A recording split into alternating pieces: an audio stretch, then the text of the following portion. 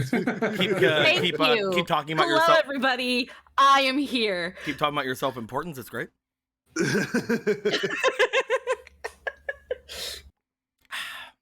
I'm just saying, and this is something that I think these are words of wisdom.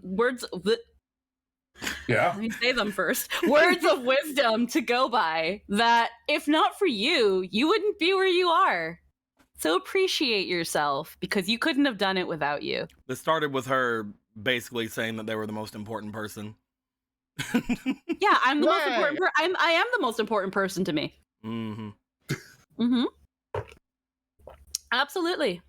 You think I'm gonna fucking refute this, Deco? I own that shit. I am a bitch and a horrible person. Amazing and nice. Thank you, Emerald. There's no lie there. Yeah, exactly. See? Lynn knows. I'm glad for your wholesome. I'm glad for your wholesome attitude, Emerald. You're welcome. You really counterbalance everything else He's in a my treat. life. Speaking of him being a treat, it's his birthday today. It is his birthday today. If anybody wants to say happy birthday to the boy, we'll have to give him some birthday stuff in a minute. After I'm done spreading milk on my plate. Are you gonna give him a +7 bonus? Yeah, man. To an attack roll. But only after I already know it's fucking missed. Yeah, exactly. I fucking hate Aaron. I'm just saying that if people haven't said it already, everyone needs to appreciate Emerald and their 9-inch schlong. Yeah, I did look up the length of a deer penis. I wanted to know. Well, you heard it here first, folks. 4 to 9-inch schlong. I want to believe it's on the bigger end of the aspect. 4 to 9. Somewhere in there. It's somewhere in there. I'm making cookie chocolate milk.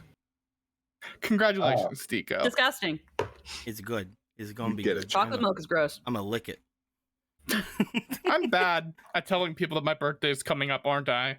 Dude, Yes. I didn't know until like literally I think Sunday. Yeah. When I Because said, your birthday is also my aunt's birthday.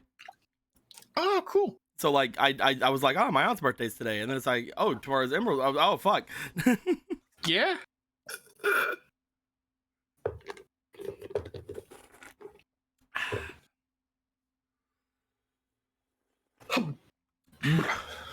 I drank the chalky milk. It was pretty good. Good. Congrats. Good for you. It was all right. I'm sure everyone at home is enjoying that. I think that they were. They got to see the colors mixing. It was pretty good. I'm sure it's the most entertaining thing. It was as much fun to believe watch as a parent watching their child finger paint. Hell yeah. We get some weird finger painting thing going on there. We could mess with that. I can rock. We'll put it on the fridge later. I wouldn't. I wouldn't do that. Why not? Why don't you want it on the fridge? It's gonna attract That's ants. like it's a sign of accomplishment. You drew people in. What do you mean? That's a good thing. Don't you want ants? It's gonna attract ants. Yeah, it's gonna draw a crowd. No, I don't want. How I don't ants want. in your area? I'm racist to ants. God, and for all they do What for kind your of mother ants? as their, for all they and for all they do for your mother as their sisters. I hate them. I hate all of them, especially my aunt. That is their birthday today. I'm playing. But what if it was a lesbian aunt who both makes six figures and don't have kids, Are they a bug? and thus bring on the reckoning that is Christmas? Are they bugs? They can dress up as bugs. Are they bugs? No. Then I like One them. of them's gonna How want many to legs we talking here? How many 4 very legs we long talking ones. here? Linda, like Lynn is asking the big questions here. How many legs we talking? And how good them legs? My guys, we're gonna play some Zelda today. You probably forgot about it. I did because it's my birthday. It has, in fact, been It's 3,000 a years. gift for me. For I my mean, not only birthday. has it been 3,000 years, but like it was also 3,000 years before that in the last time, and like 3,000 years before that in the last time. True. But It's been hopefully, 12,000 years. But hopefully, because the new computer is here, hopefully we will not have to worry about too many other issues going forward. At least not on the tech side of things. Last week I had to make sure everything was set up and everything was working right. It did. Everything's good.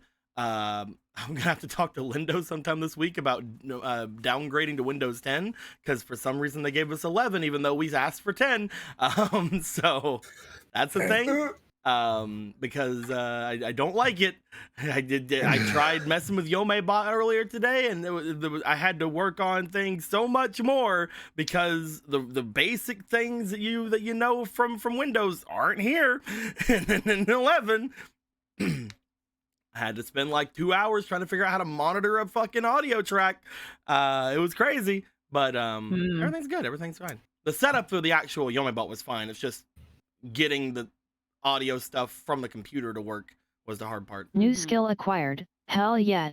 Exactly. New skill acquired. I can now find the audio tracks better in Windows 11, and after Wednesday, I'm never going to use that again because I'm hopefully going to get back to 10. Also, somebody had asked me to look to get them clips of themselves voice acting in video games. And one of the first video games they asked me to get them a clip of doesn't work on Windows 11. Oh, So wow. Windows 11 has just been fucking destroying me ever since I've had this. I love it. It's great. But yeah, with all that being My said, condolences. it's thank you very much. Windows needs to stop making bad things. It's basically just too oversimplified. Like you can't even like look at your folders. Like you know how like if you look at your folder, like one of your folders right now, it shows like some of the things in the folder on the folder. Yeah. It doesn't have that. You can't do that. They just look like folders. I hate That's everything. stupid. I hate That's everything. dumb. I need to like really sit down and look at Windows 11. I know that It's terrible. Windows has this weird thing of like not fixing what isn't broken, and it's just like Tristan's getting a new computer soon, right? yes. Stop him. No, Well, It's hilarious to me, honestly. They skipped Windows 9 specifically because odd-numbered versions are considered cursed. and 11, it's cursed. The dumbest shit I've ever heard. man. If they hadn't have skipped it, they would have broken the Sometimes curse, when I'm kind of. alone, I literally but, do you know. nothing. Oh, Aggie Like, River I just sit and do nothing. just gave $60. And it's great. Says happy birthday, Emerald. That's a fake card to Emerald. Let's go. Oh shit! Chaos for There's- me. There's gonna be a decent bit of chaos today. We'll get to that in a second. Let's go ahead and jump into the actual game, just so we can see the things going on. Hello, we're back in the room. It's great. It's wonderful. Everybody's here. Hello, everybody. How are you? Good job. All right, thank you for everything. My guys, last week I did a 24-hour stream as well. What? It's true. And during that No 24-hour way. stream, I told people that for every for every thing that they gave me, for every sub they gave me, I would give my players, not their characters. So if you're in multiple games, fuck you. I would give my players an inspiration. Well, fuck me, I guess. And then fake on my person- birthday. And then fake person dropped 100. Oh, Oh. Fake person went ahead and dropped 100 subs, and I think altogether it was like 115. So Jesus! I have decided, that I'm just gonna give all my players 2 fake cards. Oh. Well, all right then. So Emerald, Emerald, and Anthony, everybody in more than one game, you guys can decide where you want yours. If you want them in this game or the other games, but for those of you who are not in multiple games, let me go ahead and here you go, my boy Eric. There are two fake cards for you. They're very nice, boy. very good. Here you go, Jake. There's 2 fake cards for you. There you go, my boy. And you 3 can decide other things. Squeaky, do you want them here? I'm only in one game. You're people. right. You're right, Squeaky. You're only in What? one. Anyway, What? do you want them here or not? Here. What here? The fuck? Anthony, Yeah. you want them here? Yeah, right there. There you go. Try to grab them. Emerald, do you want them here or not? I'll split them. You split. One I here, don't- one the other. Is I that don't good? know about that. Well, first That off, sounds first like off, something I'd make an arbitrary rule about. First off, Emerald, let me give you your birthday thing. You're gonna get your this is the one from Eggy River. So here's that one. I'm gonna give you one for your birthday anyway. So there's another one. Puggers. And yeah, now you have these other 2. Do you want to take those here? Or do you want to take those somewhere else? Well, since I already have so much on my plate, I may as well save them for the other game. Okay, we'll save them. We'll hold on to them. You're right. Let's hope I don't forget. Don't worry, I'll make sure to remind you every single day Damn it. until game. I shouldn't have evil laughed. Like, bitch, you think I won't? But yes, so that is the first thing out of the way, is I wanted to do that. Second thing out of the way, there are a couple of things that I wanted to grab and give to you guys for your stuff. Last week I forgot to give this to you, Jake, but it was done. Not last week, the last game I forgot to give this to you, Jake, but it was done last game. I would like to hand this little card off to you, my boy. This little heckin' card right now. Right now. I'll put it right now, my boy. Right over now. Right now. Right now. I'll put it right now. He just knocks it off the table. Fuck you. Just the This is green. I like my cards red. This is just a Get fucking He just keeps knocking shit off the shelf because he can't. It's like a cat. It's actually it's perfect. It's perfect for him. Yeah, have you seen my username? No. You picked. Yeah, here you go. No, you picked it up. No, Jake, I will get the spray bottle. All I know is it has yet to be Think flipped of up. Alan Cohen. All right, fine. I won't throw it. I'll flip it. Sir, you are gonna make me get you so much shit for your birthday, Oh shit! and you're gonna he's a feel witch so queen. bad. So it's the Witch Queen. Oh, hey. Cool. Hey, cool. Where did that Hey. come We are It fell very over. professional. We literally are not. And that's why we're perfect. A former queen of the River Zora, who made a pact with Zalfos to have power over lightning. She inhabits a melee weapon with connected to the player. In battle, when attacking in melee, the Witch Queen can manipulate melee weapons, causing them to bypass Magician's armor when striking. When attacking a magic-classed enemy, the armor of those enemies are reduced for you by 5. So you can just fucking basically hit almost anything.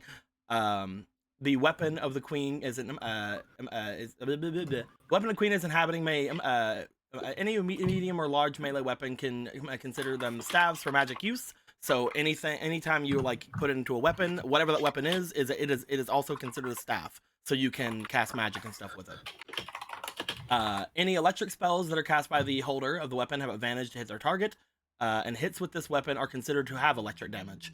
When the player outside the battle, when the player the Witch Queen is attached to is attempting to learn magical spells, they may attempt to commune with the spirit to gain advantage on learning those spells. When targeted by something magical, the queen may have a chance to warn the connected player of danger, giving them advantage on any saves against it. There is a may there, so there is going to be a roll if she is going to be able to potentially give you advantage or not. But there's your Witch Queen. Hooray. Now that you do have 2 of them, you will have to basically let me know at any point which weapon you are currently using, so that we can get things going at any given time.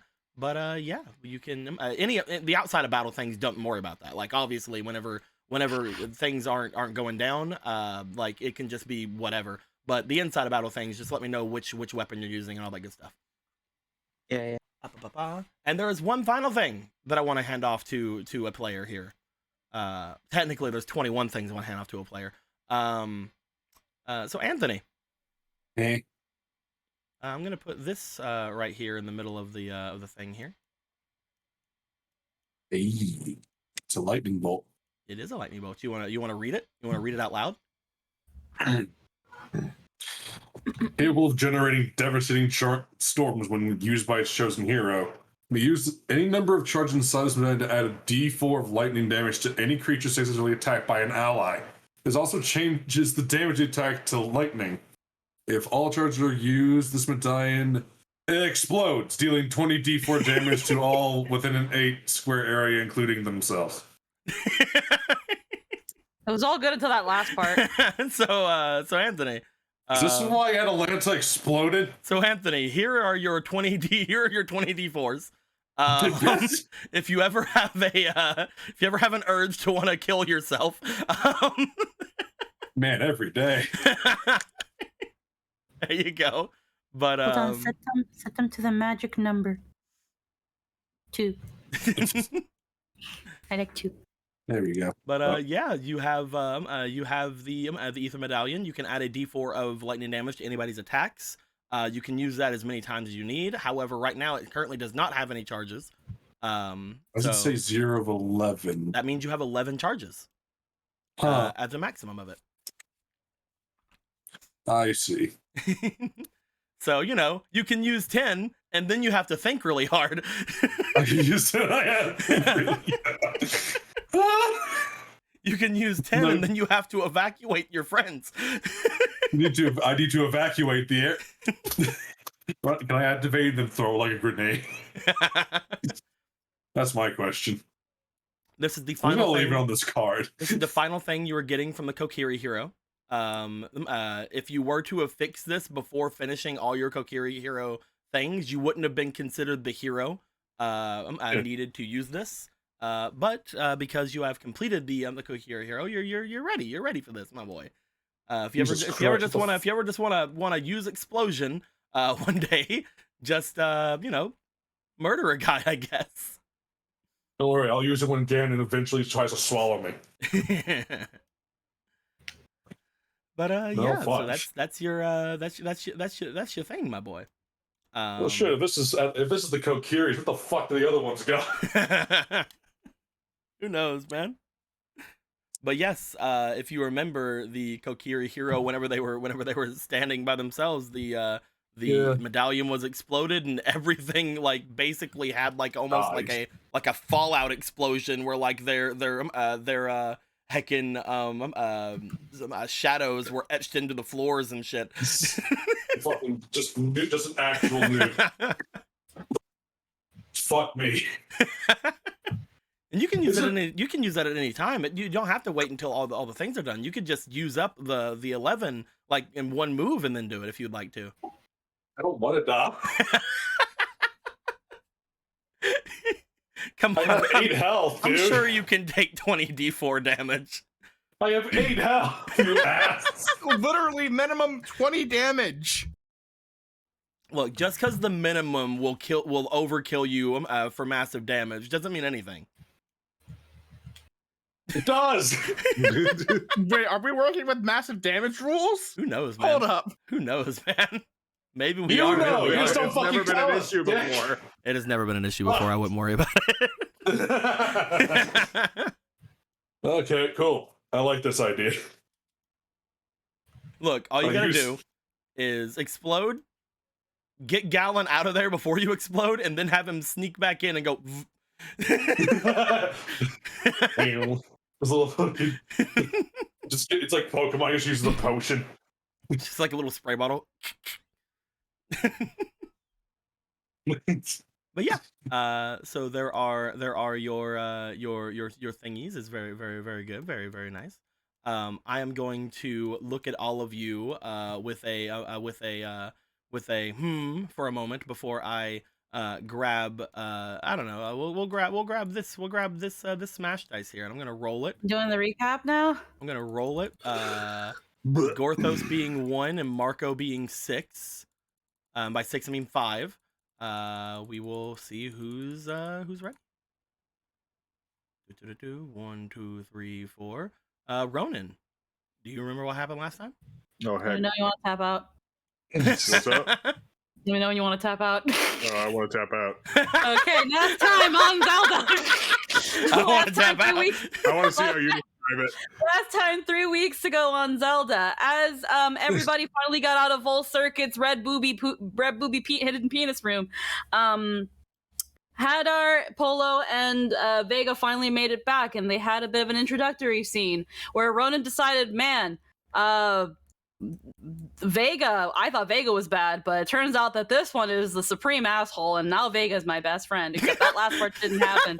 But spend a little bit more time with Hadar, and he might really be considering it. Where Galen also was like, it'd be really funny is if I offered you holy water and you drank it, and Hadar said bet. And Deco used a demon point so that he passed the roll. So that could have been very bad. I see they have to burp. Okay. Vega had the holy water and was like, no, this is holy water, guys, don't drink this. And Polo said, fuck you. I've drank super hard liquor. I can give in to peer pressure. I can take, except no one peer pressured her. She did this wholly of her own volition. She drank the holy water, and it just knocked her out of demon form. And after it seemed like everything was more or less going to be fine, everybody retreated to a private quarter where we would discuss what was going on. As everyone reconvened in a private room and talked about the next plans, and essentially talking about what they've gathered, the room in the bottom, the frozen Jason, Vol Circuit, when this Demon Con is going to start, Polo's brother that's now in the game, the Sage of Life, various things. We had decided, you know what? Let's just I think things are really going to start making their way into progress when at tomorrow. So let's all just split up for now. Marco was like, "That's a great idea. I'm going to go to my room." And Obra was like, man, I am also going to go to my room if some big, hulking, strapping Zorka man is willing to join me. And Ronan was like, I think that's my cue. I think I'm one of those. I think I'm that. I'll go with you to your room. And they went to a room. Gorthos was like, I guess I can probably look for Zelda, or maybe figure more things with this thundery medallion. It could probably be pretty useful. And Kuro was like, I have an idea, and left the room. And it seemed very, very weird. So Gorthos went to follow Kuro. And Galen and Polo were just like, so Polo, you're looking pretty anxious, and that holy water did something to you. Do you want me to find you a room? And Polo was like, how about you find us a room? And the Witch Queen was like, I know what that means, and took Z and took Arma and was like, you guys get yourselves a fucking room. And they everyone now with some kind of goal in mind decided to part 1, 2, 3, 4 ways. Going into Marco, he walked into one room and saw Eve with Rocket, who is thinking that he's a bad dog, and he is still suffering from heat exhaustion, but he'll be okay. I think Marco was going to look for Zelda as well, but I'm not entirely sure. No. He ended up just retiring to a room and calling it a night there. They are going to. He made plans with Eve to go to the treasure that he sensed earlier. Oh yeah. They're okay. They're gonna the treasure. Yeah. She reminded him of the treasure, and that's something that they're going to be doing, but probably tomorrow. Ronan and Obra decided that today was a great day to prep lunch for tomorrow, so they made sushi rolls. And with those sushi rolls requiring Obra to lay her eggs, and in true fish fucking fashion, Ronan primed up his mayonnaise and fired it all over that row, and they fucked. So they're mammals, so they just did it normally. They're fish! They're fish! They are mammals. This is like the one time I'll be like, they're not fish. So one time. Either way, before getting into Ronan's pelvis endurance, Obra did mention to tell him that she has opened the channel and made her presence known, because there is a Zora pilgrim happening, going on. Like there's a Zora on a pilgrimage. Some of the River Zora, or I think just Zora in general, but I think it was the River Zora, they usually pilgrimage up here to do something, and her opening a channel will be able to help her assist them in some way, shape, or form. And Ronan was like, I don't think I've ever heard of that. And she was just like, yeah, it didn't, I wasn't required to tell you until this very moment, but do you still want to fuck? And he was like, we mentioned it a couple of times before that. Yeah, we talked about it. I'm running on some memory. No, I just wanted to bring it up because it was mentioned heavily last game. I just want to bring it. It wasn't just a. Yeah, but it was by Kuro, which I haven't gotten to yet. Yeah. Kuro mentioned it. Yeah. And we're not there yet. So they proceeded to have some sweet lovemaking, and fuck, I should have prepped a fucking Careless Whisper button, but I didn't. And so instead you will just have and that's what happened. And that was where Ronan would remain for the next 3 weeks because we didn't have game. So with Galen and Polo, they decided that they too were going to find a room, and decided to wander a little bit, but instead ended up running across what seemed like a trapped treasure trove. Galen, being the curious cat that he always is, decided that I'm going to open the door because it is less than 100 years old and nobody said I can't. So he opened the door. There was a bunch of treasure chests lying in wait, and they found one, the main big one, that was not locked. And upon looking in it, it seemed like there was a smoke machine in there, but there was something next to the smoke machine, as you can see. And in fear that whatever is causing all this smoke, aside from the smoke machine, could be very hot, Galen dumped a whole teapot of holy water in it.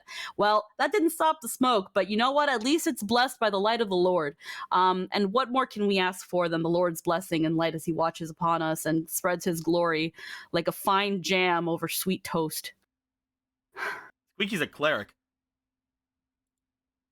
Yeah, I am. So, as Polo reached into the now wet chest, she pulls out what seems like a glass eye, but it's not like a glass eye like one that you can like stick into like a human socket. It was kind of like a little magic 8-ball size. Like think of like a magic 8-ball or like materia from hit game Final Fantasy VII that you can also now play the remake on for PS4 and PS5. And she started feeling a little bit weird. It reminded her of her dad, that person that she doesn't really have many memories of. But she was very, very stressed at the moment, and now was not the time, because it also decided to pull a funny prank and just disappear the door. And it after throwing it across the room and finding out that the end of the room is actually not the end of the room and it extended further, they followed the pathway to the new exit that they opened. And once that whole excursion was over, Polo was like, I would like to go to bed now. And Galen was like, yeah, let's do that. Let's go find a room. And they did find a room. They stuffed they took that eyeball and yes? Nothing. They wrapped that eye in a ribbon, and then they stuck that box in a box, and then they stuck that box in a bag, and then said, we don't have to think about it right now. Do you want a massage? You look very, very tense. And through some conversation, some releasing of steam, Polo decided, you know what? I don't know what's going to happen once we leave that room. And I'm not going to get a chance like this again. I'm going to fuck this Gerudo boy right now. And they did. Holy fuck. How long has it been? It's been like over 40 sessions. My heart was happy.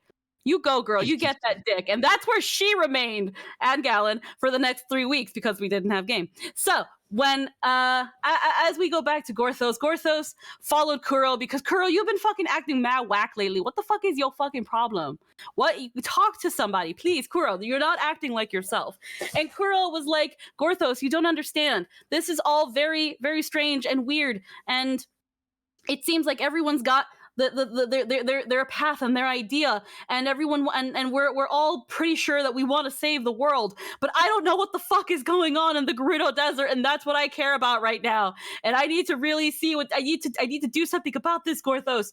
And Gorthos was like, okay, but like calm down for a second. We will eventually go to the desert and figure out what's going on. I know that you see all these women as your sisters, and the Gerudo chief is really, really DTF, and you're just not about that, and you're outsider complex because really you came from some other place that isn't even on the map. I understand, Kuro, and we will get to it. Just trust us and trust your brother who loves you more than anything possibly. We will fix it. Now is not the time to have an existential crisis. And Kuro was like, I understand, but and Guruso said, I shan't hear any more of this ramblings, boy. And eventually Kuro was like, okay, but can I talk to you about some other ramblings? Can I talk to you about Azora that I saw climbing the mountain that I think might be I think this might be an issue that could be a point of interest. I had helped him in his pilgrimage, and then I later learned that it's actually a pilgrimage that they need to do themselves. So he might be coming back, and this might be an issue, I think. And Gorso said, that's something we might need to think about. All right, Kuro, let's just turn it in for the night. We'll figure this out, Kuro. Don't worry, it'll be fine. It'll be fine. We'll save the Gerudo. We'll go to the Gerudo Desert at some point, and we'll fix this. And he said, thank you, Gorthos. And then I think Gorthos went on to fix that medallion because this place has a really nice forge that he can use that isn't busted on the side of the street like in that one freaking dungeon. And I think that's where we left off. Very nice, very nice. You remember quite a lot of things. Yes. Quite a number of things. Yes. Quite a good chunk of things. Mm-hmm. I'm gonna give you 3 Marco-spirations. I know. I'm generous, I know. I can't contain. I think I've come. And there's one boss spiration as well. Oh, thank you. Never mind. I didn't anymore. That you ruined it. Yay! But yes, with all of that being said, in the end, everybody had gone off to do their things, whether that be fixing ancient artifacts, sleeping for a good amount of time so they can wake up for adventure, stuffing. People fucked and people fucked around. As Now it's time to find out. as everything comes to a close for that night, everyone bringing themselves to the end of their consciousness, I believe that when the morning comes,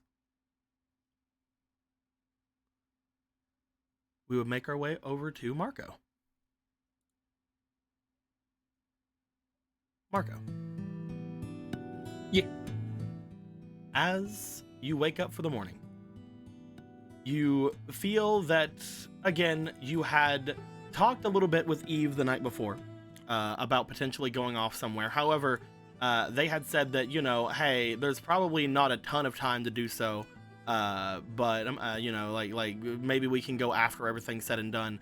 But as you wake up, you do feel that you probably don't need to take Eve. You're pretty good at you're pretty good at understanding what time, around how long you've slept. You're pretty sure it's very early in the morning at this point. As you begin to go off, it stopped it. It did it again. It stopped the music. Anyway, I heard it this time, but anyway. I was gonna say it's still going. It didn't. It wasn't for me. It did stop for me. Yeah. Huh? Interesting. But as you have now woken up at this point in time, you feel that you're pretty well handled. But you have a bit of a spry in your step this morning. You cannot get your mind off of that treasure. Treasure. Again, usually whenever you see treasure, your instinct is to immediately jump after it and go grab. But you were able to hold yourself back last time. You're good. Would you like to try to make your way out, check on everything, and see if you want to wait until after everything is said and done today? He did promise 2 people to have him come with him to look for the treasure. That's true. I mean, if they're not ready, how are you going to go there without upsetting people? Exactly. You want to make your way out? He will make his way out. Let's see if this place got complimentary breakfast. You find your way out from where you are. As you do, you said 2 people. Who's the other one? Obera. Right, I completely forgot. And they be fucking over there. You have no idea. I don't know that. You don't know what's going on. That you don't know. Anyway, I also don't know which room, so it would be weird to just open up every single room to find people. Yeah, I'm just gonna borrow. I'm just gonna. Oh god, it's all wet in here. No, but yes, Yuko, making your way out from your room, you head off into the hallway, going back off, going forward. As you get around the hallway that would lead up to the staircase, you do hear some telltale signs of someone working off in one of the rooms here. You're decently sure it is the sound of some sort of heavy hitting on metal. As you would go through, you're decently sure at that point it's probably Gorthos, but you don't know. You want to make your way up? You want to go check on Gorthos? What do you want to do?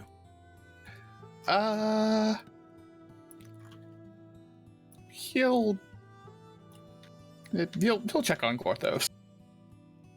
See what he's up to. You make your way off to the side here. At this point, Gorthos, you have been done for the most part with the medallion that you've been working on. It has taken you most of the night to get everything settled.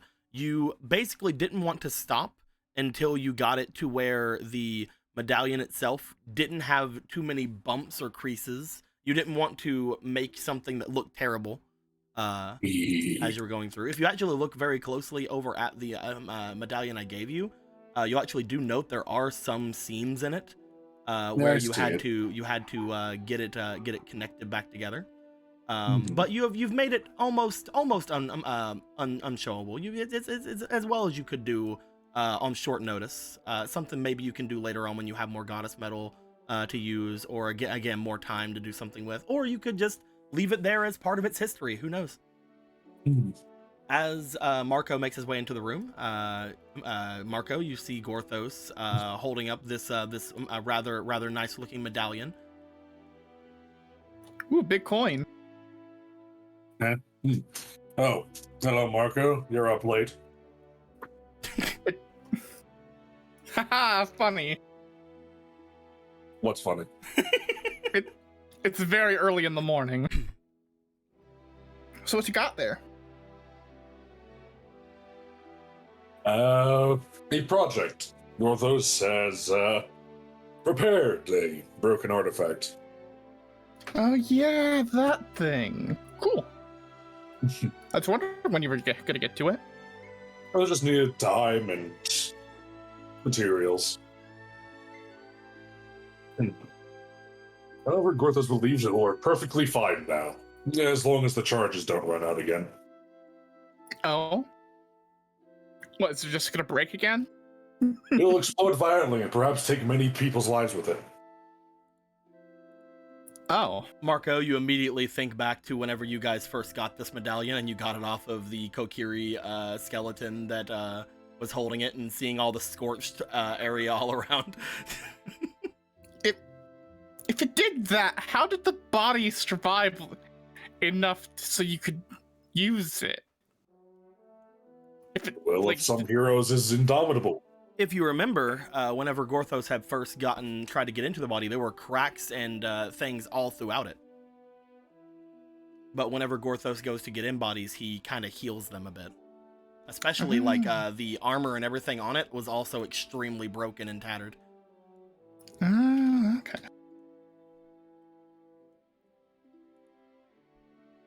Well, hopefully it won't happen again.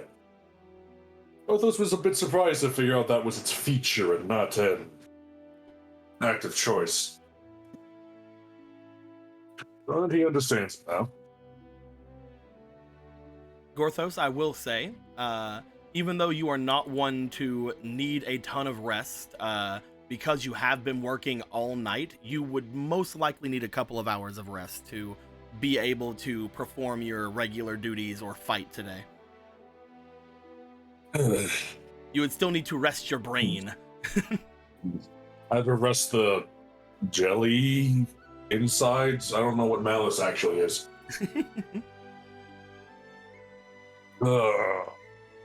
Gorthos is feeling tired, though. He worked all night again. This is going to be happening far more often when that forge is finished. But until then. You know, Ivora used to berate Gorthos as being up all hours of the night and day. You can't save anyone if you just collapse in exhaustion, she'd say.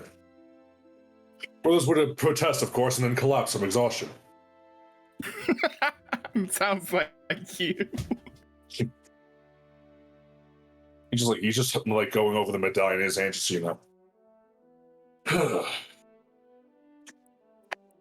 Still need to charge it.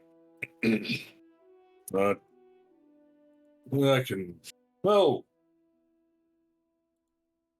it can wait. But, did you need something, Marco? Or are you just strolling? Oh, no, I was just strolling. Heard you in here pounding away. Figured I'd say hi. Gorthos hopes that you've been finding this place not terribly boring. No, it's been pretty interesting so far. In fact, I've already got a treasure hunt lined up.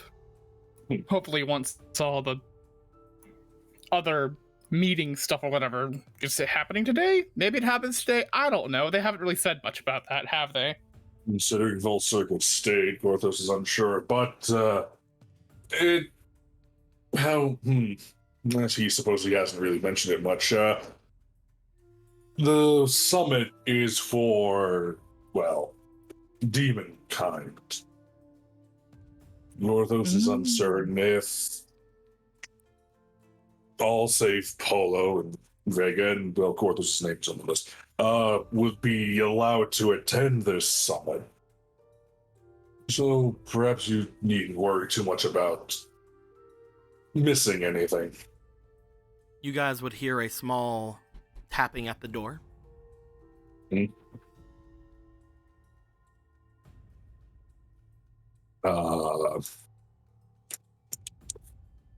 Yes, door? come in. As you say come in, the door would open, as you guys would see the maid from before looking in and around. I heard that there was no more banging. I thought that he might have collapsed on himself. Gorthos has never once collapsed from overworking himself. I was told to keep a watch over you by your, by the, lady upstairs. She said that you would most likely work until your bones came off. That only ever happened once. Well, as long as you were fine, I just wanted to check on you. I don't know. It sounds like it happened a lot more often than you want to admit, Gorthos. He holds a finger up to you like he's going to say something, and then points and then just moves over towards the maid. Thank you very much for checking in. Gorthos is appreciative. Should I let your mistress know anything about your condition? Tell her Gorthos is fine, and he'll rest soon. Oh, so you are going to rest. All right. I was actually told that if you refused to rest, then I was supposed to wait outside and take you to her, by force if necessary. He just kind of like puts his head on the on the little work table. Why does everyone want Gorthos to stop working? It's not that I want you to stop. I do not believe it was to have you stop. Yes, I was given orders specifically to wait until you were done.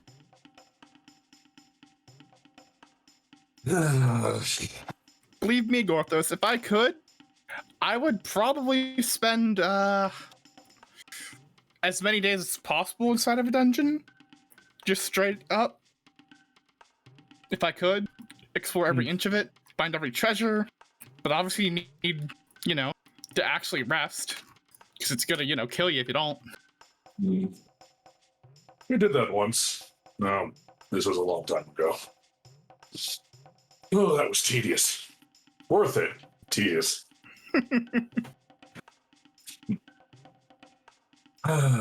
Although with this potion I had, maybe I can do that with one of the dungeons. Do not skip on rest. The boulder tried that once.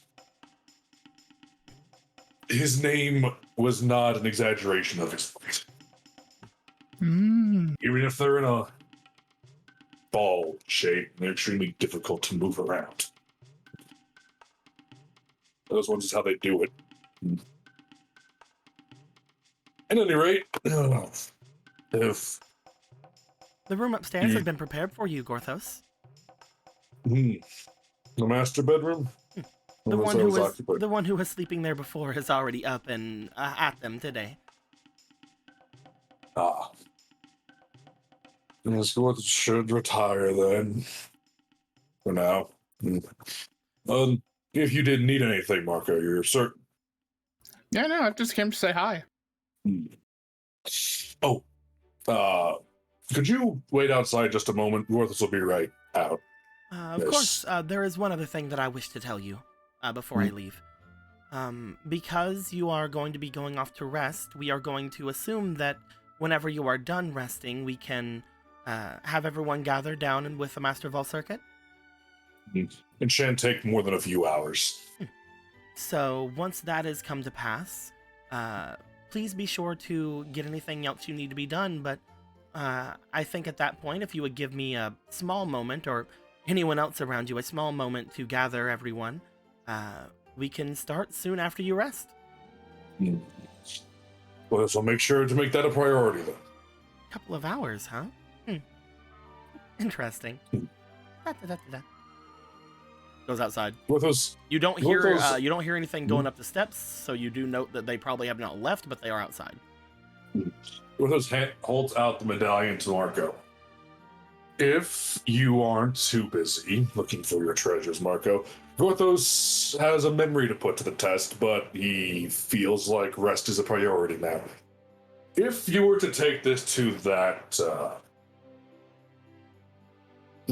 red spinning object downstairs, it should, if Gorthos' memories serve him correctly, be a recharge station of sorts. For all things magical. Really?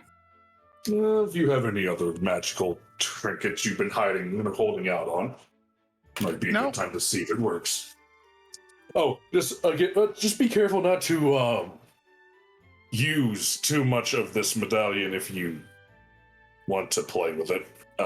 It will do worse than what we saw. It will explode and kill us all.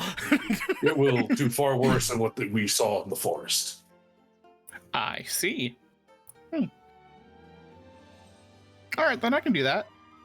You don't think the master of the house is going to be upset if I go down there, is he? Tell him that Gorthos tasked you with this personally, and that in this one instance, there should an exception be made for this test. All right then. If he is angry, leave. I'm sure he won't kill you. Full Circuit would know it better than to harm you. Well then, suppose it all will work out. Hopefully. Thank you very much, Marco. No problem. Marco, do you want to take the medallion and head upstairs? Yeah, I'll go ahead and just grab that medallion from your side and just put it over on my side. As you go to leave, you will note that standing outside of the door, there is still Eve, who is waiting by. Let's take a few, just to gather any tool, things clean up a little, reorganize it as his want. He hasn't gone back to work, has he? You see her bring her hands up as if she's starts to stretch her knuckles a bit. No, I'm sure he's just cleaning up. Oh, all right then. Gorthos will leave this room as more pristine than when he came in. So, I'm gonna head on up. Nothing, I suppose, but it seems as if there are going to be several hours until the summit is actually supposed to start, is there not? My thoughts exactly. I'll see to my duties.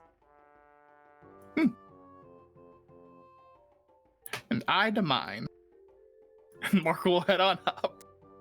You start making your way upstairs. Gorthos, are you going to leave? Thumbs out. Shall I escort you to your room?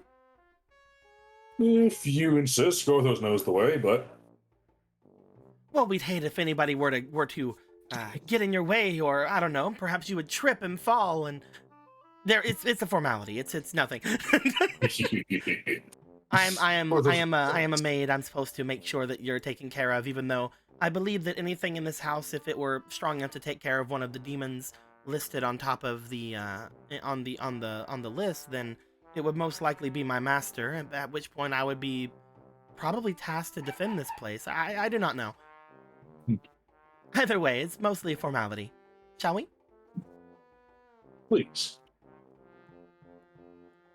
The three of you would make your way upstairs. Upon doing so, Gorthos, you would be let off, going over toward the main bedroom. Upon getting there, you would find note that Zelda would not be in there. As you are brought in, you are shown to the amenities that would be here. You know that there are several things here, including the stairs that would go down right off to the side there that would take you down toward where Magic Frog potentially is right now. But you would also see that there are many other things here, including a rest area as well as a area for clothing and things of that nature, although they do warn that they probably don't have anything for your Kokiri body here. As they show you off and around, they mention, I will most likely be handing things off to another very soon. But if there's anything you require of me, I could be of use. Well, I just cannot think of anything that he needs right now. Ensure that his guest is well taken care of. You'd be remiss if something were to happen to her here, of all places. You see them kind of like close their eyes a bit and kind of scratch at their cheek, not really saying much of anything. What has happened? I was told not to tell you. He just folds his arm. However, I was not told not to tell you that part. And since you are someone on the list and that person is not, I would have to oblige you if you were to demand of me to tell you.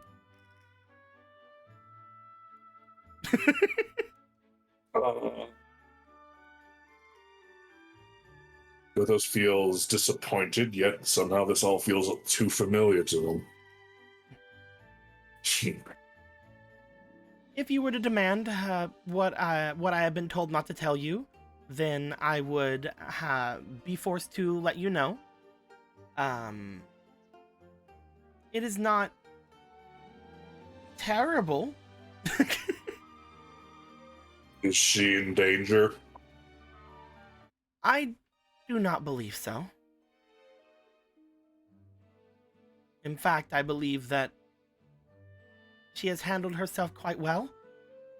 Although, I do not believe she is making many friends.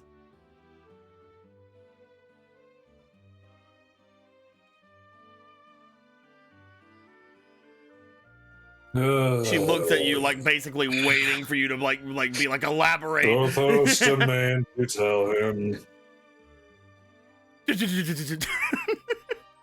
You see her rush over toward you. He's just like standing there, like his shoulders slumped. Like, So, it appears that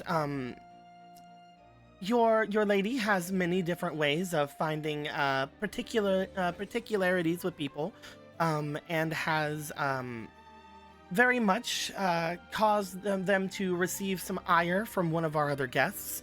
At which point she seemed rather amused by it, but the other guests did not seem amused by it. But they seemed to be also holding everything in that they possibly could. And if I didn't know any better, I would say that they were most likely someone who would loathe each other, but it does not seem as if they have any bearing on each other whatsoever as far as any sort of animosity, or at least as far as any sort of custom would assume. I don't believe they knew each other at all, but it does seem that they have gotten on each other's nerves quite a lot. who was this other individual? One of the others that have made their way here. The one that just appeared yesterday, I believe. Oh. I was tasked with bringing them tea this morning, and the two of them it seemed as if they were very much how do I put it? It's as if there was a dagger between the two, even though they were just speaking and acting courteous. Oh, dear, she's gone off again.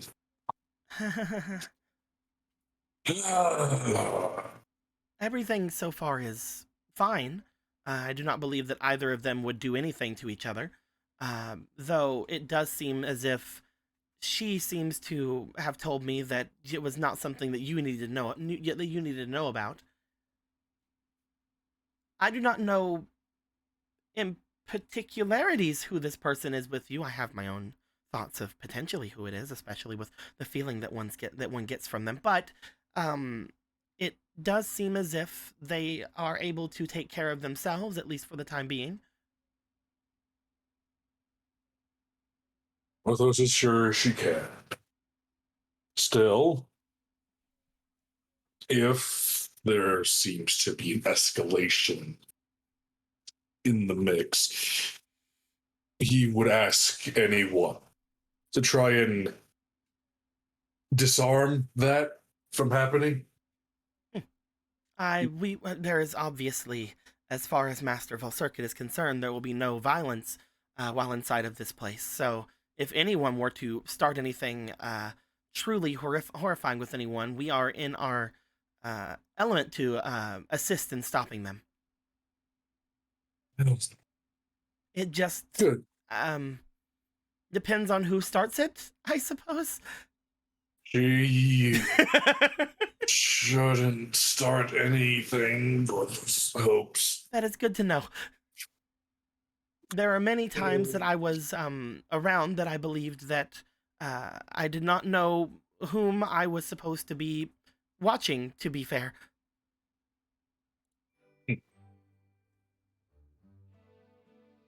That was a while ago, however. I believe that those two have separated for the time being. Well, good. And if you want Gorth's advice, keep an eye on everyone. Just because Lord Volcircuit demands something, certain individuals could be more rowdy and far less intelligent than to follow such orders. How do I put? There is one other thing. This is not anything that I was brought to let you know or to brought to actually bring up, but now that all of the members who have been listed have made their way here, or at least those we assume will make it here, those who else on the list who did not make it are scarce, and they have not sent any word showing that they would make their way. Now that everyone is here, there is a sort of anxiousness about everything, especially with the position that Lord Volcircuit is in. But he did say that we were to make our way as soon as possible. So once you are done with your rest, and once you have brought together all of your friends, I believe that we can start everything up. Right. Thank you for everything. Should really focus on resting now. Hopefully the manor won't be on fire when he wakes up.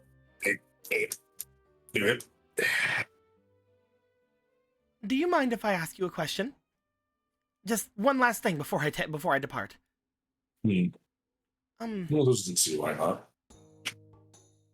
Are you really Master Volcircuit's brother?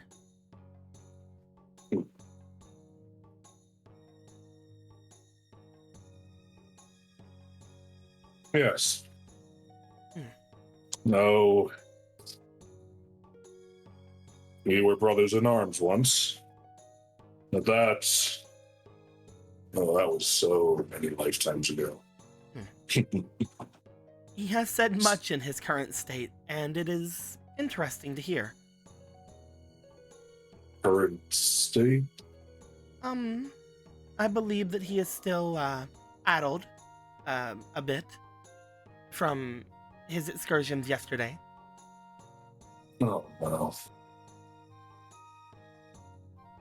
He has demanded, however, that we do not wait much longer.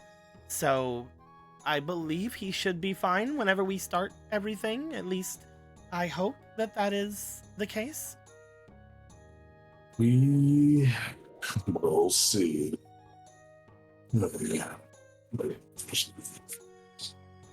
I will dismiss myself. Take care of yourself. As Eve will make her way out. He just sits in the middle of the bed, just sits upright and just like a meditative position. As Eve will make her way out, Marco, you would take a step out from this area first. You would find that that just behind you, both Eve and Gorthos would go out. You would be here at the kind of break point in this place before watching them go off on their own. As you do find that whenever you go to look around, that there is not a ton of activity happening at the moment.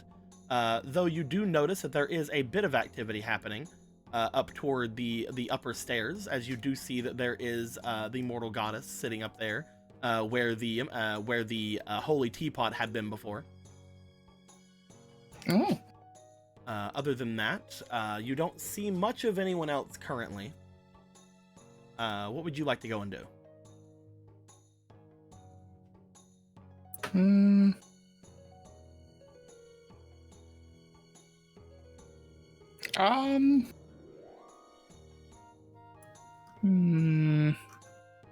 I guess he'll. I don't know. I can't believe you started with me out of all the people. I told you I was gonna start with you at the end of last game. I know. I know. You knew this was happening. I knew it was happening. That doesn't mean I was prepared for it. But anyway, I guess he'll go up to see Zelda. I guess, because why not? You find your way up toward the top of the stairs. As you do, you find that Zelda appears to be talking with someone. Upon stepping up there, you do see that sitting across from where Zelda is, you find that there is Ysera. Oh. As they're sitting there speaking and chatting with each other, they seem to have a teapot between them that you do note that seems to be mostly conjured by magic that you now know with your ability, with your curse ability. You see that there is the conjured teapot that is there between them. You see that the two of them are drinking whatever the tea seems to be. Upon you entering, you do see that the immortal goddess turns to you. Oh, Marco, it's good to see you. You woke up quite early. Hold on, I haven't done my meme thing yet. There we go. That's not it. Hold on. There we go. While you're doing a meme thing, Din made a thing. Perfect. Anyway, did I make a thing? Uh-oh. It's the RP chat. Scrolling down.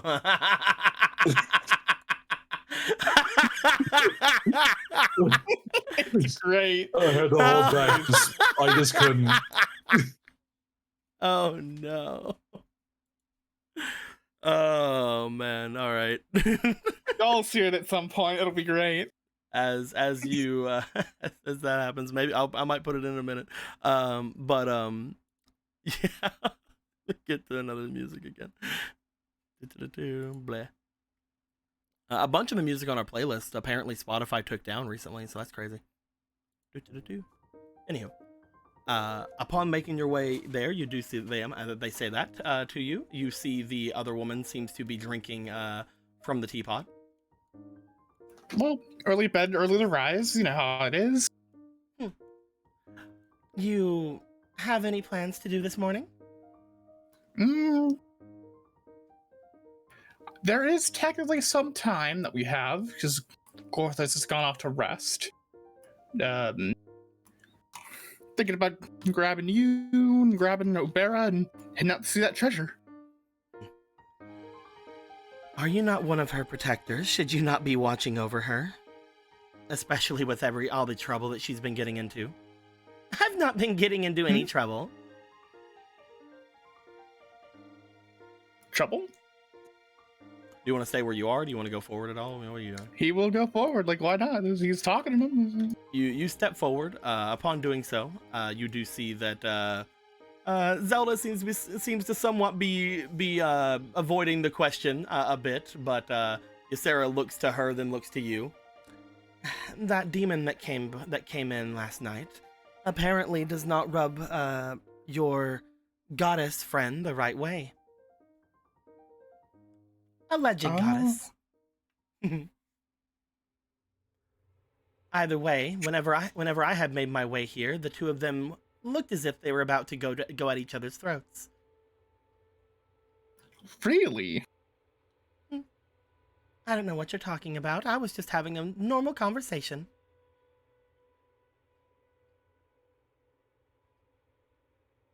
Right. Sip, sip, sip. This is rather good, Marco. Would you like some? Why not? If you don't mind. Marco, you would step forward toward the teapot. As you do, you find that the woman, Ysera, seems to wave their hand as a small pot or a small cup appears in front of you. Upon this happening, interesting. You look down to the cup. You look it over. Obviously, you can tell that this is conjuration type of magic. It's just something that you see through your curse. But would you like to roll me for your? Let's go ahead and roll me for your spirit really quick. Oh, hell yeah. I have 2 fleetings on this. You do have 2 fleetings. You have those birthday fleetings. Birthday fleetings. So first up is a 15. Second up is a 8. 19. Ooh. Now can I 20?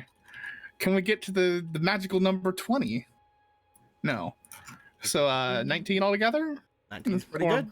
Or 21, I guess, because I have 2 temporary ones over here from a blessing. That's true. That's true.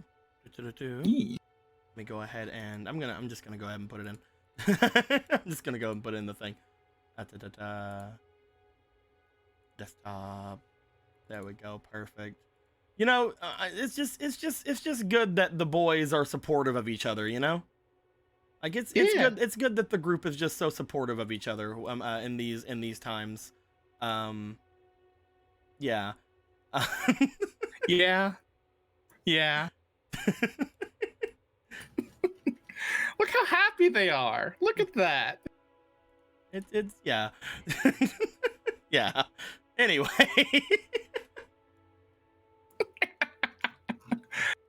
It just looks so fucking elated. Listen, we need that Marco head as a emote. That's true. But yes. It's amazing. Thank you very much, Den. As you step forward and you do feel that, you see that the teacup seems to go over toward the teapot. The teapot tips over. You do feel that inside the tea there is a very strong sense of magic. However, looking over toward the mortal goddesses, you do find that there is quite a lot of holy energy in it, as if again anything the goddess fucking touches. But as the holy water seems to kind of manifest a little bit in the tea that they are using, you find that whenever the teapot went to pour you a drink, it seemed to have filled first, as if it was empty before. As she looks to you, upon you getting a whiff of that, you see the person kind of close their book and then smile over to you. Somewhat of a magician, huh? A little bit, I guess, technically. There's some pretty interesting magic you got. They are some minor boons. Mostly they are parlor tricks, things of that nature. Nothing that would really be too useful in any sort of fighting or any sort of encounter like that. Mostly just to make my life more easy, I suppose. This person is actually very interesting. They keep talking about how mostly they learned their magic to make their everyday lives easier, as if some sort of a burden was placed upon normal living. There is no burden from normal living. It is mostly just infuriating how simple tasks can take so much time, don't you think? Yeah. You see that the mortal goddess goes to get a drink and then sit down her teacup. You see the teacup empty upon sitting down. As she looks to it, she looks back over across the thing and just like motions to the cup, like, you need to make sure that your magic isn't this temperamental. However, I wasn't done with that. Of course, sorry. Motions for the teacup to go over and then refill back the tea in front of her. Looking back over towards you. So what's this issue that you're having with him? We don't have to talk about that, do we, Marco? Yes, we do. Well, I had overheard him talking with his brother, and I did not like what I heard. So I went to confront him about it, and all he would do was speak in a tongue that I could not understand. I found it infuriating at first, so I cast a small spell on him so that I could understand everything that came from his mouth. He didn't seem to like that, and so he began to more so bring out more of his demonic energy as if it was something to be oppressive. So then I released my divine energy, And then a lot of people started collecting themselves, and it was embarrassing, but I couldn't just back down afterwards. So the two of us, mainly through our mutual exertions, went along with whatever everything was happening, and eventually he stood and left. So I would say that I'm the victor.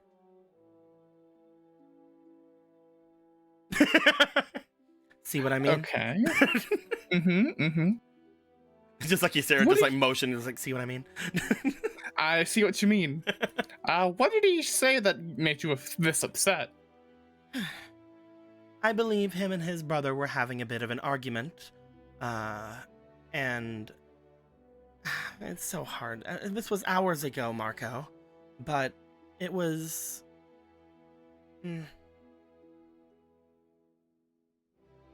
I could feel the hurt coming from the other brother, from Vega. It was.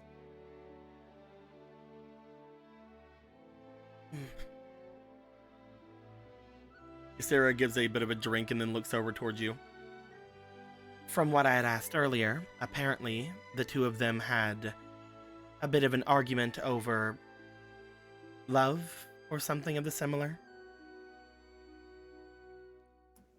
Really? There was a bit of a difference with them.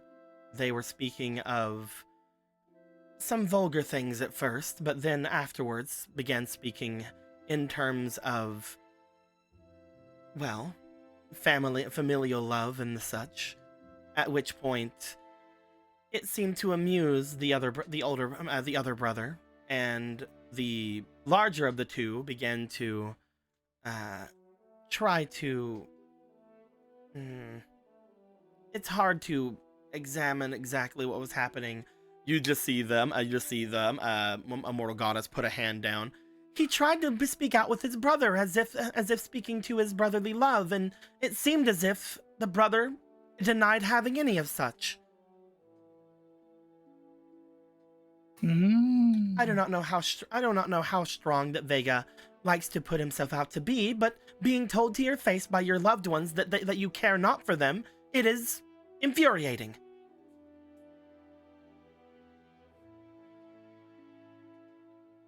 I can understand that.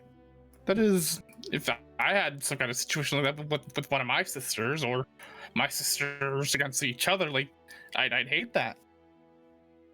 It seemed to really hurt. It seemed to really hurt that Vega boy, and he made his way away afterwards, after being told that he did not have any care for him. As such, I wanted to annoy him a little. I was a little upset.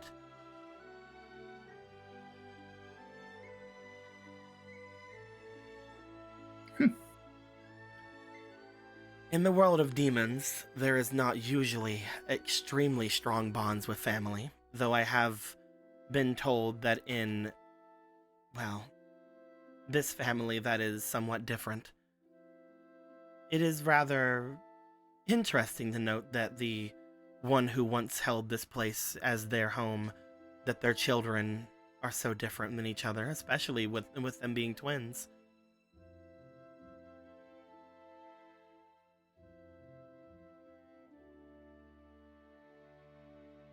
But I cannot fathom what I cannot see. The two of them have lived far longer than I have. I do not know what experiences they have with each other, but it seems as if the wool was finally pulled over the eyes of the larger one. And any sort of pretense from the other seemed to fade away immediately.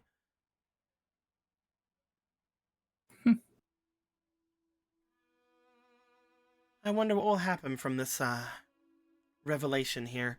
I know that this entire summit was mostly brought up because of their father's demise. Seeing that there is a bit of bad blood between brothers, I hope that there's not much that's going to come between everything, especially with the master of this place being as out of it as he currently is.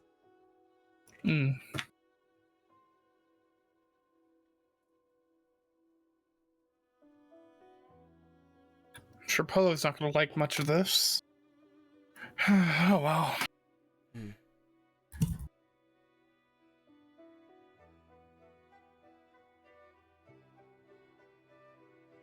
So, how is this whole thing going to work? Are all of us going to be in the same room? Is it just going to be the demons talking? I believe that whenever he was rambling earlier, he had asked for everyone to be in attendance. So I believe that even motions over toward Zelda, even the goddess here should be there. I assume that would also mean for you who shares her blood. Hopefully. The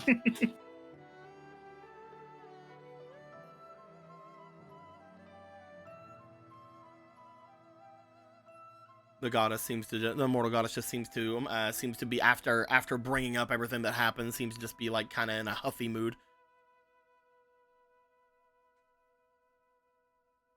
Look, I'm sorry. I was just curious. Besides, we have something else to look forward to beyond the big meeting. Oh yeah? What would that be, Marco? Well, the treasure. Oh yes, you did say that you saw something on the way here, didn't you? Mm-hmm. Some sort of treasure? Yeah, I could just sense it. I'm a spelunker after all. I've got a bit of a nose for it. If there is a hidden treasure around these parts, I'm sure that most of the other demons would have found it, though if you are true in saying you have a sense for it, I wonder what could have eluded their sight all this time. I have no idea, and that's what I want to find out.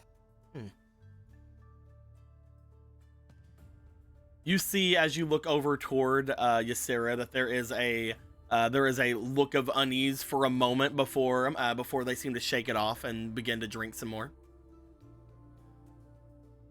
Something on your mind? No, nothing. I can't help but be curious, I suppose. Why do you laugh? Well, it's how it is for treasure hunting. It's always very curious. Always wanting to know what to find out around the next bend, in the next room. I understand. You remind me of someone that I once talked to. They themselves were also very gung-ho about adventure as well.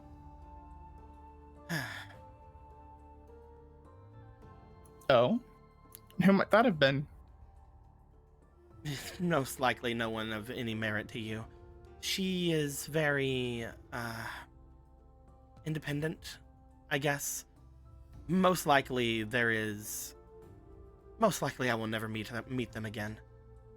Either way, she looks over toward the mortal goddess. You really should, if you're going to steam that much, take in more of this tea. Perhaps it'll give your hand something to do.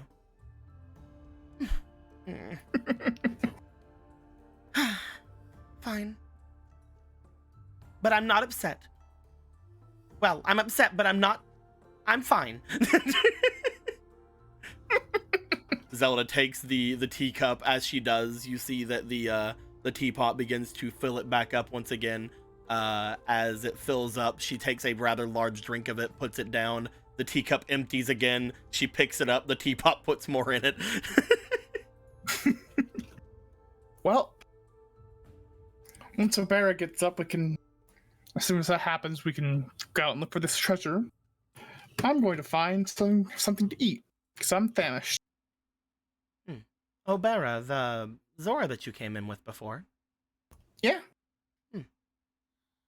I didn't take it that you had so many spelunkers in your party.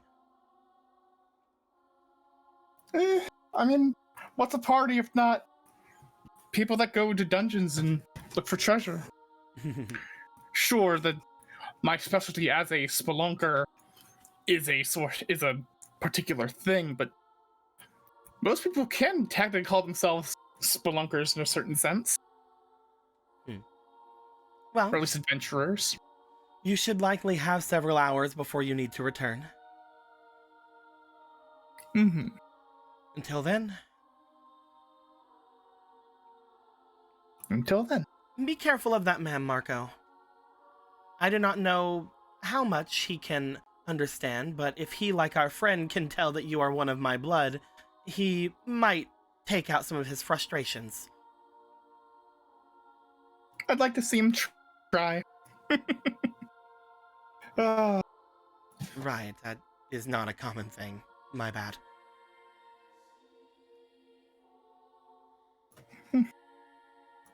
He will begin to head off. As you make your way away, you start to look off toward where you're wanting to go to next. Eventually, you do find that Eve makes their way into the main room as well with you. Well, we should be ready for things very soon. I just asked Lucy to go and make their way over and check on your friend Gorthos from time to time. Are we ready? Okay.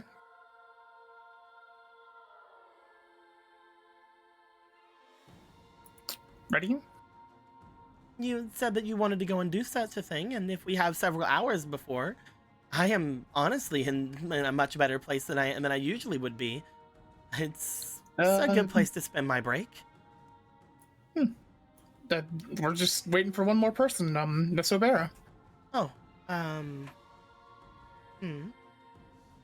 do not know how long it's going to take us to get there. Should we go and look for Miss O'Bara? I know where she was. I know where her room is. All right then.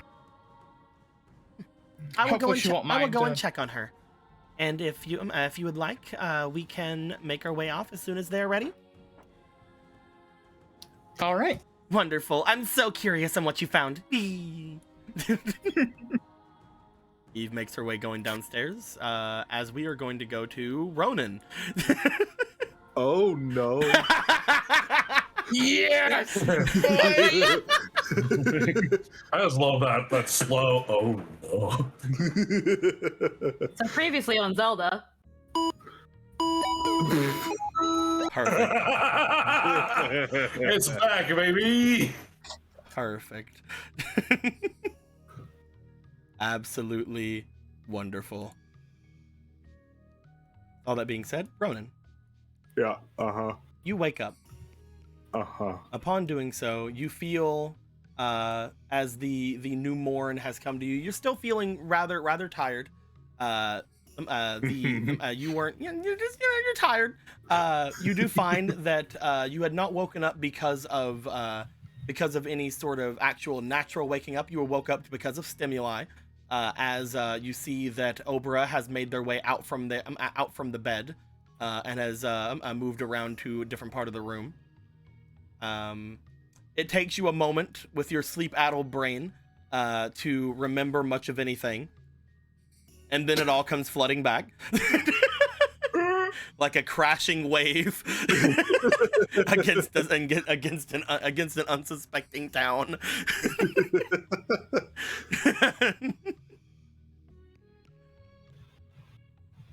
So what are you gonna do, my dear?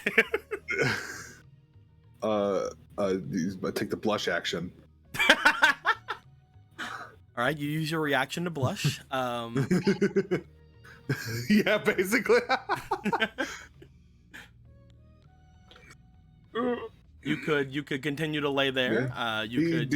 He's seeing that he sits up. Morning. Oh, I'm sorry. I didn't expect you to wake up. Did I make too much noise?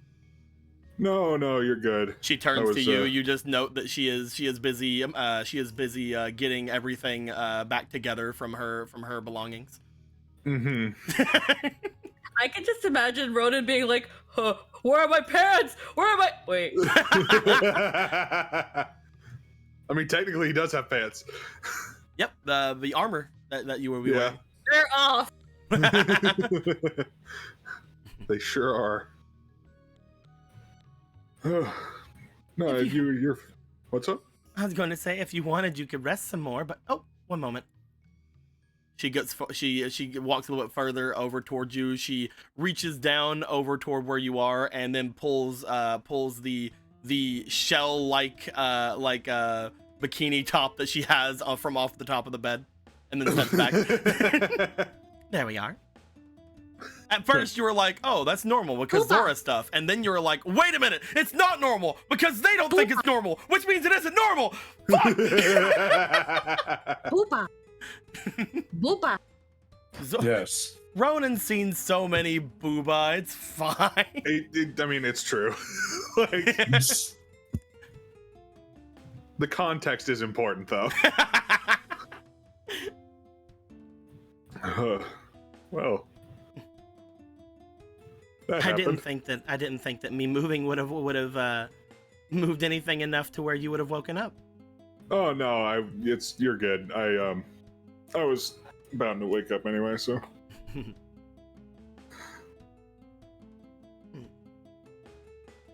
Just like, for a moment, just kind of like doesn't say anything, and just looks over to her for a moment or two. So that happened. That's the second time you said that. It is. I'm still Gonna get I'm it still, better. still, There we go. still processing that. What is there to process?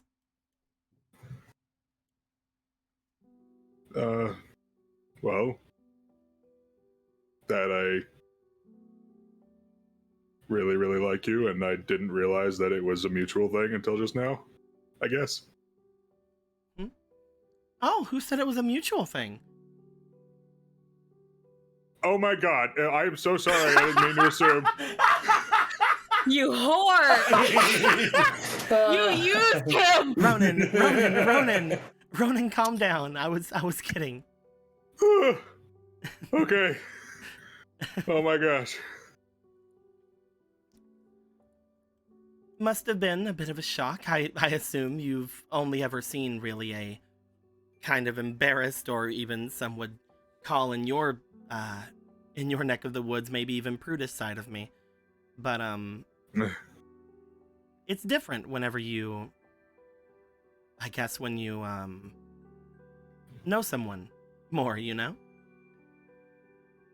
Yeah. Get that. I, for one, have been thinking about it for a long time. Like, tilts his head. It's not every day that you get to meet someone who's so willing to sacrifice themselves for you, you know?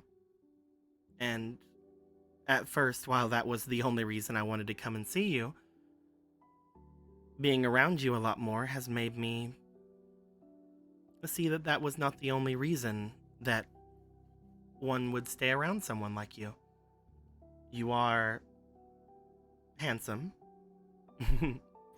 but you're also extremely kind and strong, and I will He kind of say, just like sinks into himself, like blushing as she says all that. I will say that, especially on the day that we had reconvened with each other off at Hiteno,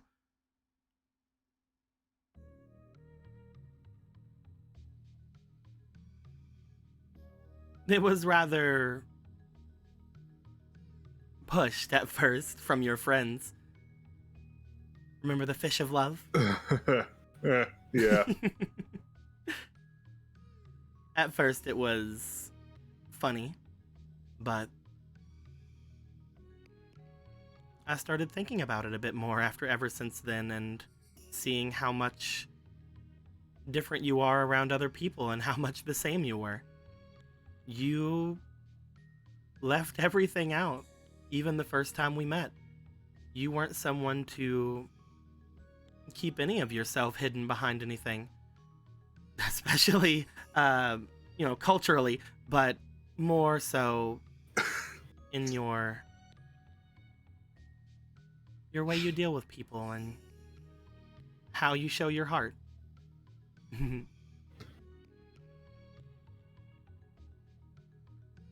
He just kind of smiles at her. And thank you. I don't think I've ever felt this way about anybody before. Oh, never? No crushes? No. growing No, up? not that I can really think of. No. Faraday's rather I cute. mean, I'm are you sure? only 86 years old, so you know, but still. That's true. That's true. Faraday was rather cute. Are you sure you had no crushes? She was always more like a cool older sister kind of thing, not really anything else.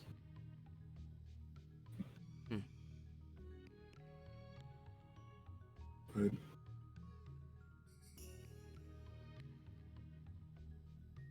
When I I was like on this. my way, when I was on my way toward your domain before, my mother, well, the leader of our village more than that, had told me to watch out for your kind. To watch out for the Caesora. They were very opinionated, and some of them were cruel. And it took me a long time, whenever I was growing up, to realize the prejudice on our own side. But it does exist on both sides. Whenever I got to your place, I did note that I was in a lot of danger. Quite a bit of it. And if it weren't for you and Faraday and to an extent even the others, Reuben and the others, I would have thought that your entire people in our sister tribe were mostly like the Diamond Spear and wanted our blood. It's not as if that there's no one like that in our own village. In fact, one of the reasons I wanted to bring you back there was to show those who didn't like the Caesora someone exceptional who was from there. Ronan. Yeah. You are amazing.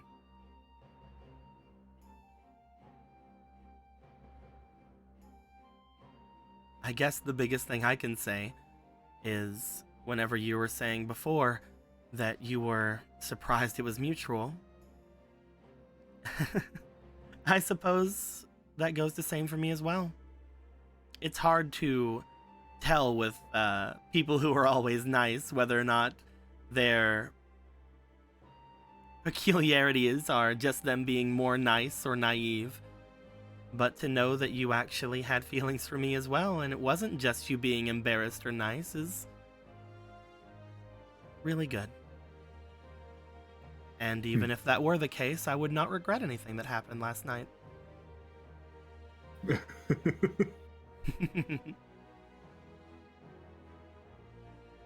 Well, neither would I, and you are also very amazing.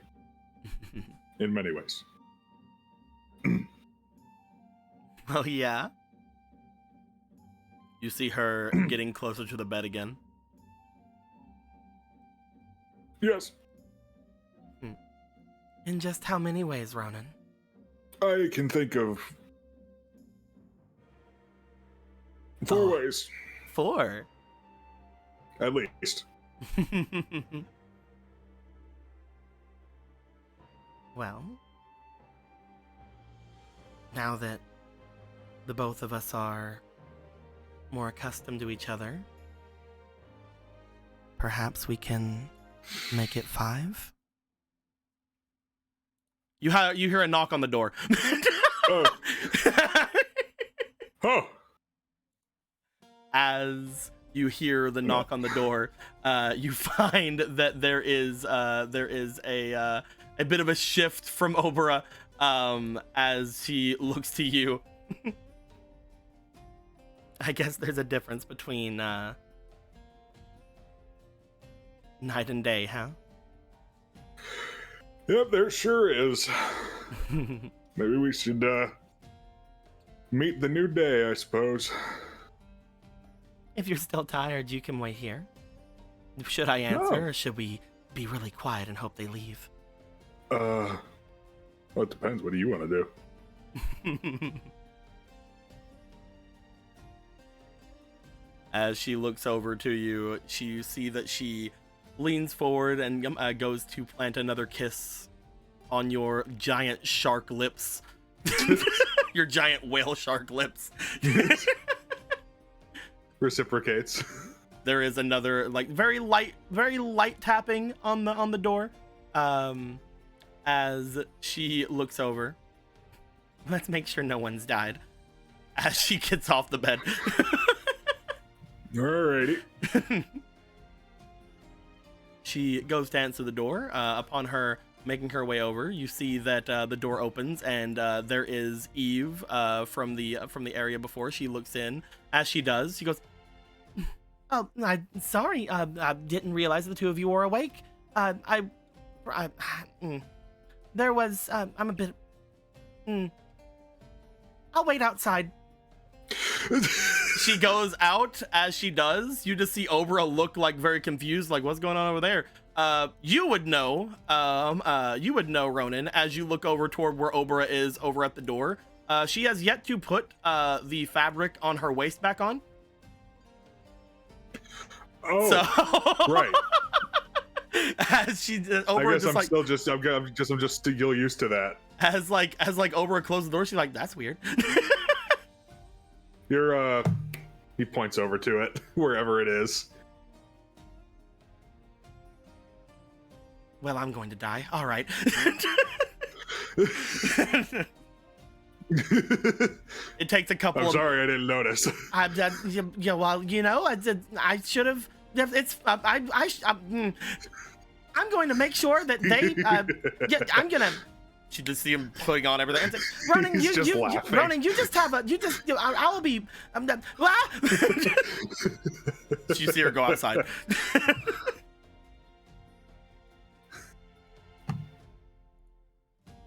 He will collect his own things, and then also leave. Do you want to put your armor back on, because that would take a little bit of time, or do you want to wait? Sure. We had plans going for today, so he'd probably do that. Okay.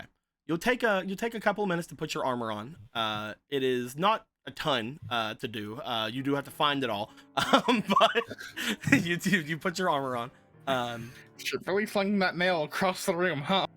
Man, it was dark. Nobody knew where any coat hangers were. Shit. You just like we look don't have over any at armor hangers here. You look over at a wall. There's a dent from the dragon. Jesus. From the dragon scale. No. As you get everything ready, you go outside. You find that Obra and Eve are speaking to each other just outside of the door. Before Obra looks back over to you. Oh, I'm sorry, Ronan. I should have helped you. Oh no, it's fine. I'm good. Are we good? Is everything good here? You see Eve kind of walk over to you for a moment as she just says, as she steps off, like, "I'm really sorry," and then she starts going down the hall.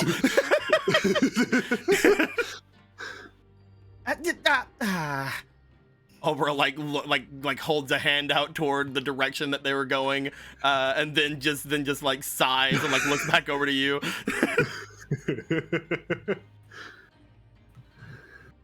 Hey, what's going on? I'm sure she's fine.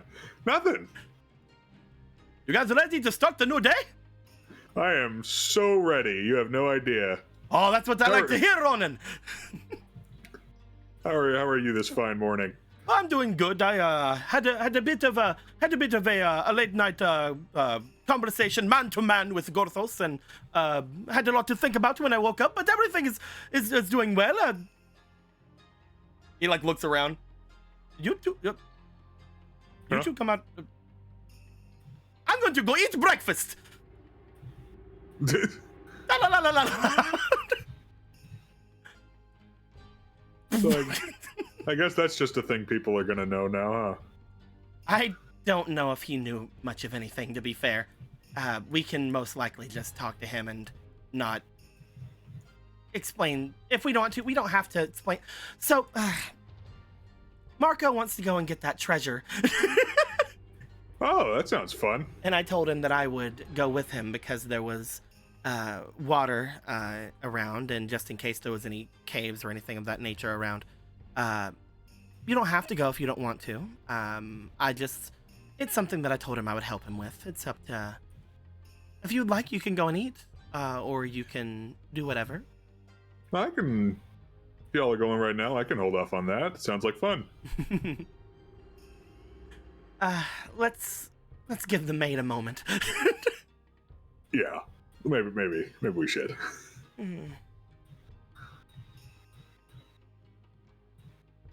As she just sort of like waits there for a bit, the two of you, after a moment, make your way over toward the staircase going up, following after where Eve had gone. You guys do hear that there is some sort of clattering coming from the quote-unquote kitchen area. You guys never really went in there before, but you did know that's where the everything seems to be mostly made in there.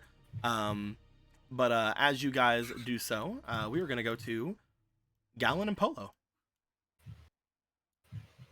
So previously on Zelda,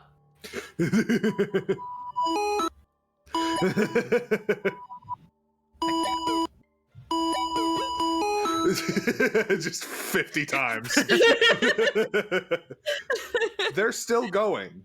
It's still listen, let's get the correct music here. that's not the correct music. No, you're right. Bunga bunga time. Unga bunga time. Anyway, no. Gallon Snoo time. Gallon and Polo, you guys would be mostly getting yourselves up from your sleep for the night. You guys had a rather nice sleep probably after a certain point. Polo, on your waking up, how much of yourself are you heading off towards your puppy friend?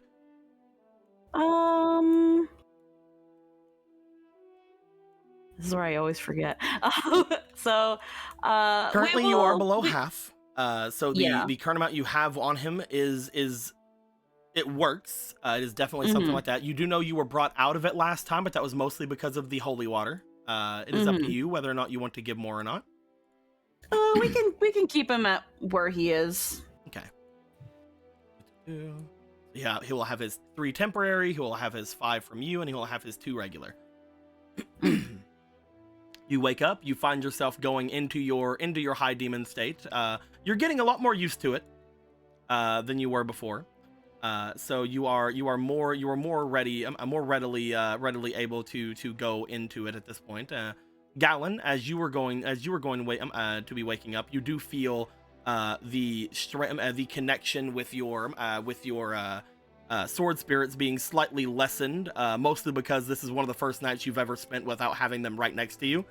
But ever since you had gotten them, but you're pretty sure you remember the Witch Queen before, just grabbing everyone and taking off after taking some hints. As you guys would be awake-esque. It's you guys can do whatever you need. Good morning. Good morning.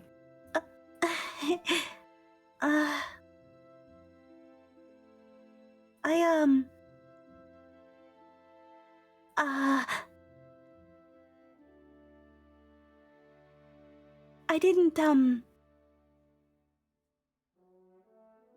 come on too strong, did I? Oh. I mean, I kind of ache. I think I have scratch marks.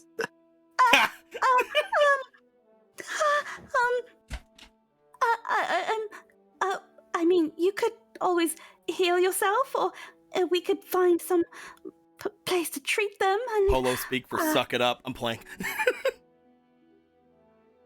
Yeah, I could. We could go tend to them right now. I don't know if when the council will start. No. I could. As he just starts smiling. You're not? Do they not? You just said that they ache. Well, that was, well, a long night. I got carried away. I could next time we could I could next time I could no Bury his head in pillow. Already thinking about next time? I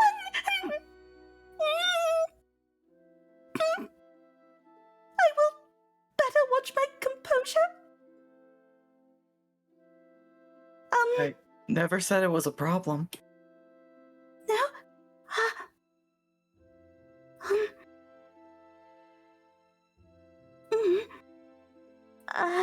I mean, if you're so excited for next time, the door's not open yet.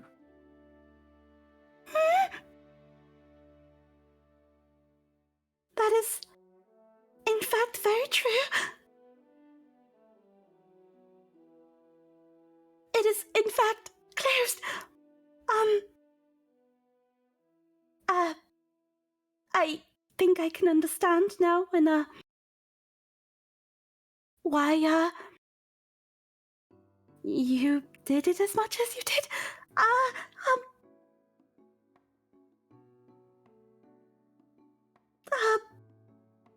What do people do after they engage in,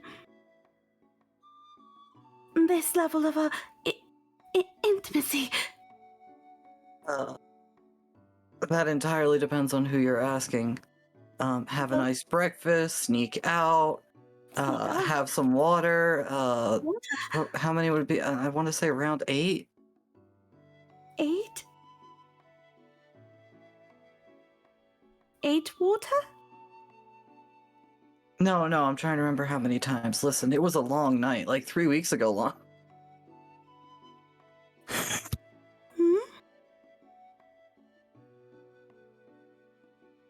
3 weeks ago? Oh, well, Meta joke. Peak of comedy. I guess we... I'd be lying if I didn't say I had a lot of, repressed urges. You repressed? No, you're always so expressive. Now you're just teasing me.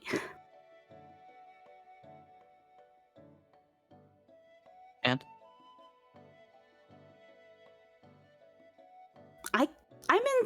I'm right now in my high demon state again. Do you want to ache more? I mean, if you insist.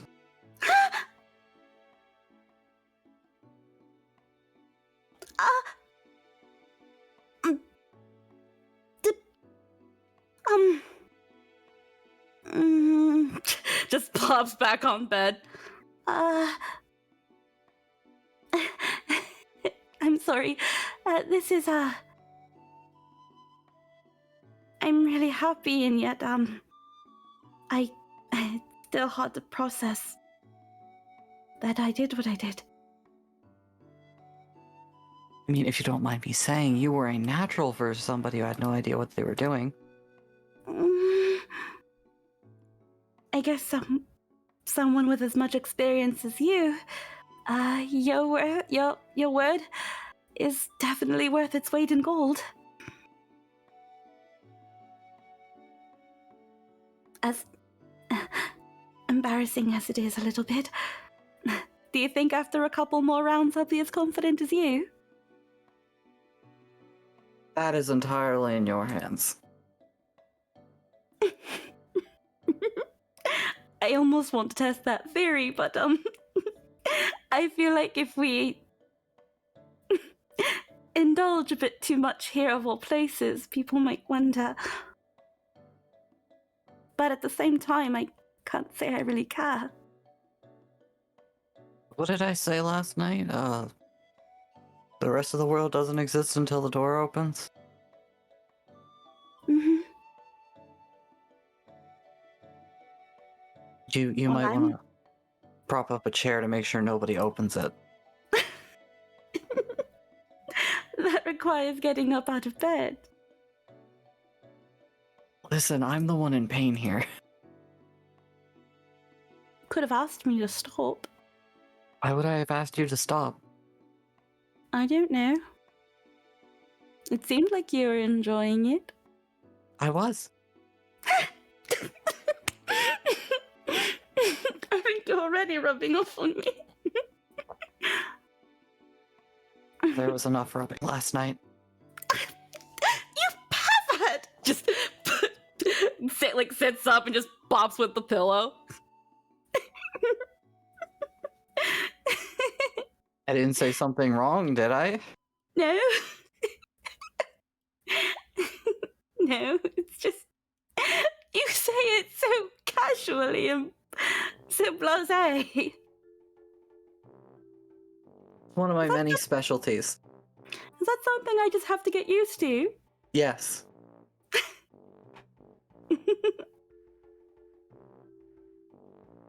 I think it'll be worth it. It's already worth it over here. Oh, those are bite marks. Mm, uh, yeah, they are. Well, you shouldn't have grabbed the tail. I don't have a tail. I'm fucking Trent. That's how we get. That's how we get Trent to bite down. All right. Look, you grabbed her ass. She bit your neck. I think all's fair here. All's fair in love and war. This counts as war, right? And fucking no. Okay, get off, Trent. Get off, Trent. Get off, Trent. I need a second. Get off. You Trent. guys sit there for a little while.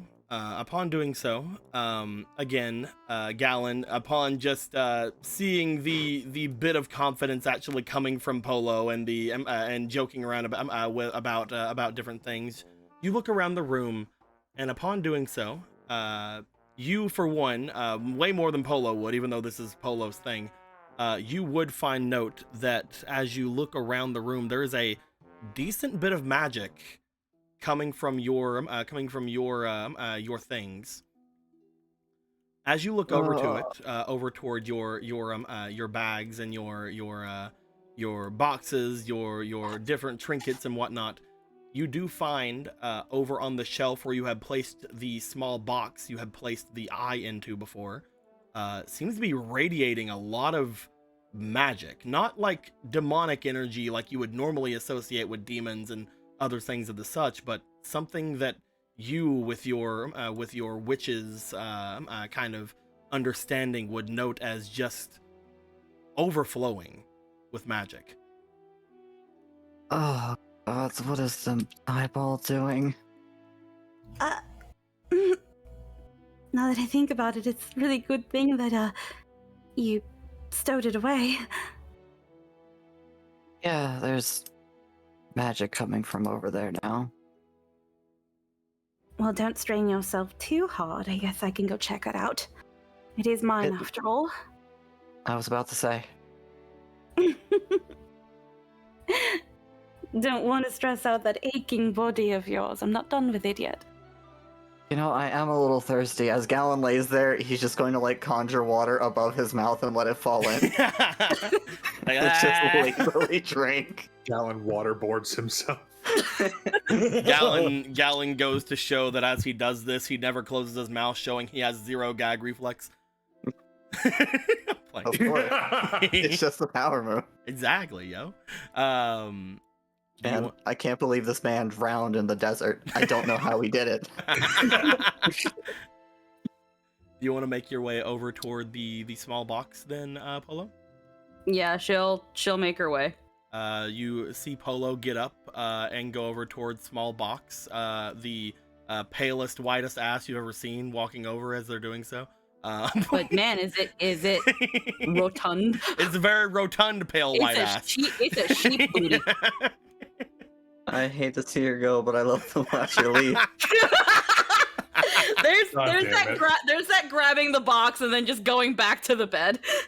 That's just Gallon is very clearly objectifying. Objectifying respectfully. There's that little thing of as she walks back and she sees him staring. You better be looking respectfully. You can do that?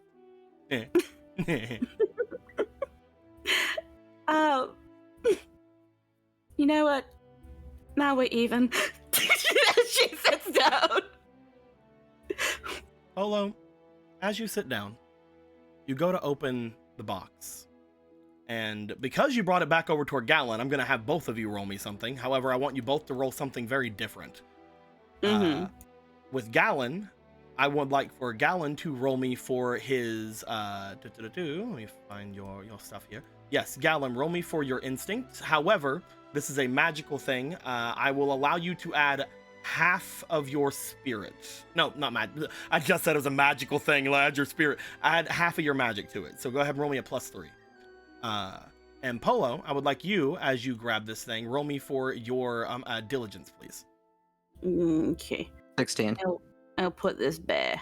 You can put a bear into it. 10 plus 2. I think does Demon State help with that roll as well? Let me look at Demon Set for a second. One turn is also that bonus for your checks when you are attacking. However, let's look at High Demon State because High Demon State might have changed that. Stat checks, not just attacks. So yes, you are going to be adding in an extra +3, I believe. Yeah, so then it was 10 plus it rolled. I put it up here.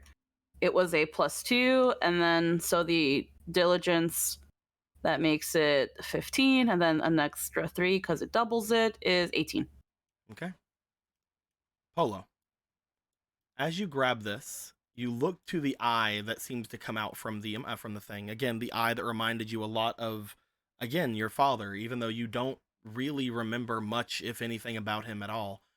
As you grab it out and you feel that kind of warmth for a moment, Gallon, Polo looks deep into the eye as they're going about this, and as they look at it, you see them sort of seize up for a moment. You see that whatever magic this thing is doing seems to be causing Polo to stand very still, to look very still. Any sort of like shaking or any sort of like anything like any sort of anything that would be going on immediately ceases. And as that happens, you check out the magic item itself. And I will tell you in just a moment what you see, but first, Polo.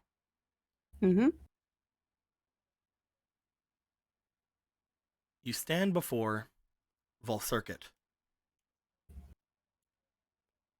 As you stand before this large creature in front of you, this extremely showing creature in front of you, large, bony lord, you find that there is an amount of fear coming from you, but also somewhat sadness. For some reason, you're feeling extremely upset as you look off toward this creature. He looks down to you, and with a roaring voice, "If that is all, then I pronounce, for whatever it may mean, the Demon Queen."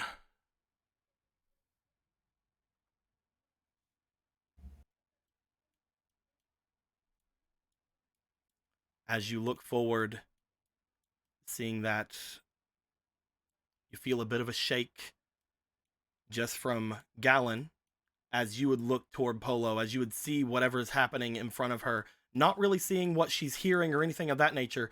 you would feel that the magic that is at work here, at place here, because of what you yourself have recently done, you sense a kind of magic that is affecting time in front of you.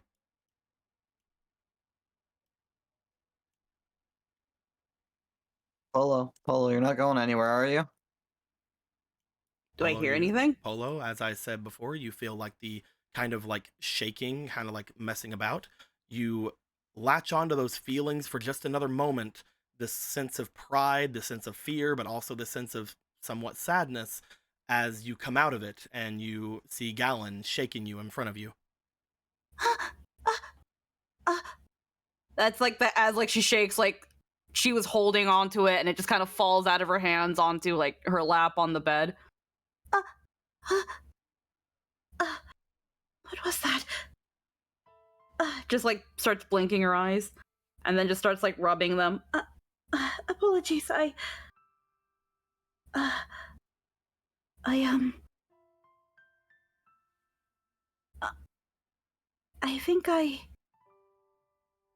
think this gave me a vision. Yeah. Expert, but I was almost worried you were going someone else for a moment. Huh? Gave you a vision, and what I felt, I think you were just seeing, well, not just, like, this is a thing, though, surprisingly normal for us. A different when. Yeah. It felt like a future. I don't want to say the future because I don't think that I don't want to jump to any conclusions, but it seemed like it was Volsaka declaring a queen?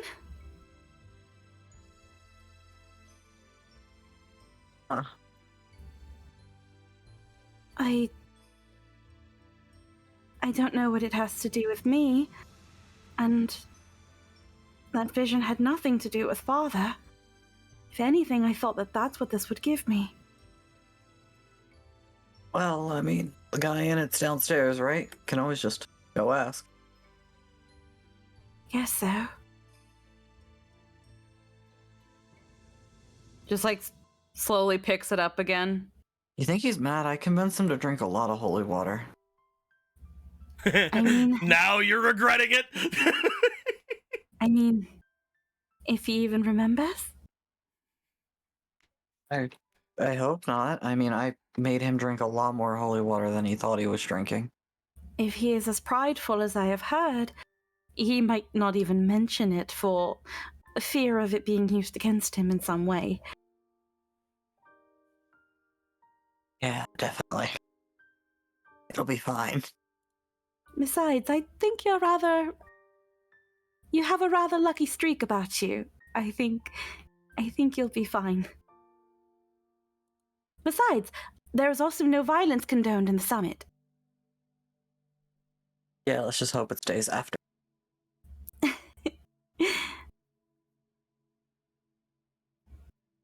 I'll make sure he doesn't hurt you then. Oh, such a noble princess. Well, I can't lose something after I've sought after it for so long. After you've staked your claim? Heh. You're not going to heal those away, are you? Absolutely not. Well, then if I have staked my claim, I hope that you know, I hope that you are well aware that I do not intend, while I am one that takes pride in her generosity, I think I will make the exception, and I am rightfully so in it, that I will not share you.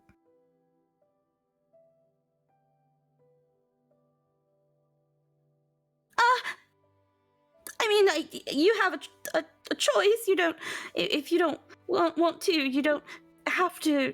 You could do whatever you want. You know, of all the ways I expected you to say that, that wasn't the one I was thinking would happen.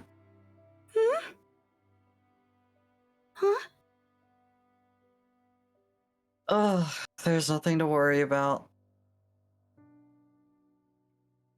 Were you expecting me to say something else? Did I say something bad? No, it was far more bold than I expected. Mm. So that is a good thing. Correct? Especially since you're trying to be a better princess. Uh,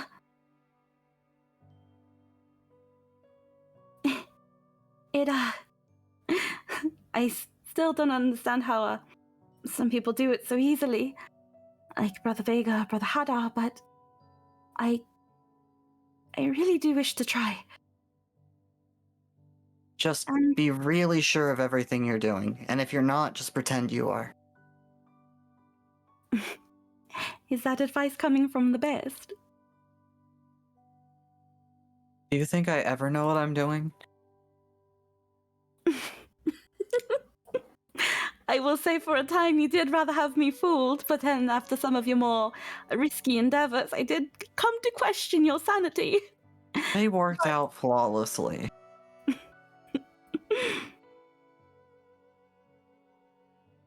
Besides, I had 2 goddesses on my side.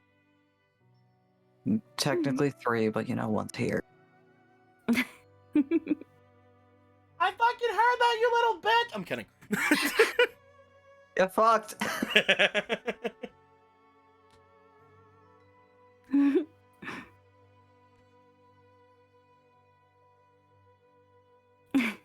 You keep talking like that, I'm never going to want to leave this room. Well, yeah, and the door's not open. There you go, being quite the tempter again. I like to consider it one of my charming features. Oh, and it rather much is. Oh, so you are tempted. Tempered, but tempted. Well, I mean, if you're so tempted, what are you waiting for? Holds up the glass, grabs the box, puts it back in, slowly puts it back on a nightstand or whatever, or the floor. You're right. What have I been waiting for? And she's gonna jump him again. Okay. It's fine. Someone will come looking eventually. Just find Gallo with like a fourth of a heart container left. Just come in. I'm on my 3rd death saving throw. as she was slowly doing that, the eyes just started started glowing more and more intense with each second. Like, Yeah, you're right. What am I waiting for?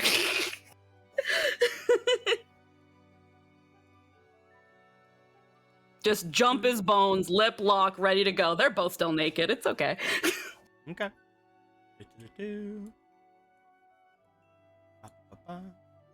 As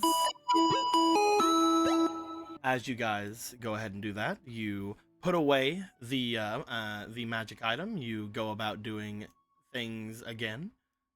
We are going to go up to Marco.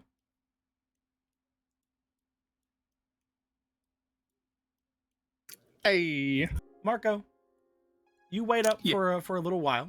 Upon doing so, you're pretty sure that that Eve would have made it back by now. But you wait around a little bit longer before you hear hear stuff coming from upstairs or from downstairs, and you find Eve stepping up and then just sort of standing off to the side a bit, and then just like crossing her arms.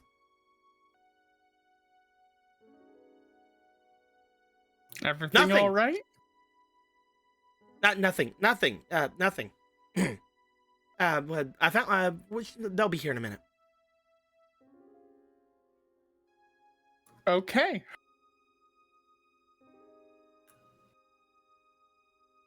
Mm-hmm.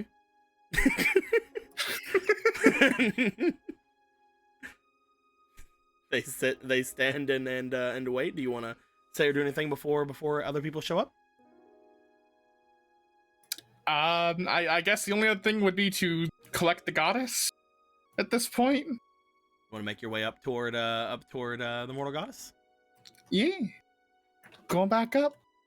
Even though I probably just left. You step up over toward the mortal goddess and Ysera. At that point, you do see that she looks off to you again after having probably had quite a few more little drinks of this tea. She looks off towards you. Oh, Marco, you're back. Mm-hmm. O'Bara's apparently coming up pretty soon, and we're gonna head out. Well, be careful. Will do. Are you sure that you want to go off and, well, do something so close to time? Although I guess Gorthos will probably have to be resting for a while, huh? Yeah. I figured now's as good a time as any. Get it done real quick, and be back just in time.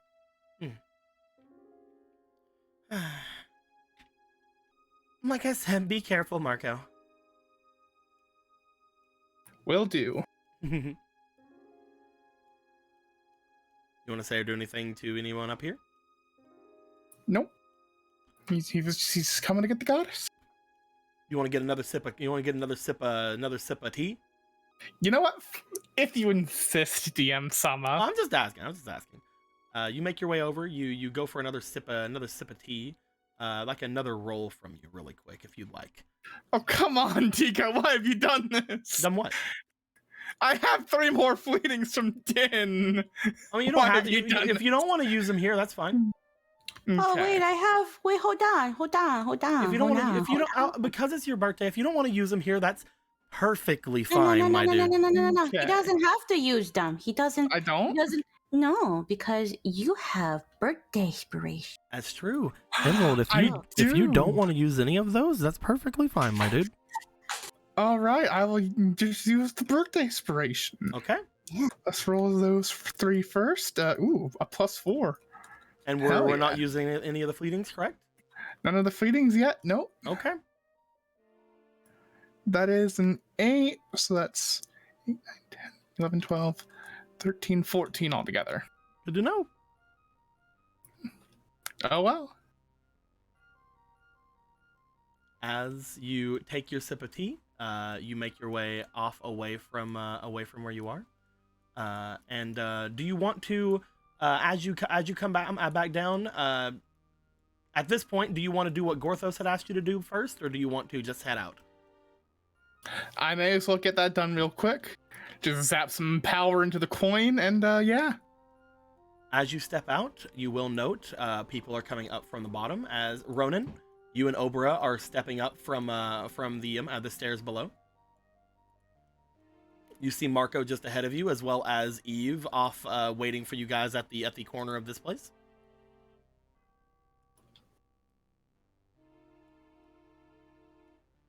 Oh, hey. I thought you would take a little bit longer. Is Ronan there? I don't think he is. Oh, no. Oh. Our Eric. Well, he's dead. He's died. I'm here. Hello. You came back from the dead? Yes. You make your way up with Obra next to you. You find Marco in front of you. Oh, well, there he is. Hello. Hey. I heard that you were ready to go. Pretty much ready to go. I was going to take care of one small thing before heading out for Gorthos, and then we can get going. Ronan here said that he wanted to make his way with us. It seemed like it sounded fun. Oh, okay. I mean, I guess I didn't ask everybody else. I didn't know who all would actually be interested. If you're wanting to come, then hell yeah. Cool. Thanks. So, what's this thing you have to get done? Yeah. Oh, Gorthos fixed that little amulet thing that he had, and he asked me to go, try something with it. Okey-doke. Shall we head off toward wherever that is then? Yep. As Marco very confidently Okey-doke. starts going forward. As soon as you start going forward, you see that Eve looks back toward the others and then goes like right behind you.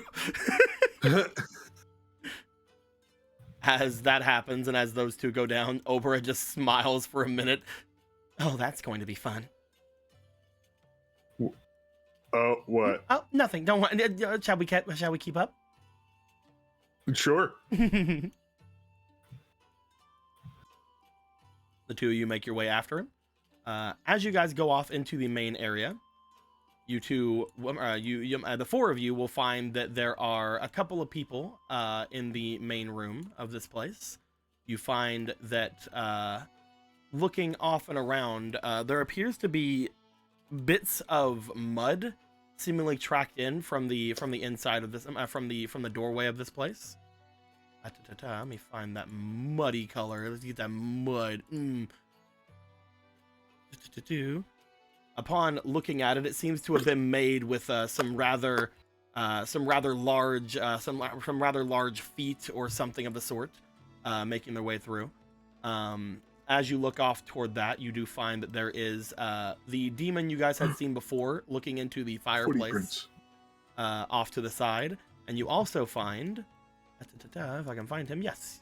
You also find what appears to be Polo's brother off to the side as well, seemingly looking into a suit of armor that is off to the side of this place. As the four of you come out, upon seeing these guys here, you find that as soon as you enter, the demon off to the side stares off toward all of you and then starts making his way off toward the staircase once again. Alrighty. Oh, we're going down toward Val Circuit then.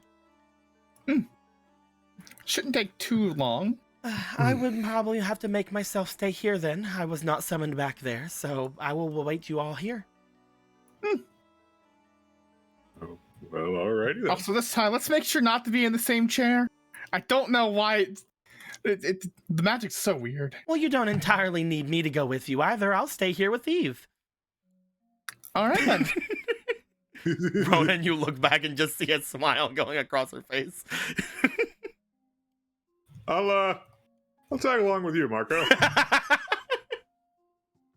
Oh, okay. As the two of you go to sit down, you guys find yourselves teleported once again down into the area where Vol Circuit is. As you guys would awaken here, looking around the place, you find Vol Circuit looking off in your direction. A rather large open mouth expression looking toward the two of you. Oh, there you are. Welcome. Hi. Hello. They keep talking about how large you are, Zora, but you're just so small. Yeah, I mean, I'm not the biggest guy I've met. Teensy tiny. Yep. Will the two of you like some gold? That's a weird offer. Gold? Jump the left side. You see the Vol Circuit as he puts his chin forward, he lays it again on top of the railing that is like right in front of him as he's looking toward the two of you. Of course, wait, you no, you don't like gold, do you? You like those gems, right? Would you like one of currency where we are from? Yes. Would you like a golden gem? Well, if you're offering. It will be perilous. Oh? You will have to determine from the two of them that I show you which is the one that you require.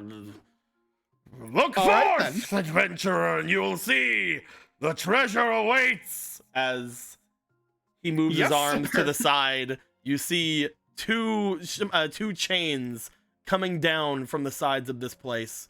As you do, from the 2 chains, you see 2 rupees being suspended from them.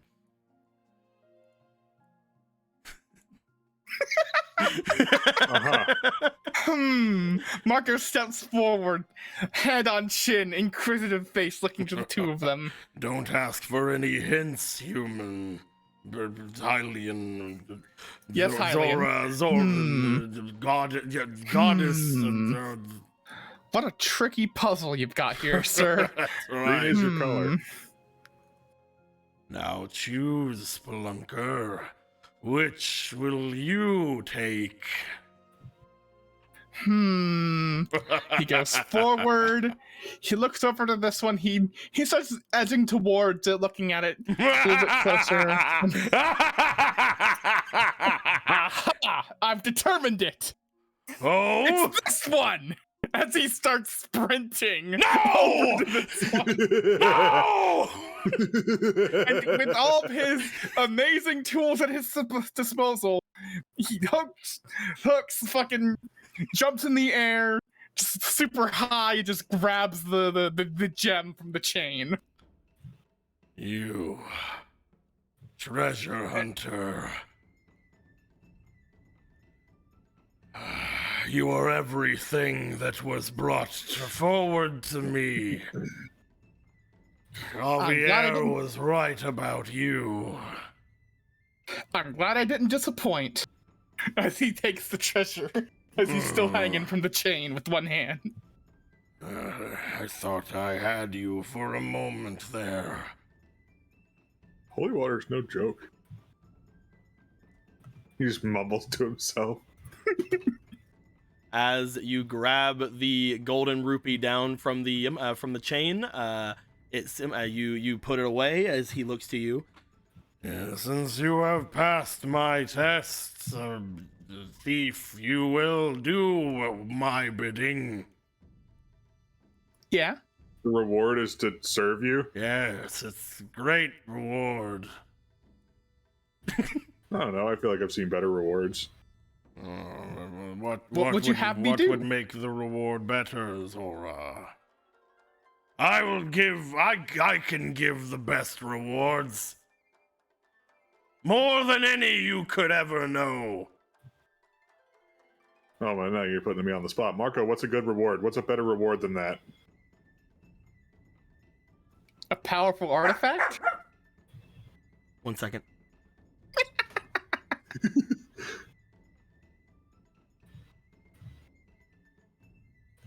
We get a fucking Vorpal sword. Man, they weren't kidding when they said that he was pretty out of it.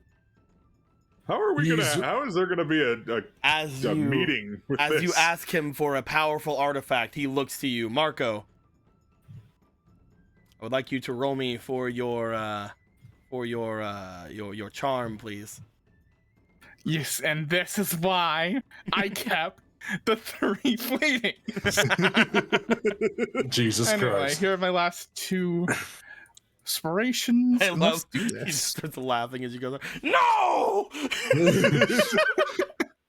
Alright, first roll's a 5. How Three did you more, know? 3 more It's rolls. another 5. 2 more rolls. Come on. Big number. Come on, big number. 18. And the final one for this incredible check is a 16. So 18, 19, 20, 21 altogether. An artifact, huh? I do not have anything that your small, puny frame could potentially hold. I understand. I know what I need do then. You will listen to me, Yes, small sir. thief. Spelunker. Take Or one of thief. your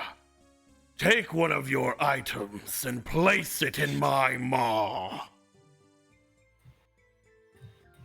You see him thunk down. You see him thunk down onto the ground. As he does, the lava pool around you shakes. But you know, That's fine. He'll obviously get down from the chain and back over here. Which item do I pick? He told you to place one of your items in his maw. I mean, Wow. it doesn't have any charges. I don't know what will happen if I do that. I don't know what's gonna happen. Put anything in his fucking mouth, dude.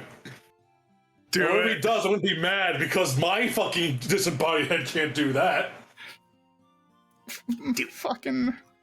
It's up to you, man. Whatever you Yeah, want it's to your do. choice in the end. What clarification? Are you gonna eat this? Are we gonna get it back? What was that? Is Ronan's just like clarification? Are you gonna eat this, or are we gonna get it back? What's happening here? You know what? I won't put in Look at that the item. inside Instead, Marco, for a moment, thinks real hard. Oh God, he's thinking. He then turns around, dumps all of his items out of his bag, and puts his small bag into his mouth. You want to put your bag in his mouth. You want to Yes. you want to put your bag in his mouth. I see. Yes, and hope that he can see a better bag. Alrighty. As you Wait! Wallet.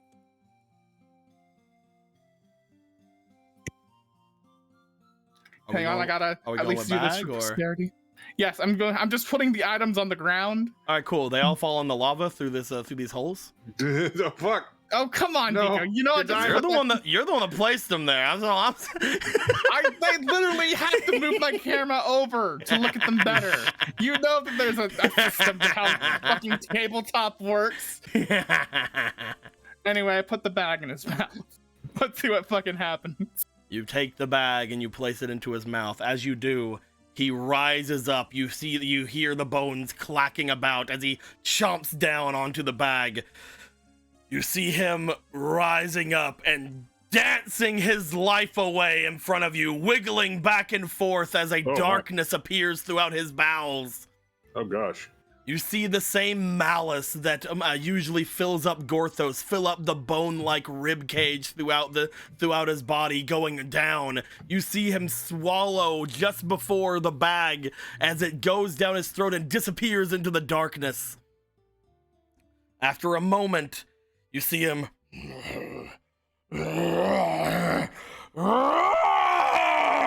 Oh gosh!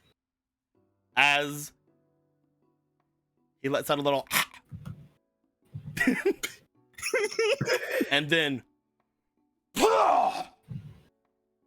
As he spits down something, seems to land in a pile of demon loogie on top of the area you had gotten the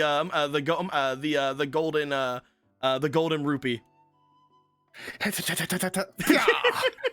Stop with style and flair. He jumps up over to it. You rush over to it. As you do, my boy, I don't have anything for you because I would not have known you to throw on that bag. Yeah. However, you do find that your bag is there. Well, a bag is there. A bag is there. You find a very red and black dominated bag, seeming to send forth a sense of taint and malice upon itself. Ooh. As this thing is giving off the same kind of energy as you would attribute not only to Vol Circuit but also Gorthos and potentially others out there. The same that same malice. Currently, I can't tell you if it has more slots or not because I don't fucking know. But well, at the very minimum, have the same amount of slots. Potentially, yes. For now, it does. No, he downgraded your bag. That's the reward. It's a I single will slot put bag. my items back into the bag. You pick up the loogie bag. I pick up the loogie bag. I can try my best to clean it off. As you pick up the loogie bag and you toss it and you like kind of wipe a bit of it off. You just hear him as you like, that's it. Oh, didn't like that. Oh, I don't want to do that again. Oh, I feel like I want to do it again, though. I don't. It seems that as he's already expelled something out of his stomach, now his stomach is like going, maybe you should make more of that come out. He's like, no, I don't want to do that.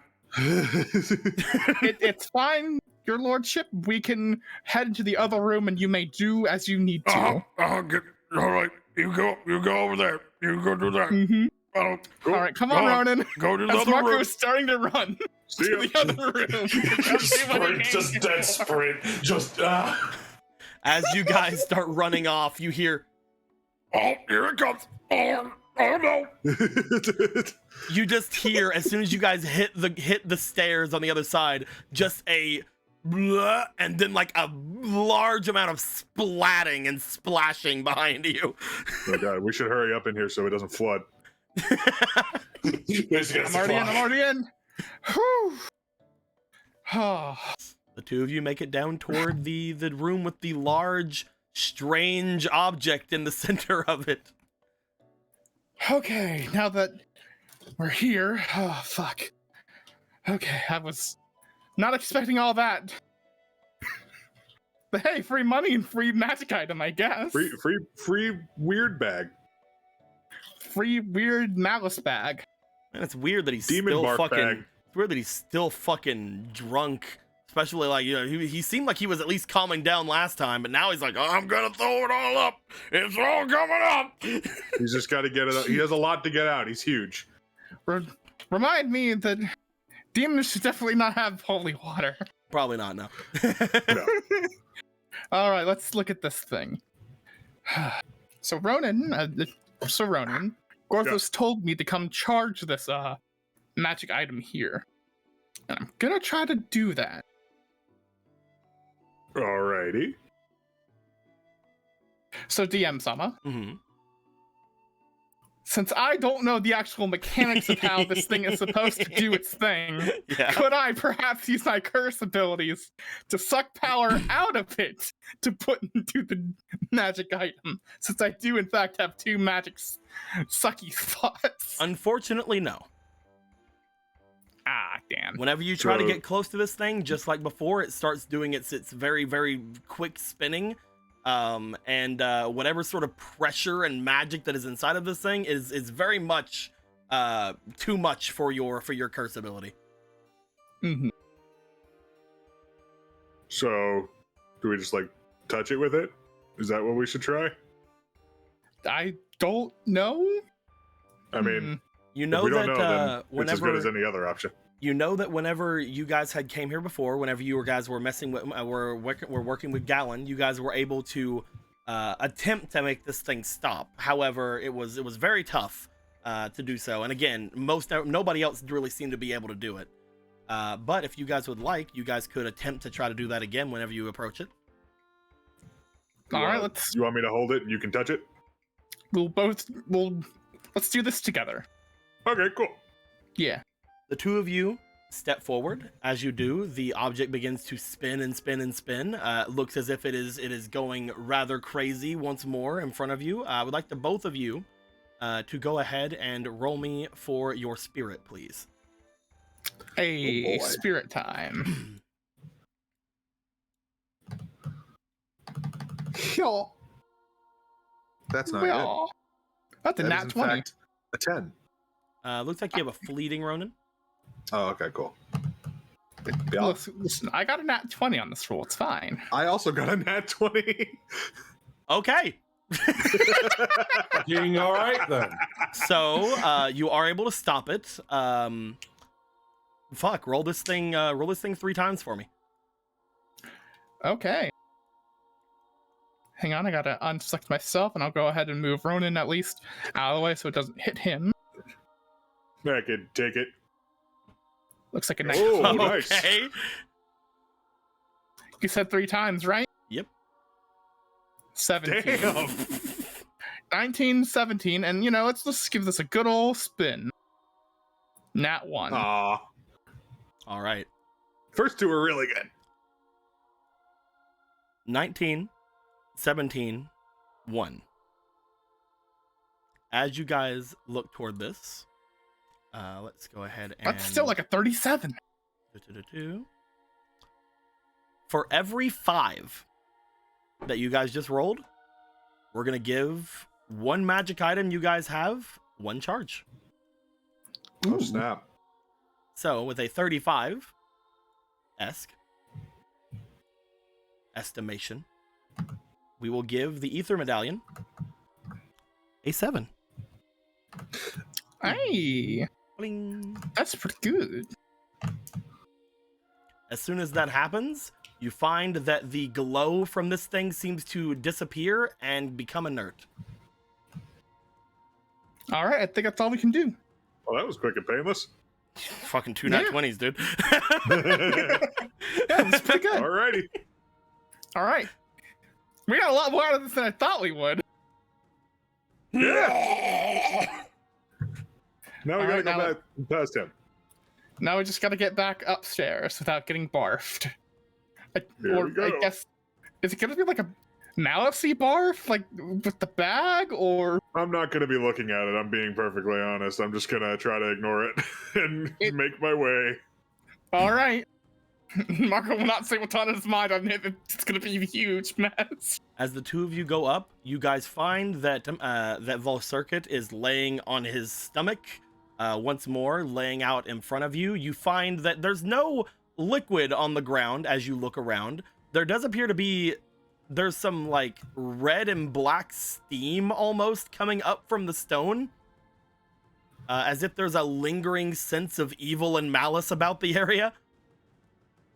But well, no liquid. It doesn't smell either. You know, it's whatever. But Cool. he does That's seem to be good. laying there. As Hey, that here we is go. as that is the case, as you guys go forward to get to the place where you can leave, both of you just roll me for your diligence real quick. yes, sir. I feel like now would be a time for more nat 20. Now's the time to roll super fucking low, please. No. That's a 19. 14 diligence, 15, 16. So Ronan gets this. You do not. Damn, what'd you roll? Ronan. You look forward toward Volcircuit again, even after saying that you weren't going to, because there's no like smell or no like liquid or anything around. You're pretty sure that everything is fine to not like worry too much about. As you do, you find as you look toward the jaws and the lower half of the jaw of Volcircuit, there is apparently a small little bit of water trickling down from his mouth.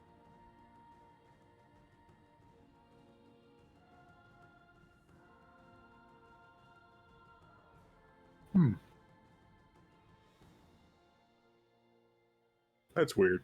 It's very weird. But as you see that trickling down, you see that he's mostly looking like he's tuckered out at the moment. But you do see as if there's just like a steady little stream of water coming down his mouth. Huh. That's interesting. You want to just head out? I wonder if someone else has been in here lately. You say that to Marco? Yeah. It looks like he might have had more. More? Yeah, more holy water. How? What? Marcus is looking around like, what? There's like a little bit of, he's got like a little bit of right there, like right here. See it? What? Like right there on his mouth. Is that it right there? What? Yeah, that's That? it. You got it right. Yeah. How the hell did you see that? I don't know. I see it now since you pointed it I out. looked really hard, passively. Damn. Yeah. Marco, upon getting brought to your attention,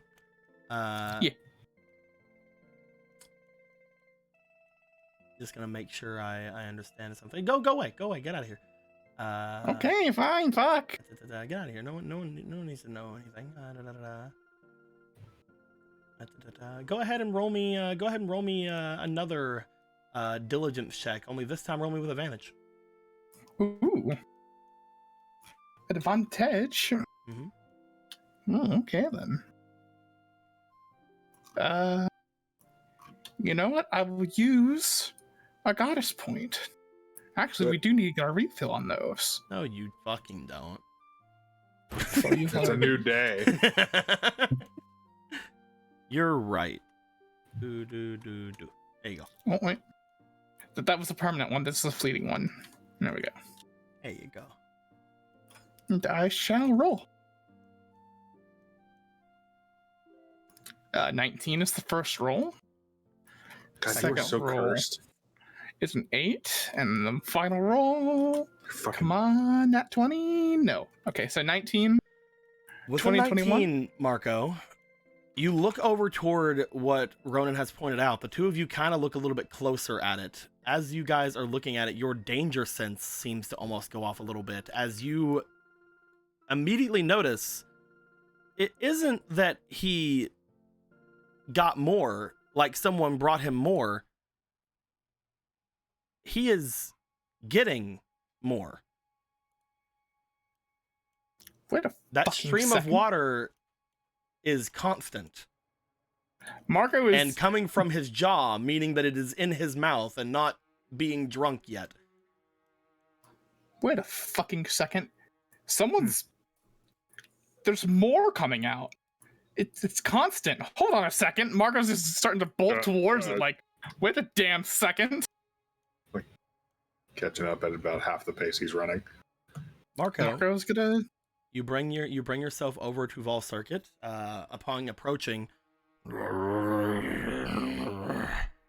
you find that he does seem to sense people approaching him and sort of like kind of move against you. I'd like you to, the two of you would see that as he begins moving back and forth, it is rather dangerous getting close to him right now with the two lava pools off to the side of him. Is there anything you guys would like to do to make this less dangerous for yourselves? I have fire armor on. And I have the ultimate climbing gear, you're right, Ronan. You know what? Just let him have it. Yeah, just let him have it. Yeah, Ronan, you have your fire gear. Protect me. I have my shirt on. I'm immune. That'll to stop heat. me from getting submerged in lava. What do you mean? What do you mean? Take 20 fucking d8s of fire damage? I thought you said I was resistant. You are resistant. Take 20. I'm playing.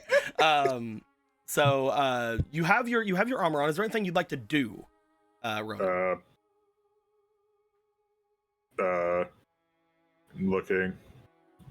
Looking. As he's sort of like thrashing back and forth a little bit as you guys approach.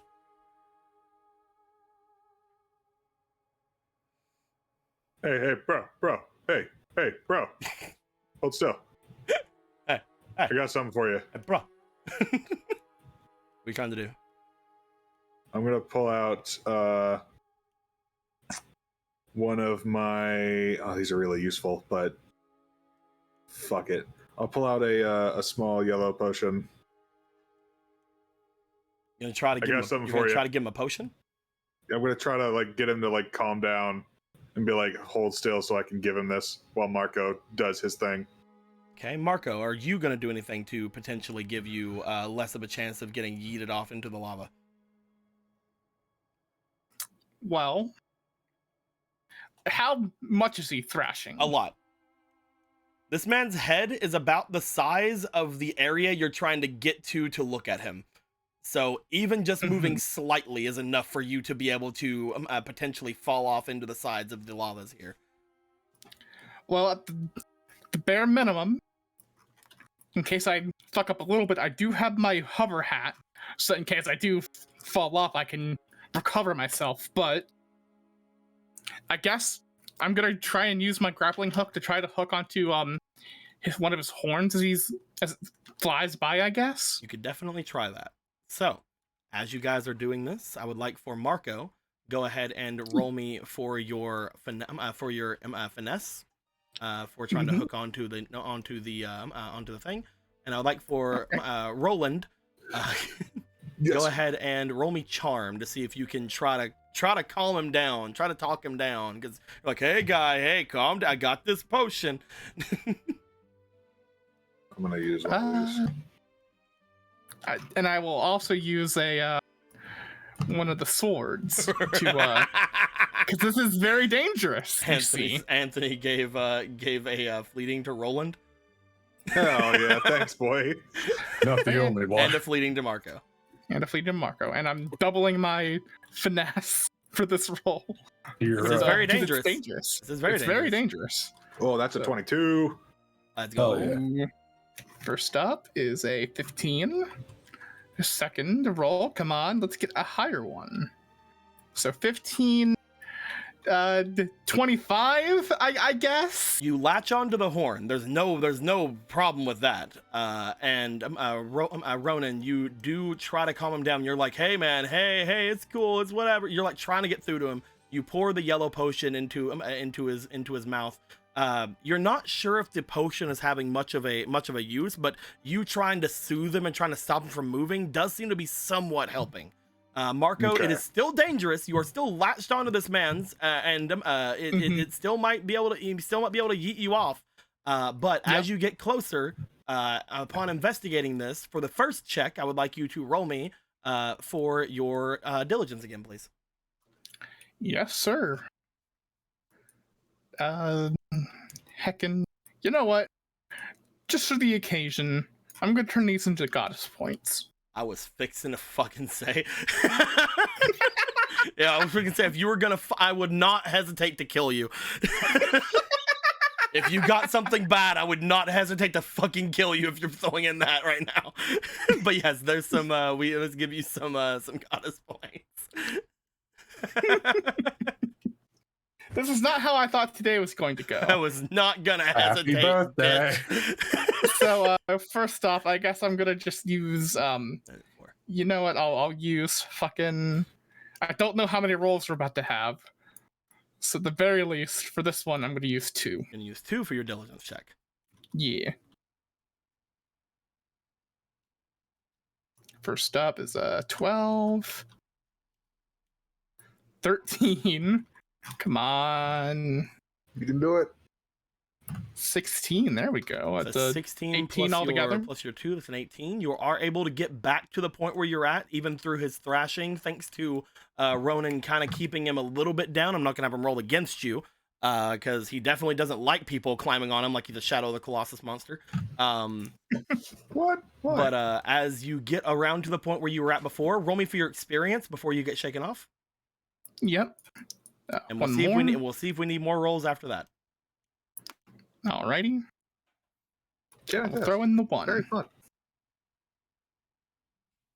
And then this is first roll is a 17. And then the second one is a 7. So 17, 18, 19, 20. Marco, you get yourself over to the strange liquid on his jaw. You bring yourself over. You are right outside of it. Is there anything you'd like to do with this liquid? Is it magic? Is it a spell? You unfortunate with everything everything with Vol Circuit, you are not able to pinpoint anything. Is there anything you'd like to do with any of the liquid that's there?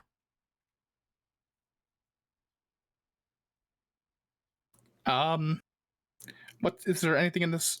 There's a small blue flame in the bottle. No! Looks like We you don't can't- know what the blue flame does! Looks like you can't put it away in a bottle. I mean, even trying to empty that bottle might mean you have to make more checks to get back to where you are. Mm-hmm. Anything else you can think of to do?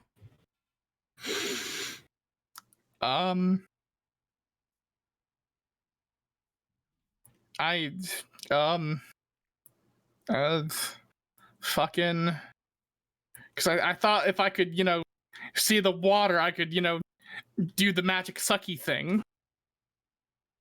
Unfortunately, it doesn't seem that way. Again, holy water isn't really magic more than it's holy water. It's not really a spell. But there's the water itself isn't, I guess, the spell, but it's got to be a spell making it, right? Who knows? You can't see where the water's coming from, though. I guess all I can do is go into his mouth to try to find it. You're gonna try to go into his mouth. You're not gonna do anything with the water? I'm going to try to figure out where it's coming from. If you want to try to crawl into his mouth, you will have to let go of your grappling hook. That's fine. Okay. Marco, you let go of the grappling hook. You go to crawl into his mouth. I need you to roll me for your physique. Yes, Don't sir. worry. Here we go. One more. You're a god. I am a Go god. wrong? We're golden gods. You're a god. The 4? Second roll. That's why I put this in, you know. It's why I put it in, you know. It's why I put it in. At the 5. Roll me one more time.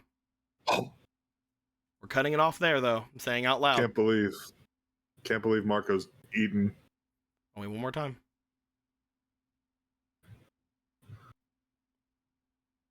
This is why I have to say we cut things off, because you don't roll it as soon as I tell you to. Everyone just fucking exploded from the room. Hello. Okay. My internet did that thing again. I have to make sure. I've basically told myself before all of this. I've told myself recently that I give way too much time for people to give fleetings. That's why I said I'm cutting it off there after Jen had said he was giving one, because you guys wait so long to give them. So we're only going to roll one more time. No, that's fine. I'm letting people know in the chat that the other two, after I said we're cutting things off, are going to be waiting for the next roll. But as soon as you get in, you do have one more check you can roll. Okay.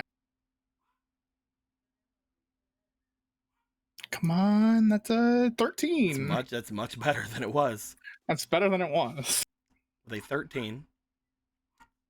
Ronan, you see Marco trying to crawl into Volcircuit's mouth.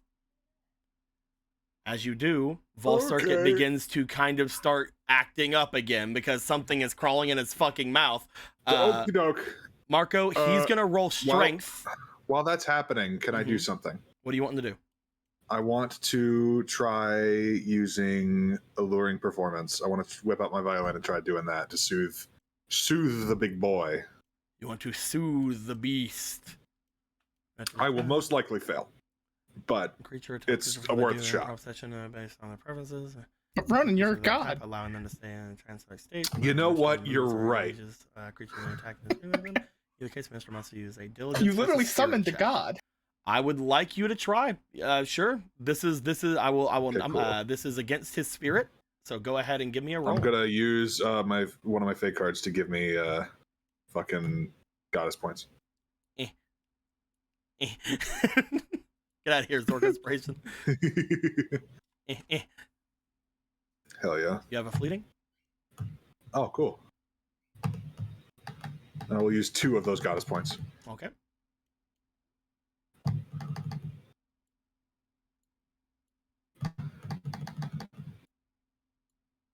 Natural 20. He's gonna roll against it. Technically, he can't. 24. I don't think he can beat you. I don't think he can. He did not. All right. I was like sitting here like he can technically. No, he can't. He has a 3 in spirit. Oh yeah. I gotta remember. I have auto successes over here. You do have auto successes. You do. I was gonna have him roll strength against Marco's roll. Like I was about to say, I was gonna tell Ronan like I was about to roll strength if he wanted to try to roll strength to grapple it or try to like stop it from moving. But that's good too. As you begin playing your music, it's a very risky maneuver because you're letting go of the thing. But as soon as he starts thrashing again, you start playing your violin, and he seems to somewhat calm himself. As Marco, you look inside of this man's this large creature's mouth. You see, as you're looking in, what appears to be a large amount of water pooling at the bottom of his jaw. I will go to there, and I just had to say, the moment I laid eyes on this beast, somehow in my heart I knew I would be in its mouth at some point. You would be aided. You find that there is a large amount of this same water pooling down at your feet. It is very, very warm water. Being in a thing's mouth, I mean, you know, who knows? But it is very, very warm water as you are looking down at it. Is there anything you'd like to do? Currently, it seems to be coming from the bottom of his jaw, but you're not sure where. Again, Volcircuit is such a outwardly magical beast. It is very hard for you to get a sense of it with your curse. Can I get a sense of it with my treasure sense? It is not a treasure. Okay. So technically speaking, with my hook being no longer in my inventory, that has freed up space. Technically, yes. I'm going to pull the ruby out of the magic satchel that can fit 4 feet of an object inside of it, and I'm going to attempt to bucket as much water as possible inside the magic satchel. I'm going to say that this is not going to be the water is not 4 feet of an object. The bag was not made to hold on to water. It wasn't like a water skin or anything like that. This could potentially destroy your bag if you try this. Could destroy the bag. I'm just letting you know that before. Brand new downgraded bag. No, not that bag. He's using his magic satchel, the thing that can hold one of any item. The reason I'm saying this is technically not one item is because if you were to try to get this into a bottle, it'd be a lot less of a thing. You're trying to put more than this bag has ever been made for into this bag. Yeah, I get that. This is why you need like a bottle or something for things like this. And the horrible thing is that I have the small blue flame, but I don't know what it's gonna do exactly if I let that out. Like, I guess for a cursory thing to ask. Like I said, you could try with the magic satchel, but you have a very good chance of destroying it. Just a cursory thing then. Is small blue flame a magic I can absorb into me? I believe it was a spell that was around whenever you had grabbed it. You could try. I'm going to attempt to put the small blue flame inside my body with my second magic holy slot. Do it. Perfect. Big brain maneuver. You bring in the blue flame that was inside the bottle. You bring it out over towards your spell curse. I will roll for this as well because I know what the blue flame is as well. But roll me spirit, and I'll roll spirit back at you. To be in a giant creature's mouth, and the mouth is not what killed you. You know what? If it's gonna be spirit, I'm going to use my curse, the curse stuff, to give me to roll D4 to add that to my spirit temporarily. Okay. I will curse use generality. I will roll the D4 first. Damn it! Bug. So I get a 1. You use up the curse energy inside of you. You add that 1 to your roll. So go ahead and give me a spirit check. Spirit check plus 1. Come on, Marco. Just gonna go ahead and put that there.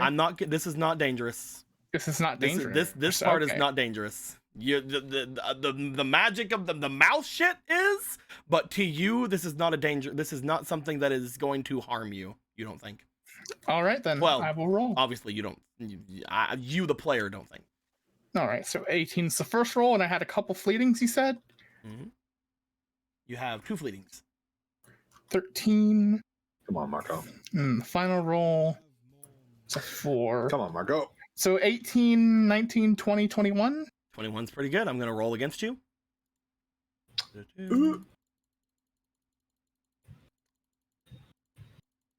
Just for being mean.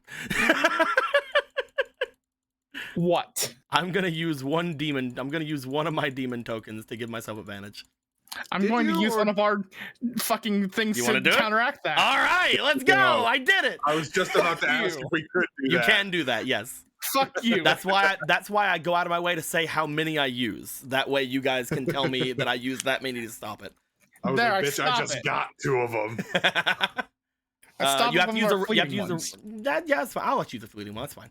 All right. Okay. As bloop. 12. With the +6 that gave me, that still does not beat you. Hell yeah. As you feel like you absorb the magic of something, as you do, you feel like you absorb the spirit of something. Oh. That was a ghost. Oh. You do not you feel something try to take you over, something try to grab hold, but you're able to put it away in yourself for a moment before nothing seems to go down. As I was gonna have you fight against being possessed for a bit there. Listen, they weren't expecting the magic special compartment. They weren't expecting your fucking magic box. They weren't expecting you to pull the secret string. I'm giving you. Here's the thing. I'm giving you a lot here because technically you're not supposed to be able to keep pose inside of your magic thing, but fuck it. It's happening. It's your birthday. It's my birthday. It's my birthday, and I choose if I can absorb pose. I'm not saying that this is something you can do ever again, but with in this specific instance, you are able to absorb the magic, and you understand that you have a Poe now inside of you. Congratulations for your birthday gift. You get to be a Fenton thermos. Oh man, Marco, it's your lucky day. Oh my god. They're Alright, so inside you now. anyway, I use the magic bottle in the water. You take you bring yourself down, you put your hand into the water, you put it into the bottle. Give me one more experience. God damn it. Because I do love you. Come on. No. You're gonna get it no matter what. You're gonna get it in the bottle no matter what. Just give me one more experience just to see if I can Use the power of God. God and anime. Do I have to use auto successes before or after? I'm just roll it. I believe in you. Again, remember that auto successes only give you the bare minimum. Oh, fool. 19. Yeah. 20, 21, 22. Marco, I'm sorry that I have to reveal this to you right like this.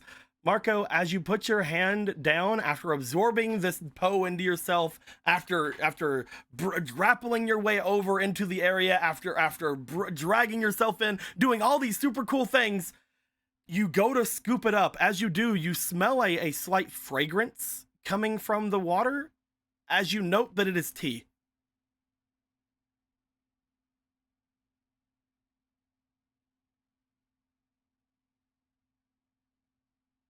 It appears to be tea with some sort of a holy effect onto it. They're called kombucha. So it's holy tea. Something like that, yeah. Seems like it's some sort of a familiar feeling holy tea. Can I still put it in the magic bottle to get it out of his mouth? Well, there's way more than will fit in your magic bottle. You are in a pool at the moment, Marco. I'm in a pool. You are in a kiddie pool at the moment. Yeah, I was gonna say kind of like a little kiddie pool, but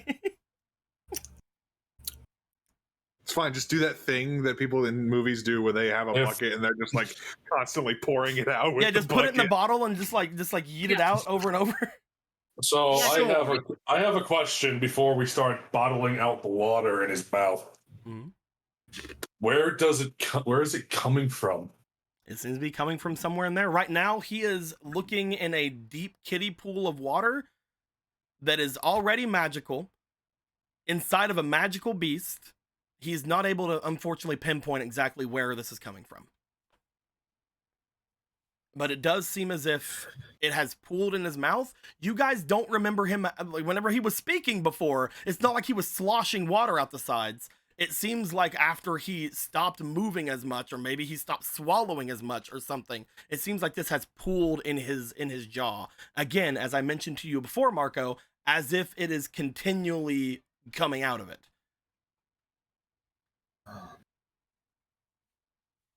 I only have one more card up my sleeve, but it's not going to work, and I know that's not going to work, so I'm not even going to try that. Well, why don't you talk about the card? You have a bit of this tea inside of a bottle. You have looked it over. Unfortunately, it does look like, again, whatever is going on, it is continually making tea in here. I just don't know. Goddess points. Goddess guidance, I guess. Do you want to use your goddess's guidance? I'm going to use my last fate card to get more goddess points. Fate card of 3. I only had the 2 I could use. The other 2 are used. Oh, okay. As you do this, I'll take away one of your things. You can keep the other 3. Yep. And You- I've just You again, I told you before, this is sort of familiar tea. You immediately do recognize this tea. You recognize the scent. You kind of, knowing it's tea, kind of give like a little bit of a taste on the side of the bottle. You just had this tea.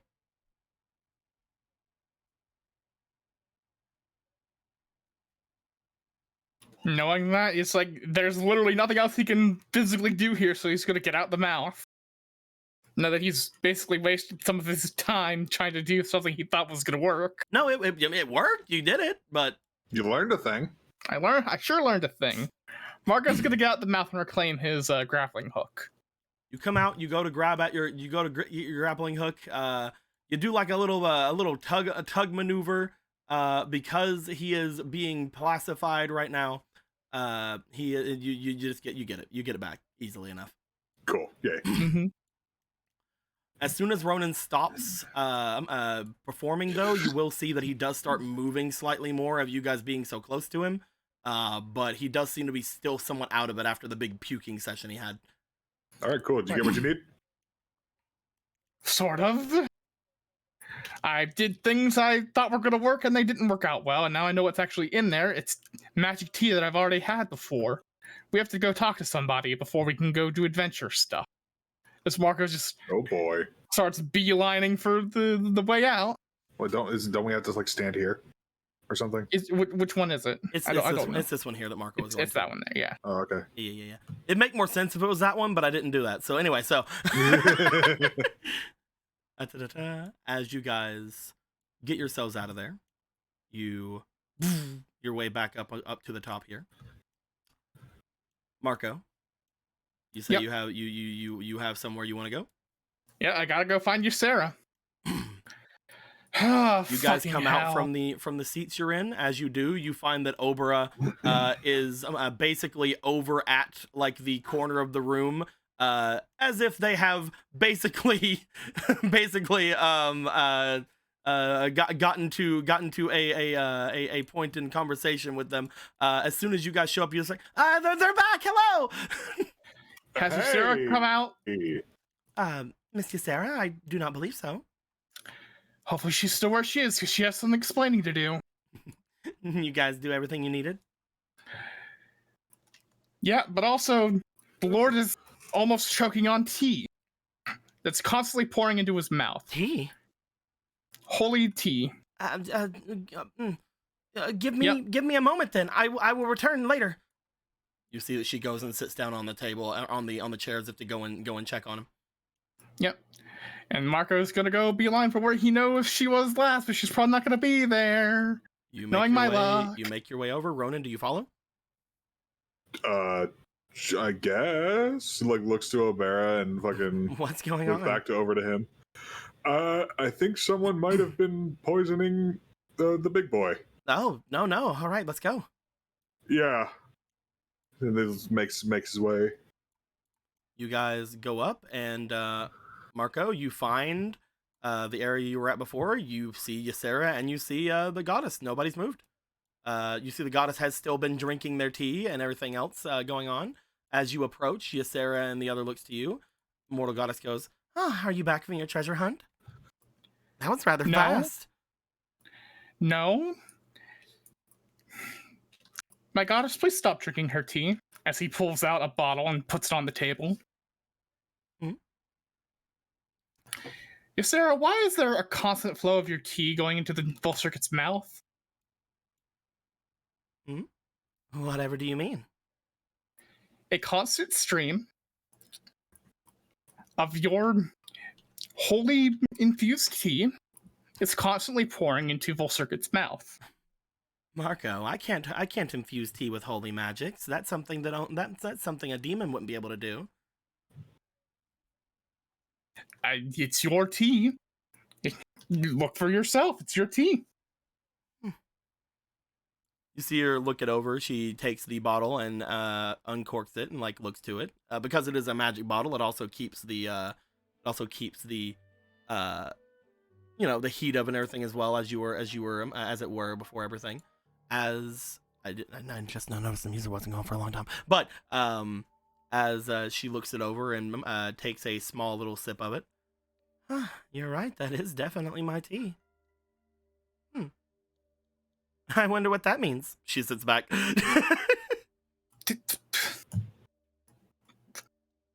Would that not mean that you're using some kind of magic to constantly pour it into his mouth?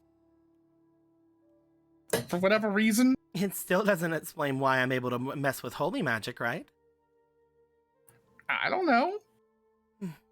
I believe it's because you're not touching any holy magic. The immortal goddess looks over towards you, Marco, looks to the tea, sits down their cup as their cup gets emptied, just like what happened before.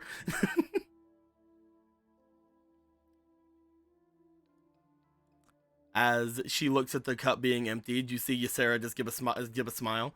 Looks like I'm caught. It's just a bit of a prank.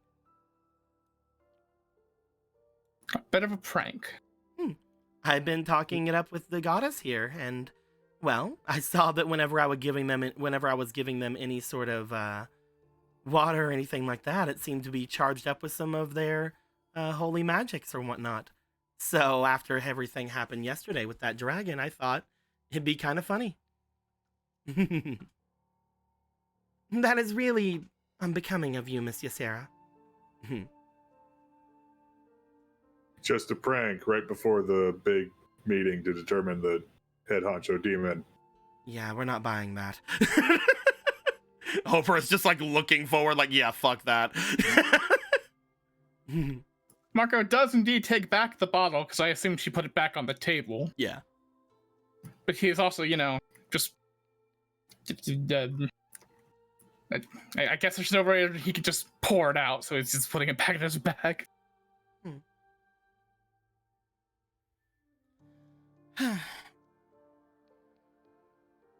Zelda looks back over toward you, Marco, and then toward Ronan. No matter how we look at it, there is no way that a demon should be able to manipulate holy magics, not without some sort of a conduit like what happens with Polo and that Shefos you guys seem to have. Not to mention, even if it is what's happening with me, you shouldn't be able to disappear it with your malicious taint that takes over your physiology. There's no way that should work. At the same time, it obviously is. This is your tea. Marco brought a sample back. Maybe I'm just really good. This is stupid, but stupider things have happened. I want to really, really eyeball her horns when she moves. I want to see if I can determine if they're like real. If they're real, that's quite an assumption there, Ronan. Why don't you roll me for your diligence, my boy?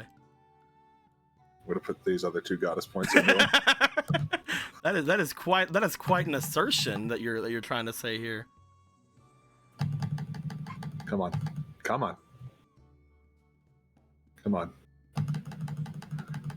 You got this, boy. Come on. Big money. Big money, no whammy, no whammy. That's big money. That's a 21. That's pretty big money. So, just to humor you, I'm gonna roll a dice real quick. And I'm going to put one. Wait, I like the preface. 1 minute, because I learned a thing we can do last game. I want to use my fate card to turn it into goddess tokens and use a goddess token to say, no, fuck you, you fail the roll. You can't make me fail a roll with a goddess token. Fuck you! However, I am using a demon point. If anybody wants to stop me from doing that, I am using one. Sure, I'll stop you. Why not? I'll use one of the fleeting ones. Sorry, these are all gone in the very beginning of the day, guys. No, it's okay. Again, not what I was expecting for today. I'll hold on to my fate. I have roll. What was your roll altogether, Rowan? 21. 21. It was diligence, right? Ronan, Yeah. When you look to their horns, trying to Uh-huh. see if there's any sort of anything that's kind of showing of them, Mm-hmm. they look normal. However, there are parts of them that don't look normal as you look at them. Now is not the time. Music. Give me a second. As you look them over, you checked out the scar on their face, as that appears to be potentially strange. It's as if it slightly had moved from one side to the other since the day before. You also note that the redness in their eyes does not seem to be the same kind of redness as you saw from Polo and the other demons.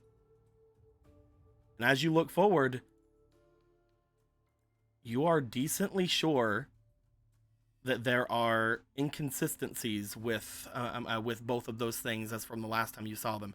You are decently sure that they are using some sort of magic to hide themselves. He's noticing that. He's going to lean into Obera, and he's going to whisper to her in an attempt not to be heard by this woman. Mm-hmm. Hey, do you think you could toss a little cancel magic over on her?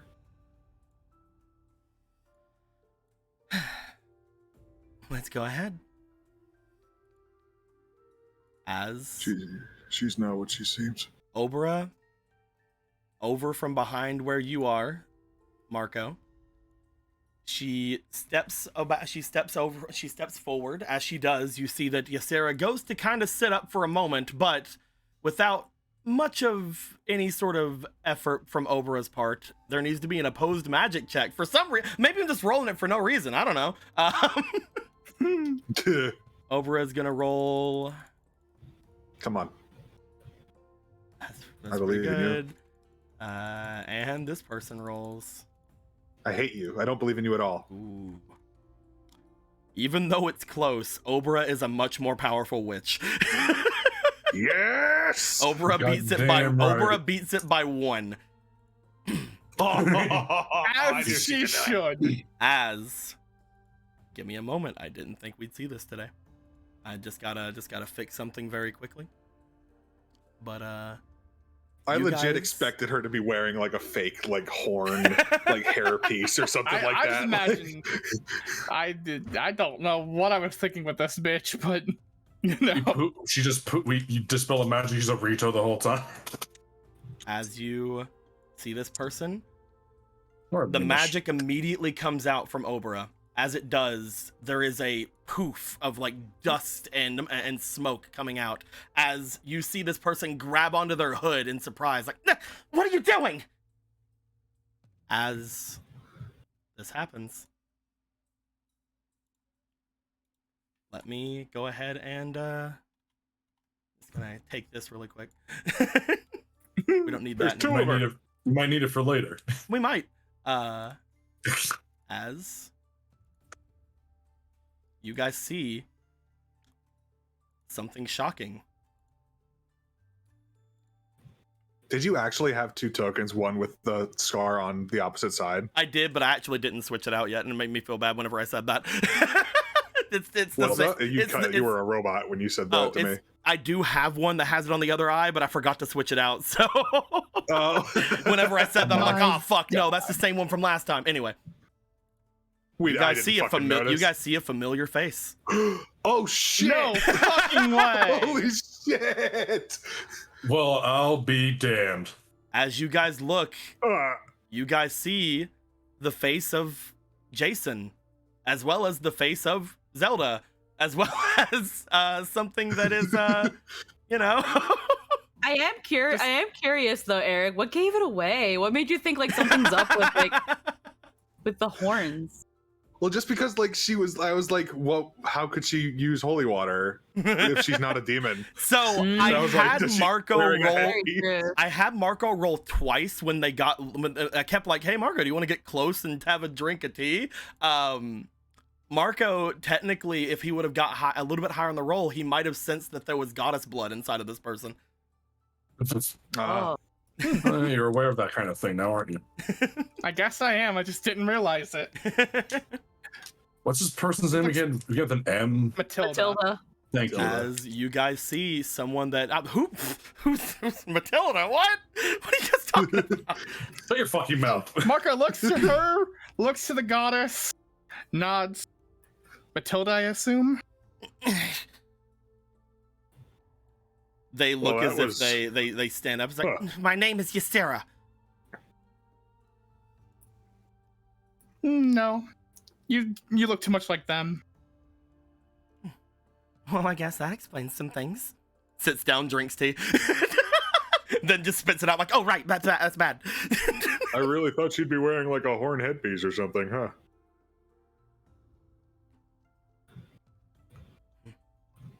It looks a lot like that hero.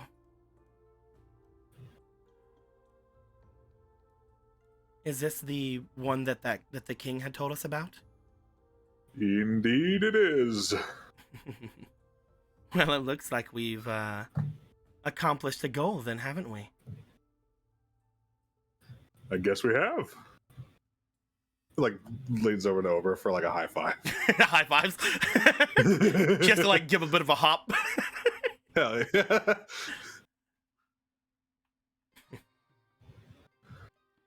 Like I said, it was just a bit of fun. I've done nothing for I've done nothing for you to do anything to me about.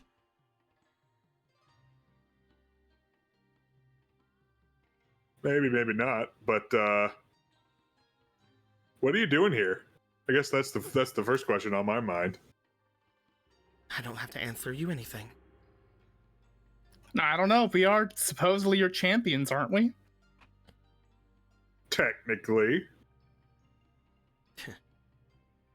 They turn their head away. Worried. Your dad is very worried. Let him worry.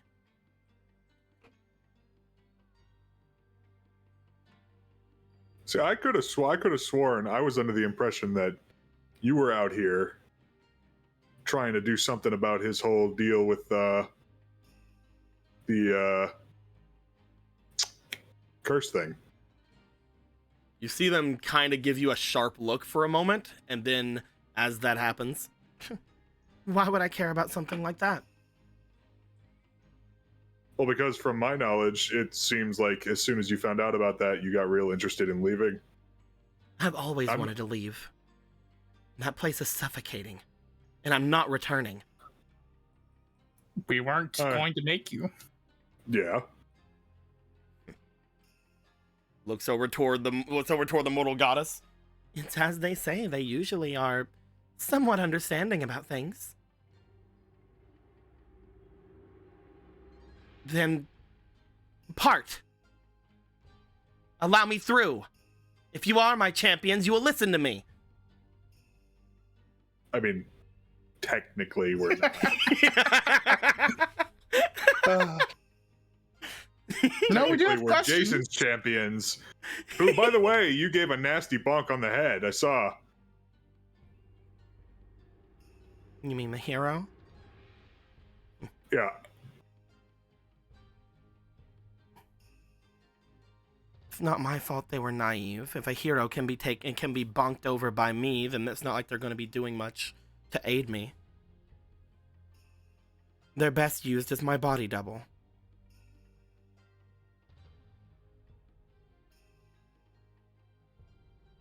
Man, I really didn't figure you for being as mean as you are.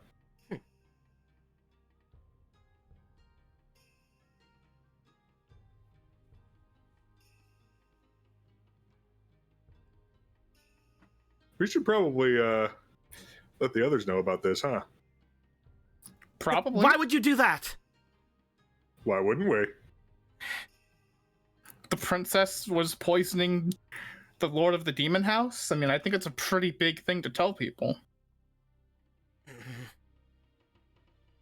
Could really... Why are you trying to sabotage this thing? I wasn't sabotaging anything. It was just a bit of fun. Just a bit of fun. To constantly I wanted to see if I could get away with it. A great demon lord like him, not noticing some minor magics happening from under his nose. Whenever I saw what happened before with that teapot, I thought it would be interesting, is all. And then when I saw what she could do, motions over, it was as simple as just moving it from one place to another. Did a few tiny duplication spells or whatnot. If he's that unguarded, then that's his fault. All the better anyway. And I'm not going to disagree with you and say I don't think he's quite fit to rule, but it still seems pretty strange. So you're just traveling around the world, experimenting on people for fun? Is that what this is? That doesn't really seem like it's gonna fly. You could just tell us what you really are doing here, and perhaps then these champions won't want to do anything against you if you convince them. I would refrain from using any more magic on them, however. The one here with them is far more talented than you at your current state. Yes, she is.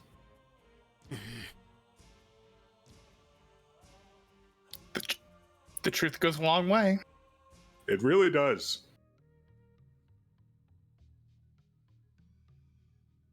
Both of you roll me for your charm. Can I just say that Polo never had a good vibe from this bitch the moment we stepped into her room a million years ago? She was like, immediately, yeah. Polo was like, I don't like any of the vibes I get from her bedroom. We hadn't even seen Jason yet, and they're like, I don't know, this princess. I'm using one of my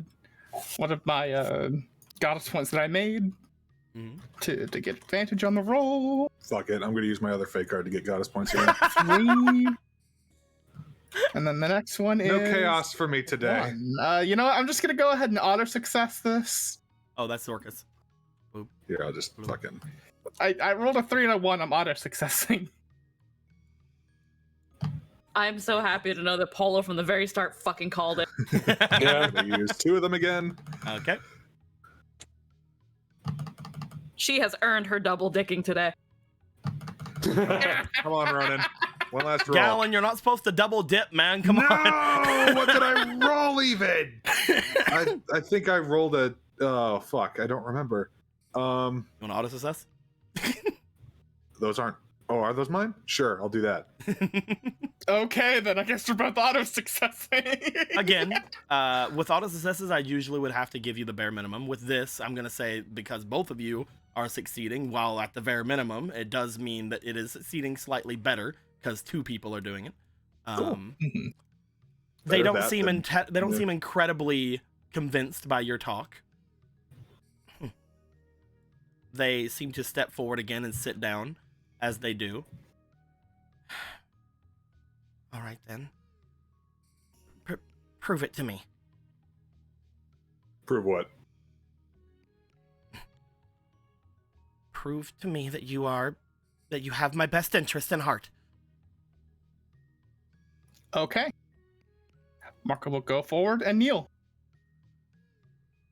That's a start. Kneel for his princess. That is a start. Looks over toward Obera and Ronan. Hold on. My default is going to be doing what Marco did, but I'm looking to see if I have anything else that I might want to contribute to this. I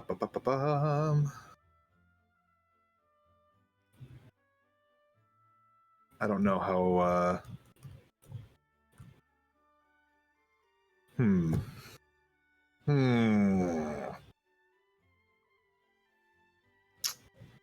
Oh, well, songs in play.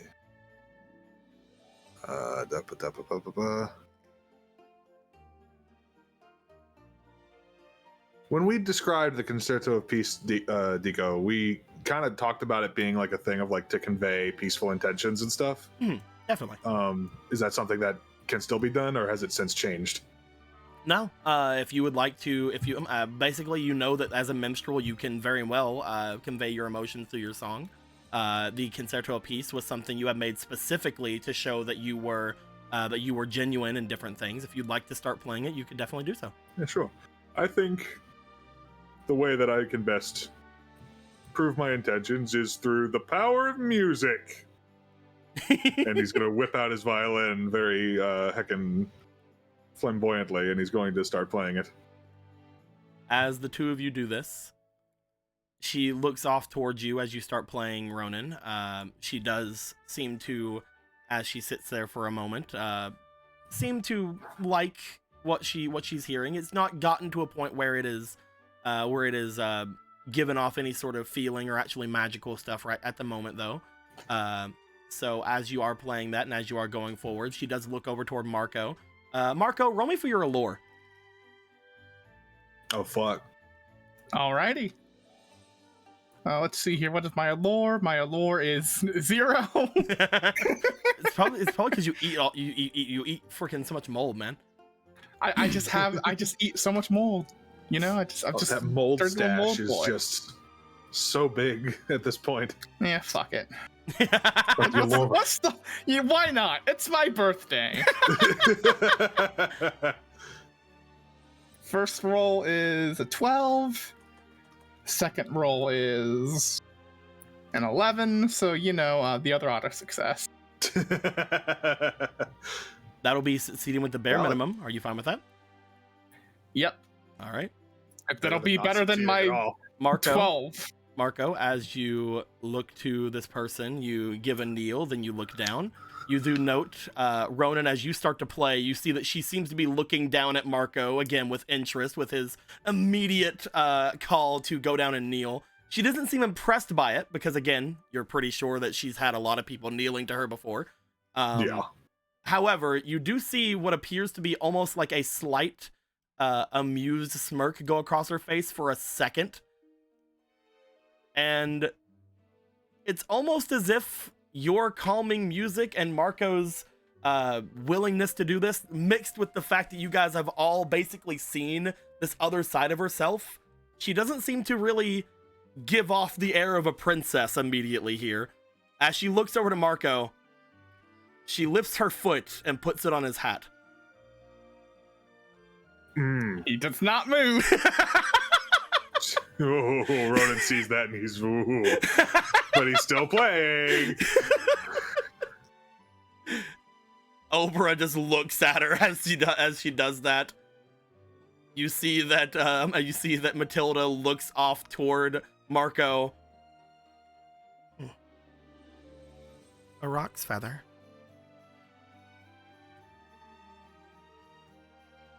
Yep.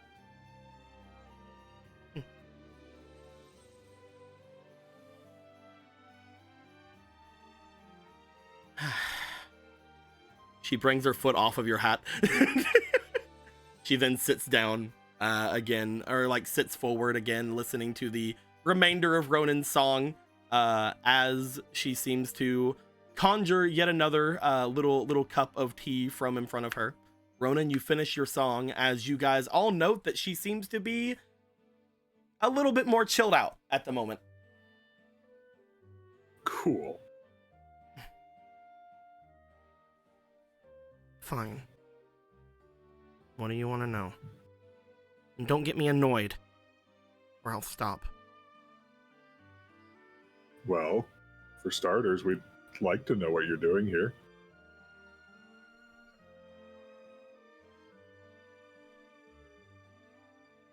I went through a lot to get my name on this list. I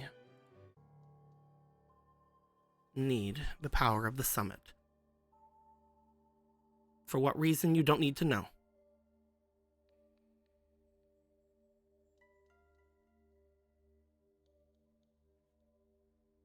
It's not very nice. And you're sure you're going to get it? Of course I am. Whenever I saw what happened yesterday with that fool of a master down below. He seemed a lot more readily able to be talked to whenever he's in that state. So, I thought I would have a bit of fun and give myself a better chance at gaining whatever favor that I could.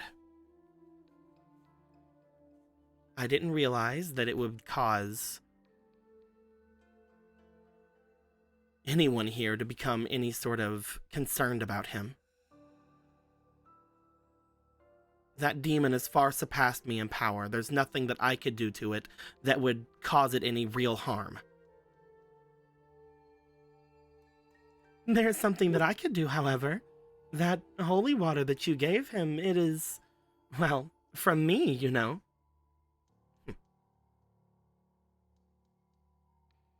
I'm sure it is fine. It's not a joke that we keep saying she's the mortal goddess. She's quite literally come back in the flesh. I know that. You think I can't feel that?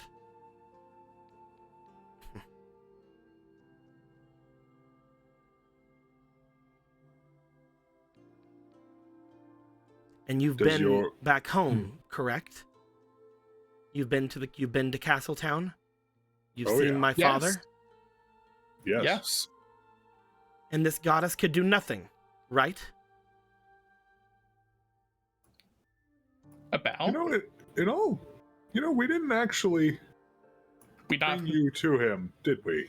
No, I was mostly just back inside of your mansion. I think we were trying to avoid a mass panic by showing them the goddess. I feel like that's what the reason for that was. And I was here arguing for, telling everyone. But you know how that goes. So you didn't even try to see if she could do anything for him? I offered to do something for him. I have a bit of healing powers myself. Did it work?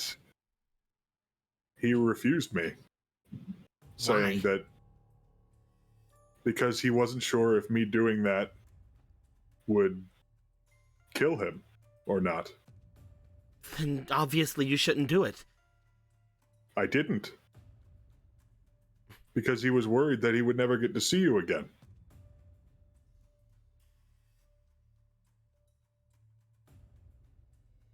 Then he knows that the hero is not me? Yes. At this moment, he does. I never. Though at every other opportunity, he seemed very much against the idea that it was not you. I suppose I can drop that enchantment then. I didn't realize he was not affected by it.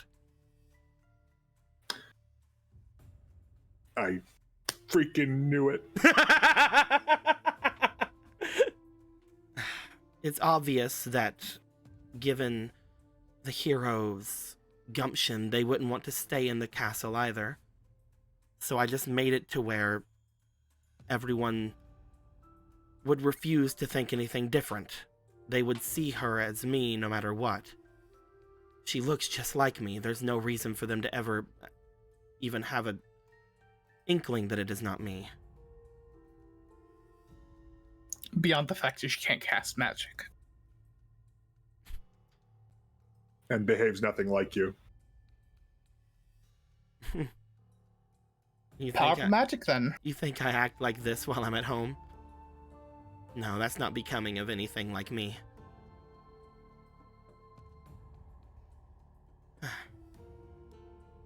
Either way.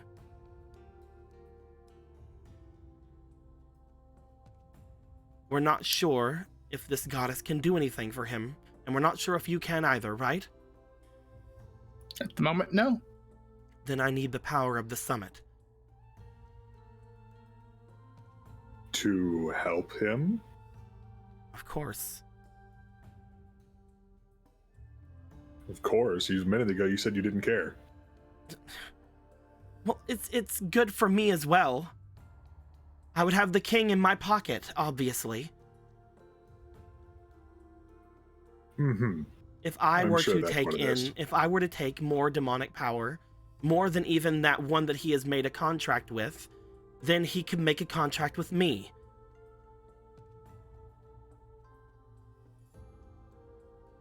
You know, and then I would keep him alive. Speaking from recent experience, people who are trying to acquire demonic power for themselves, it usually doesn't go well for them. It's not going to be inside of me or anything. I don't know what my feelings will be from time to time. I don't know what will change in me. I will put it inside of something with strict rules. A give and take that is less than what's happening with him now. And of course, it will be under my control, so the king will be in my pocket, like I said. He'll be alive. And I will have everything. I'm not sure if Polo ever talked about what she talked about with the king to anybody. Did she, Squeaky? What specifically? Because I know the bishop definitely might have. And first off, the bishop is here looking for her. Oh, I see. So just to know that you guys would know that Okay. the bishop That's is good here to know. specifically to look for her. Because he also thinks that if she is here, it's also related to Demise. And I think if Polo was holding back on it, the bishop when she brought him home was like, I'm keeping him alive. Now let's go. Now I'm coming with you to find Matilda and bring her home because she's being stupid again. Okay. The name Demise is in her fucking journal too. Yeah, the name Demise is in her journal, so she does have some interest in Demise. And again, Demise's name is for some reason is someone that's apparently supposed to be here. Mm-hmm. So, I'm sure you've noticed that the bishop is here. I thought he would be more observant, but apparently not. I worried for nothing. Well, that's the thing. He's here looking for you. And he's real curious about why you got that demise written in your book there. He wants to talk to you, is the shortest way I can put that. you see her kind of like look to you and then look out the window like, Demise? Whose demise? Someone has died? Is that someone's demise? You don't need to lie. Someone is dead. None of our members already met him and made a deal with him. What? No. It's And like, we what are you know he's talking going to be about? here. We know that you have an interest in it.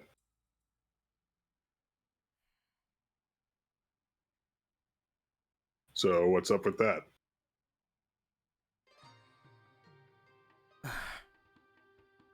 I already mentioned it to you, didn't I? I need the power of the summit.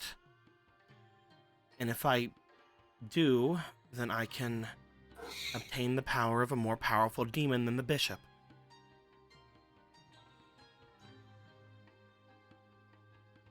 So to put it all together, basically you were weakening the current leader of the house so the other one, the Demise, can take over? Again, that was not anything. I wanted to speak with Volcircuit to listen to me, and I noticed yesterday whenever Gallum was doing all of that with him, he was more prone to listening to people asking him things. Well, that much is true. We just got a free bag out of it. So, whenever everyone showed up here, including someone, it's like, again, like trying not to say like the demise, he's like, no, I totally don't know what you're talking about with that. I will use the power of the people here at the summit to obtain the power of a stronger demon. That is all.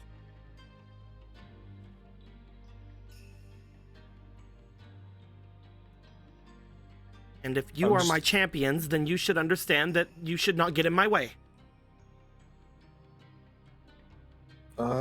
It is to save your king, right? Well, technically not my king. Well, I guess it technically is. No, he is. Yeah, that's right. But I know there's no such, not really insight checks here, but like, would there be some kind of equivalent that I could roll? If you to see how much I believe, like that's it, that's all she wants. If you would like to, you could go ahead and roll me for your instinct. See if there's anything you can glean from this at the moment. See if there's what exactly are you trying to get from it? What like trying to see? I'm mostly trying to determine if there's more to it. Like that's not all she wants. Like if she's like holding back on something in that regard. I will say, because she has openly said that she's like that like, you know, in the beginning of this especially, like, you don't have to know things. You know that she is holding stuff back, but if you want to roll to see if she's being truthful, then you can roll me for your instinct. With that knowledge, it's very easy to know she's hiding something, but yeah. trying to look at her motives is more like what this is. Yeah. That's a 19. And that's an 18. As you look them over, you do find, again, I can't tell you 1000%. They're lying. They're not. But you do find that there is a earnestness in her voice whenever she speaks of wanting to obtain this power. When she was speaking of getting a more powerful demon, it makes some sense to you that if one demon is keeping him alive but is also killing him, perhaps a stronger demon could be better. She definitely seems to believe, from what you can tell, what she's saying. So your intention, and just that this is my understanding, you want to use some kind of magic on whoever ends up in charge here to make them keep your dad alive and take over. Is that what I'm? And take over. Hold on, wait a second. That's I might have missed that part. She's been saying ever since you guys have been like, oh, that doesn't seem like you. It's like, no, it's totally. I'll have the king in my pocket the entire time. Like she wants to usurp the kingdom without killing her dad. Because, you know, if her dad dies, she just gets the kingdom anyway. You know, which, honestly, just stab him, man. Do you really think you'll be able to control a demon as powerful as you're wanting to? Shouldn't be a problem. I spent a long time understanding demonic arts and magic. I may not be as strong of a practitioner as someone who didn't have anything holding her back, looks over toward Obra, but I've put my life toward researching this. I had the help of several people, including the hero, whenever they were around, and I've thought of everything. I'm sure you have. Everything's for actually preparing to take over the throne? Of course. Why? What else would it be for? Why are you so eager to do that? If I'm at the top, then no one can tell me what to do. No one can tell me that I cannot leave. No one can tell me that I cannot practice what I wish. I will be the one to tell everyone everything. Before the king realized that you weren't there, while he still thought Jason was you, he was prepared to let her go out into the world. They had a whole celebration about it. Or they would have if he wasn't, sick in his room. How fortunate for her. It would have been you if you hadn't snuck out. If you would have stayed put, potentially everything that would have happened to you instead. These people potentially would have found you and got you in the same situation. If you hadn't gotten someone else involved.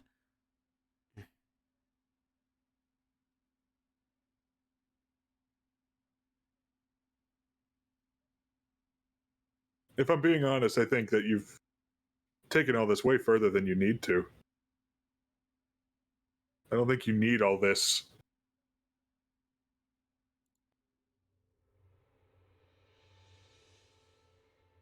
I think if you went back, talked to your dad, And let him die. not let him die. There's, Everyone dies one day. I mean, that while that is true, I'm not saying that you should just let that happen. There might be other ways. You don't have to go to all this trouble. I don't have any specific solutions in mind, but He's losing more and more of himself every time that he gives anything to the Bishop of War. Eventually, there'll be nothing left to give. There's still that monetary immortality thing. you're just planning on making the same deal with him again, aren't you? With some other demon? It wouldn't. What? He would still have to give something of himself, wouldn't he? If I control the demon, then I control what they give and what they take.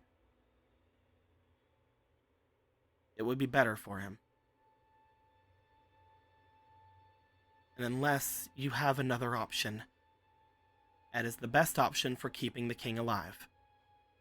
And the best option for me, because if someone else takes over, he will still be the king, and then I can do what I wish without having to take care of everything. You know, I think he starts like kind of making his way towards the exit of the room. I think it's time that I bring the others in on this, because they might have things to offer that Wait! we don't. What's up? That was the whole... Why must you have to tell other people? Because they might be able to find a way to help you. Also, you're talking about demons like they're tools, and you might just offend the demon. In the... Let me laugh at your face for your fucking plan to control demise. I want to get up on the table and laugh at you. Get your well-deserved backhand. I'm sure that they'll all be understanding. No, I'm sure they won't. I'm sure those three will be wonderful and understanding. So yeah, I'm gonna do that. Be right back. Bye. You're so fast for someone so large. Ronan, roll me for your charm. Use all the goddess points. This fake card is now gone. There's such a huge fucking pile. There is. Look, we don't notice that pile. It's behind the wall. It's behind the great wall of don't worry about it. You have two fleeting. Okay, cool. Then I don't need to. I'll put this one in, but I'm not gonna. But anyway. 1, 2. Oh man.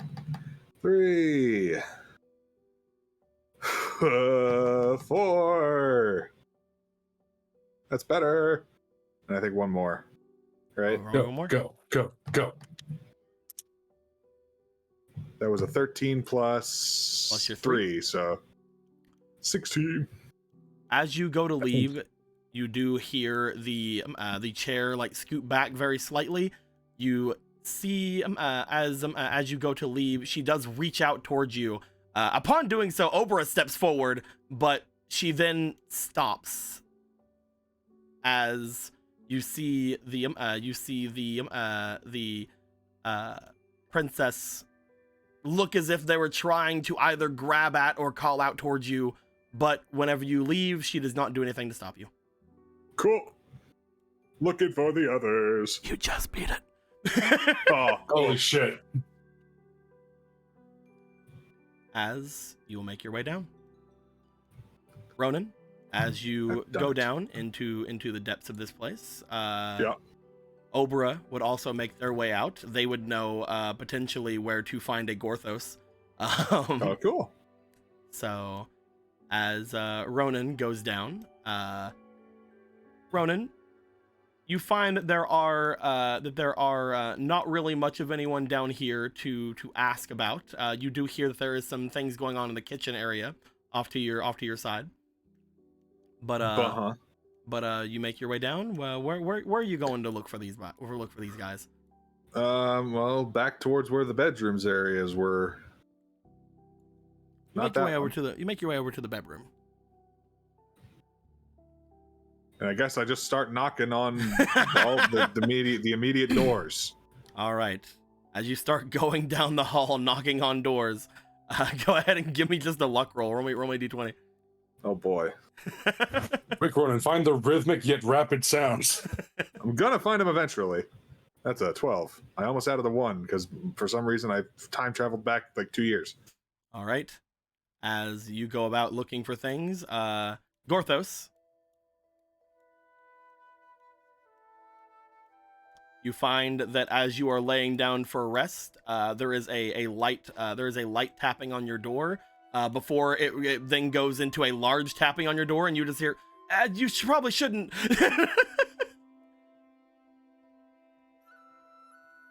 It seems as if someone is trying to get your attention on the other side.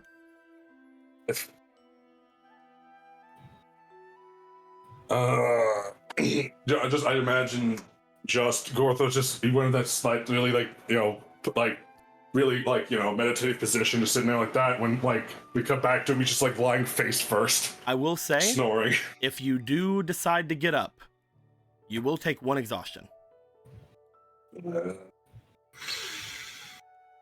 You guys have things to cure exhaustion. It's true. You will take 1 I can exhaustion. lend you a potion. Gorthos just slowly opens his eye. I guess it's more appropriate. The red dots come back into his eyes. Just sleep, rest, don't rest, work, stop working, yeah, go down.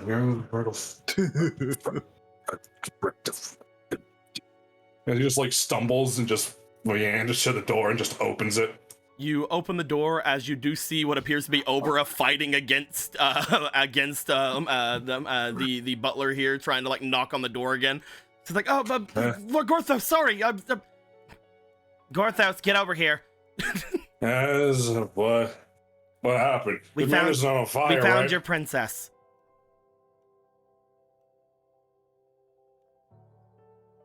He just he just steps out, I guess under the butler's legs, just close the doors behind him. Just he's adjust his mask and his hood and all that. And just looks to Oprah. What? The one No, that show looks like Gorthos. the No one time. that look. Okay, all right, let go. Right, okay, yeah. Okay, Yes. follow me. Gorthos feels like he's too old for this all of a sudden. As you're making your way there, Marco, before the others get back, is there anything you're wanting He's to do? BRB. Well, we'll decide. You don't do anything, Marco. You kneel down again. She puts her foot on your head. He just becomes cardboard. It's fine. I will say, Ronan, it takes you quite a bit to go down. You actually end up going down this side first. You knock on until you find Rocket. As Rocket answers the door. Yeah. Oh, hey, buddy. Hey, I'm looking for Gallon and Ronan. Polo. Oh, they're not here. Do you know where they are? I could smell for them if you need me to. I could do. I mean, sure. I would love the help. Okay. Oh no. It's okay, buddy. He comes out you can just tell he comes out, his head down, still in a sense of I'm a bad boy. You're one of the best boys I know. Don't you think for a second that you're not? I don't know, Ronan. I caused Vega a lot of trouble yesterday, and Yeah, I've but, not really. I've it's caused all Vega, you though. guys. I caused you guys some trouble too back in Castletown, and that was after I caused you guys trouble whenever I was working for a bad guy. And trust me when I say, I'm just a bad boy. I value your friendship very much. Really? Yes, I do. Very really. Well, that's really cool of you, Ronan. I know that we don't really get to talk all that much, but like, I mean, it's really cool that you think maybe we could go, I don't know, out like walking sometime and like just kind of hanging out. Sure, once we get the time. Cool. Yeah, I could. Yeah, I could find Gallon and Polo for you. Sniff, sniff, Thanks, sniff, bud. sniff, sniff, sniff, sniff, sniff. Yeah, they're off in that way, in that direction. Cool. Thanks so much. You're gonna wanna knock. As you guys start making your way off that way, he gets around like halfway down the hall before he's like, What's up? Yeah, I know where they are. All right, I'm here. I'm knocking. Yeah, just knock. Gallon and Polo. Knock. Yes. Hello. You guys are.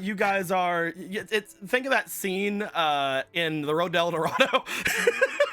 That does not help me actually. where Chell and Tulio just sit up like oh god, there's something happening. You guys just come out into frame. You guys hear a big knocking on your door. Hello? Do I hear them? Is it soundproof or can I? Okay, yeah. It's Ronan. We could really use the both of your help. Oh god damn it! I knew it. That's how Gallon would react.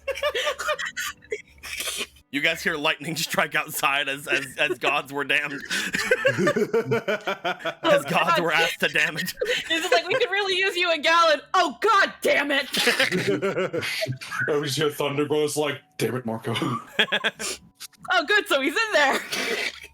Yes, he is.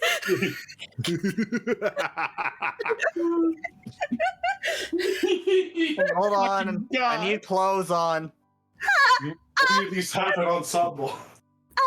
Ronan's like, oh, you guys too, huh? I'm playing. We will be right out post haste. We just need a couple moments. Is everything all right? We found the princess. What? Yeah. Yes, post haste. Give us 5 minutes. Okay. Sorry.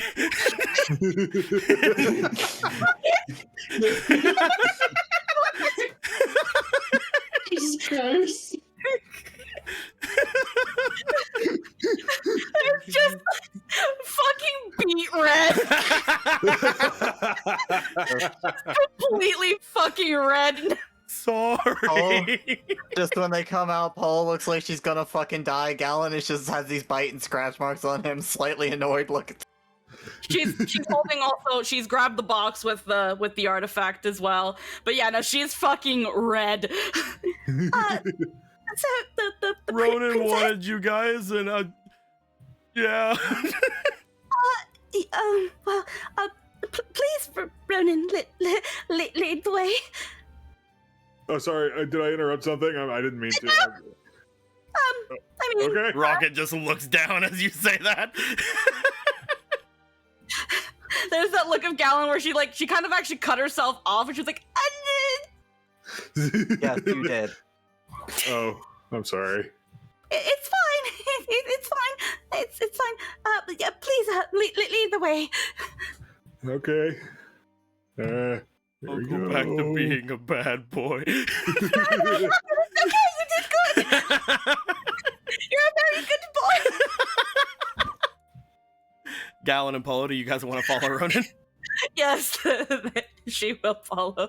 Gallon, I just realized another way to describe how Gallon looks right now. He just lost a fight with Polo's dog. Man, I wonder what that dog is.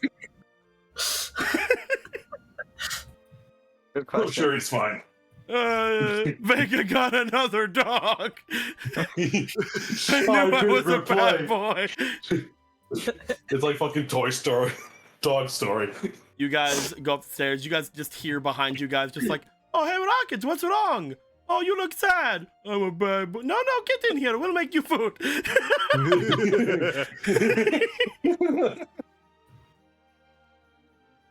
As you guys make your way up, is Marco back yet? Yes, I am. Hello.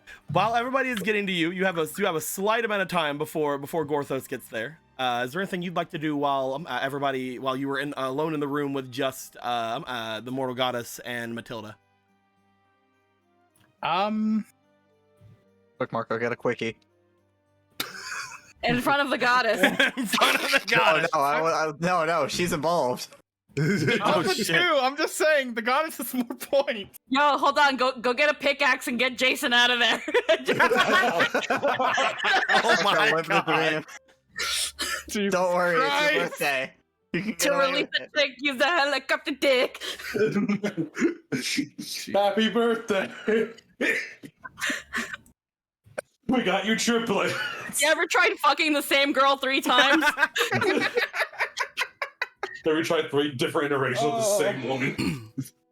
Also, I really like this art. Phantom did really good. Yeah, it's really great art. Yeah. She looks like an absolute shit, and Gorthos wants to slap that face. There's also one that has a slightly less angy face. We haven't Marco unlocked looks that up. one yet. Exactly. So Marco looks up. So why the chains? Oh, these? They're for Matt. Don't worry about it. Why do you ask? She like crosses her arms as if trying to hide them. Like, I've just been curious about them the entire time. If you must know, they were given to me for my magical talents. So what? They're like wands or something? No, I'm only able to perform smaller feats of magic, so I don't need all of the magic that I gain through every day. So any excess magic that would normally just be wasted is turned into chains, turned into new links in the chain after every day. Oh, I can use them for, well, not really much right now, but once I'm able to find things to use them with, I can use them with them, and it's better than leaving the magic just to disappear. Magic doesn't really disappear, but I suppose I get it. You're basically just storing it. Interesting. It used to take quite a while to gain any sort of anything from it, but nowadays, with every day that goes by, I can add another link, as long as I don't exert myself too much.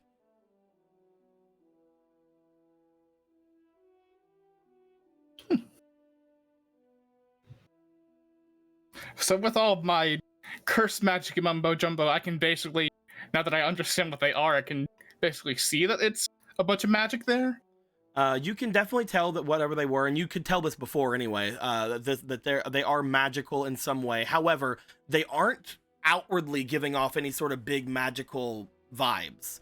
It's almost as in, again, from what she's saying, it seems to be sealing her magic within it. You almost feel less magic coming from the chain as you would anything else around the room. They're very unassuming. If they can store all that magical power in them, they sure give off only a little bit of it. Well, if I were to brandish it out everywhere, then people would know more. And I would be, well... There are some beasts out there that would make very much want to have something like this. And I assume that it is some sort of countermeasure for that. I do not know. They were given to me.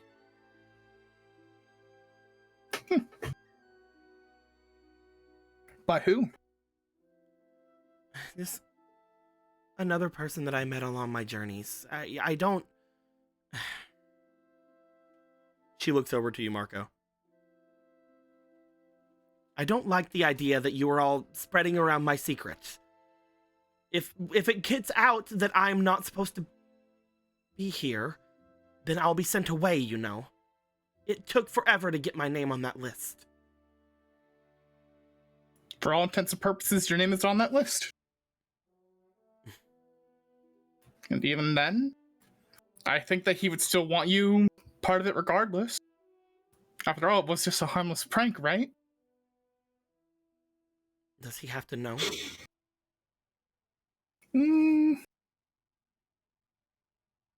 I don't know. I guess that would just be up to what the attendant tells him, if he can even coherently understand it in his current stupor. That might be something to bring up with her.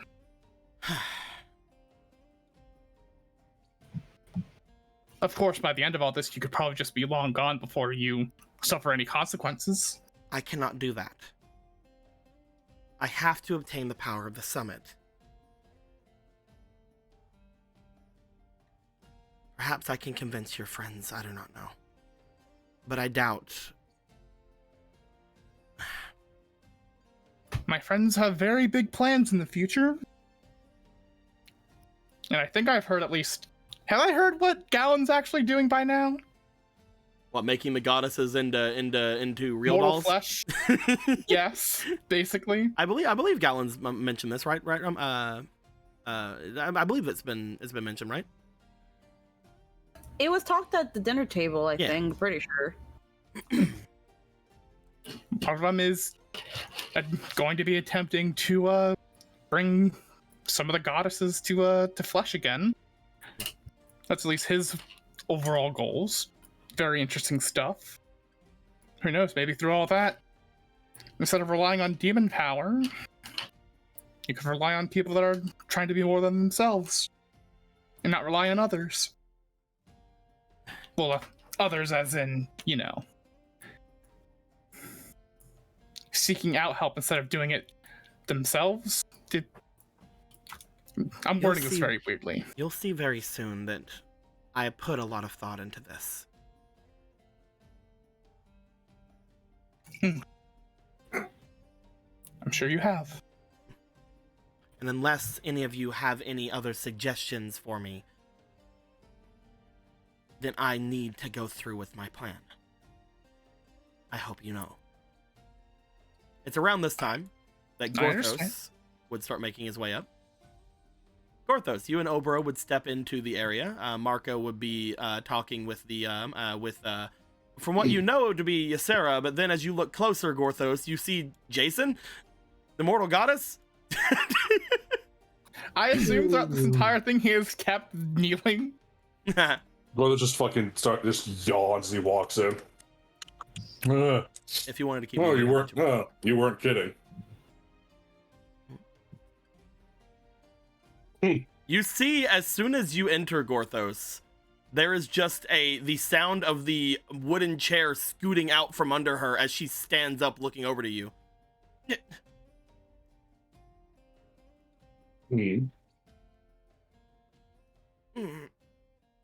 Oh yeah. This would be Gorthos. Gorthos, right. Yeah. Is there a problem? He was one of your friends. Sits back down. It's as if she didn't expect you to go and collect Gorthos. She expected you to go and get like Gallon and Polo, but it did not seem as if she expected you to grab Gorthos. I didn't grab nobody. You seem disappointed. I believe she's just nervous because of what she did. Looks at Zelda, looks to her.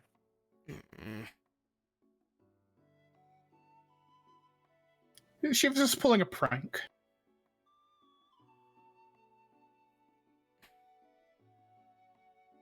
Well, he's waiting.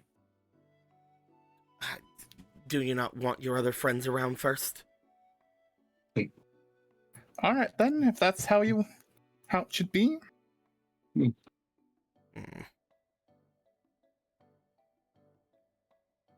I pulled a prank on the one downstairs. I thought Galvin was the one who made him drink from that pot. That is where I got the idea from. She motions over to the pot. And he still wanted to have the summit. He just shakes his head. From what everyone said, he is fine. Well, good. Well, this would be remiss if something happened to Volcircus. It seems as if it's like, you know, she's like, fuck, you brought his brother in and now he's gonna kill me or something. Yeah, she has no idea. It's funny to me.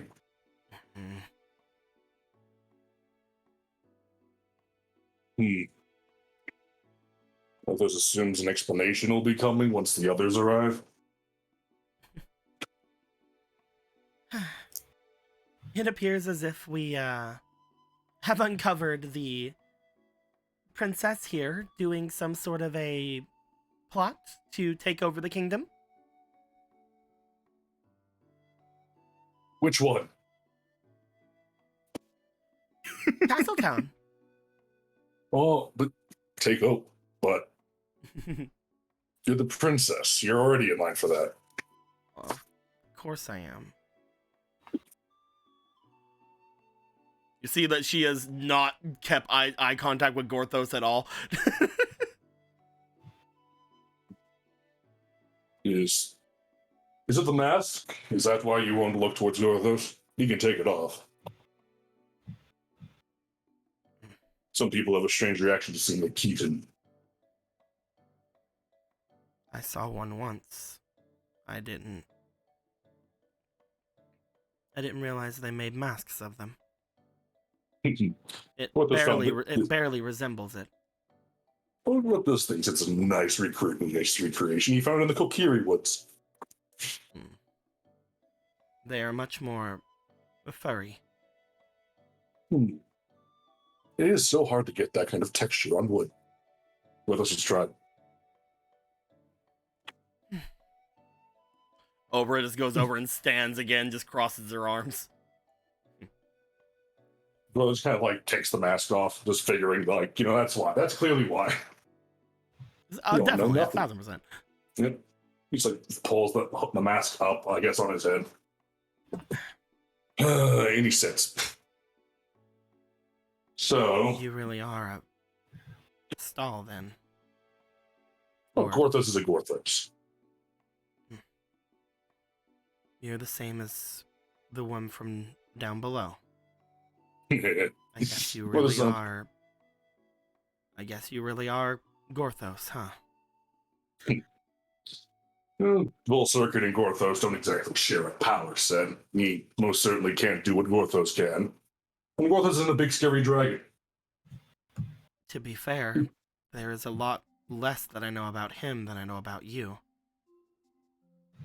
Volcircus doesn't keep themselves as busy as someone like you.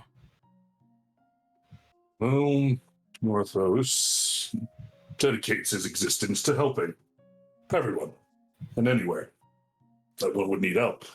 Volcircus is more prone to hibernation, it seems. Well, each have their benefits and drawbacks, as Gorthos has come to realize as of late.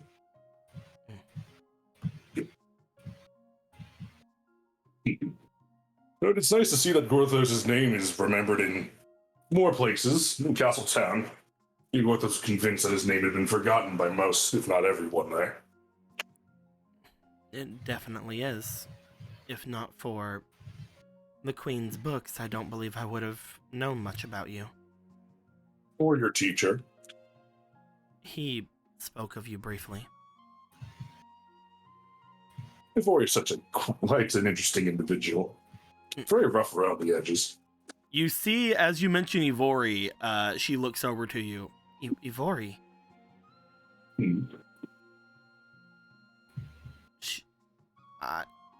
You know Ivori? She's Gorthos' oldest friend and companion.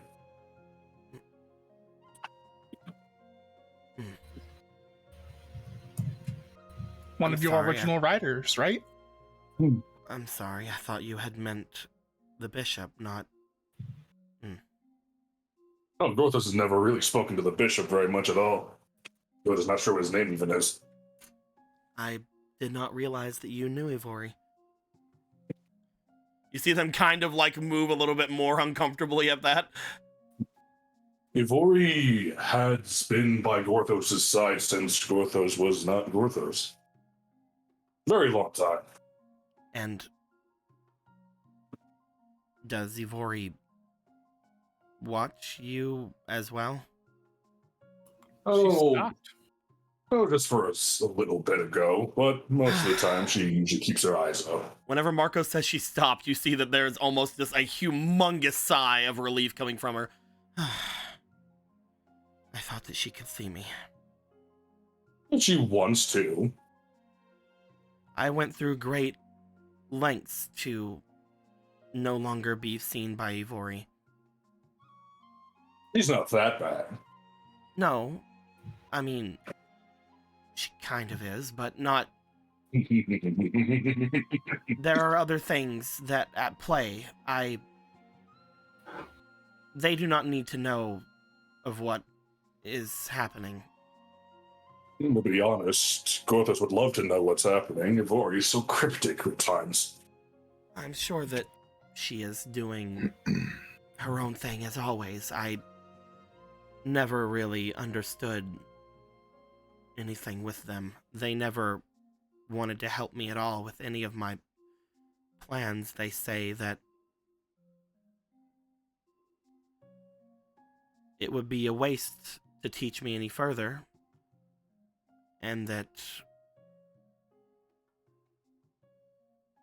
my father should have died long ago, so... She is very blunt. However, she's not one to simply deny aiding someone unless something is very unpalatable to her. Which begs Gorthos to ask, what plans? It's about this point that Gallon and Polo would return with Ronan. As you guys would bring yourselves up, you guys see what appears to be Ysera off a little bit, Gallon. However, again, looking closer, you guys can see that Ysera has changed. There are no longer any horns coming out from their head, and they seem to have the same face and hair as those you've seen from both the Mortal Goddess and from Zelda. Or not Zelda, and from Jason. You see Gorthos just sitting on the ground, leaning like back on his hand, like the palms of his hands. He just tilts his head back. Oh, Helen, there you are. Is that her? Yeah, it seems to be. Oh, that's her.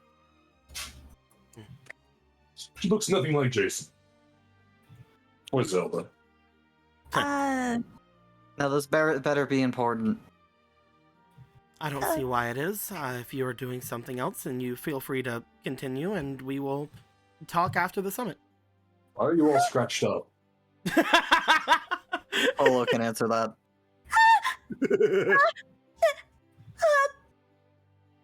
Miss Matilda! Gorthos looks between the two of you, Galpo, and just you hear him lowly mutter, "About time." So, Miss Matilda! It appears that all of you know me. Well, we've all been knighted as your champions, and etc., etc. Yet you... Yeah, we've been cleaning up your castle town while you were away. What a mess it had become. You say that you are all my champions, yet you all are here to take me home. Doesn't seem very champion-like. I never said that. It was a request of your father. At the end of the day, we're more so Hyrule's champions. Yeah. I mean, Well, if I were to return, then my father would most likely perish. So then you would already be more to me than him. So why not cut out the middleman and just listen to me? Yeah, so why don't we just... How it works, ma'am. That actually makes Gorthos need to ask. You can't again. play that card when you're here to save your dad, okay? You can't. That was that thing of like raise his hands up because that is not how it works. Why not just, if you want... You can tell, Do by you the want way, to now that all of you are here, you guys can tell very much that she has shied herself back into her chair. Whenever it was Ronan and Marco, especially whenever you guys were here together, and Gorthos, you would know that whenever you were here just a minute ago, whenever it was just like a couple of you here, she seemed very much more assertive. Now there are a lot of people in the room. She seems to be somewhat shaking in her chair.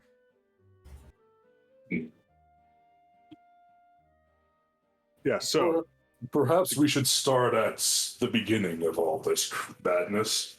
I heard that it's a very good place to start. Oh, yeah, actually. You just want to go sit in the chair. Excuse me. Okay, there you go. There's no chairs here. Gallon, No, you don't do worry, notice, there's enough chair here for the both of us. Gallon, you do notice as you get around the side that there is a teapot on the table that the two of them are sitting at. You notice that it is the teapot that you had gotten before, the little holy water teapot. When did you get my teapot from me? I conjured it. Nice. Oh. Why? For her prank. Is it safe to assume that we can that someone could just blah? You guys, as she she brings that up, and you guys get to that level, we can't blah because we don't know exactly everything being blawed, and obviously things need to be brought up What because her a few of prank you want to was? do things. We can blah that part, so you guys would know. For right now, they seem to have Marco and Ronan seem to have gone down and had gotten the tea out from Vol Circuit, which had holy water infused with it, which you guys know is potentially supercharged by the fact that the mortal goddess was drinking out of it. At least that seems to be what the quote-unquote prank was all about. You also are brought to speed that apparently the reason behind it was so that whenever the summit happens, they would be inebriated enough to potentially listen to any sort of requests by people. To be honest, it's not a bad. It's not like it wouldn't work. It's just funny to Gorthos that you thought that you could have the power of this place. That sounds absolutely ridiculous. The point of a council is that everyone has a say and the leader is chosen through delegation. Do you also know that what you have done is potentially assassination? Do you not know what that could have started? Oh, wow. Do you think the demons would accept that? They would have turned on you like hungry animals. You could have started a war. Yesterday, Gallon had put in quite a lot of the holy water into his mouth. I assumed that it would be similar, but I guess I miscalculated the effects of the goddess. That is my miscalculation.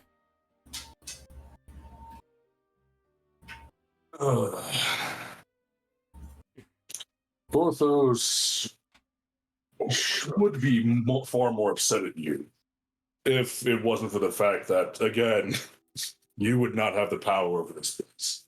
Absolutely not. I'm not looking to have the power the of this others. place. It is not because of the other demons. It is because that the power of the summit cannot go to you. Well, that is also what I mean. You are misunderstanding me. When I... You notice that again, it takes her a little bit longer to say much of anything now that everybody is in here, but she does eventually look over. When I say I want the power of the summit, I don't mean I want this place. I mean I want the power that those decisions can make. I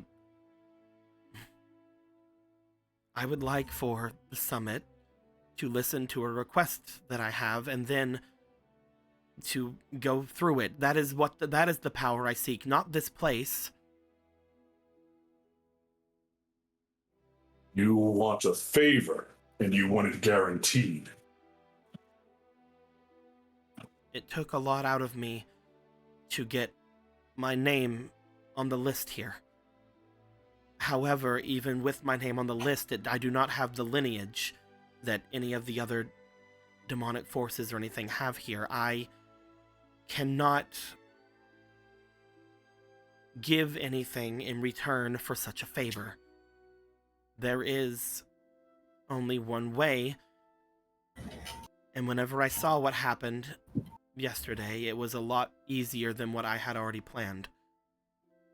If I could just get him inebriated, then I could have him rashly potentially give a response. And yeah, as you say that, as you go, she kind of like recoils a bit. You just used rationally and inebriated in the same sentence, unironically. Sorry. What a set. And you want this favor. What is it? To obtain the power of a stronger demon than that of the Bishop of War. Full circuit? I would say potentially, but from what I saw, whenever all of you had came here, Volcircuit regained power even though the Bishop of War came in, which means they are either very similar in strength or something else. I need something far stronger than him. Volcircuit will not work. If I had the power of a stronger demon, then I could lock it away and I could use it instead of the Bishop of War. The Bishop could leave Castletown, could leave my father, and I would have a way to keep my father alive so that he could handle all the mundane activities that I do not wish to do. The Bishop of War could have left at any moment. What'd you say, Squeaky? The Bishop of War could have left at any moment. Do you think that dungeon could have held him? I know you know that's not the case. He wasn't strong enough to save him. Not for much longer. I need someone stronger. You'll be hard pressed to find something like that. Right now, at the moment, the strongest demon here is Volcircuit. Well, there's one who's supposed to be here. You see, as soon as you say that, she kind of like looks out again, like, I don't know what you're talking about. What do you mean? Or they're just like brushes you off, like, please, whatever that pretender is can't possibly overpower Volcircuit. Like Demise? Demise is dead. Gorthos killed him. Well, whatever that person was who wanted us to be here, they were very powerful, were they not?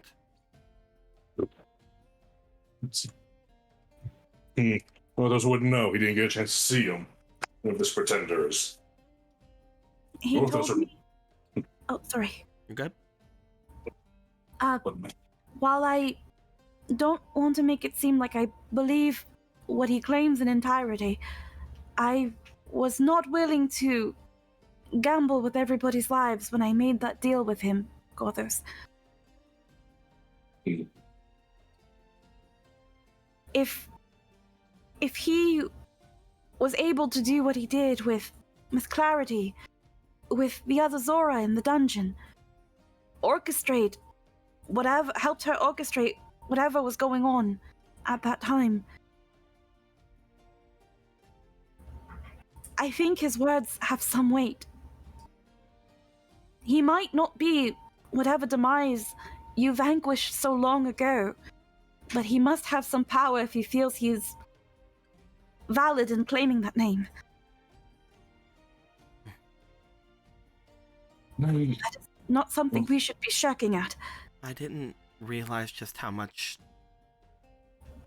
I did not realize just how much information you had on this demon.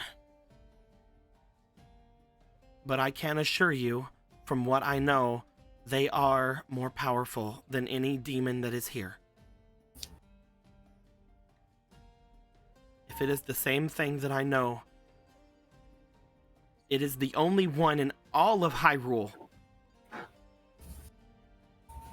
that is more powerful and has the same kind of feel as that of the Bishop of War.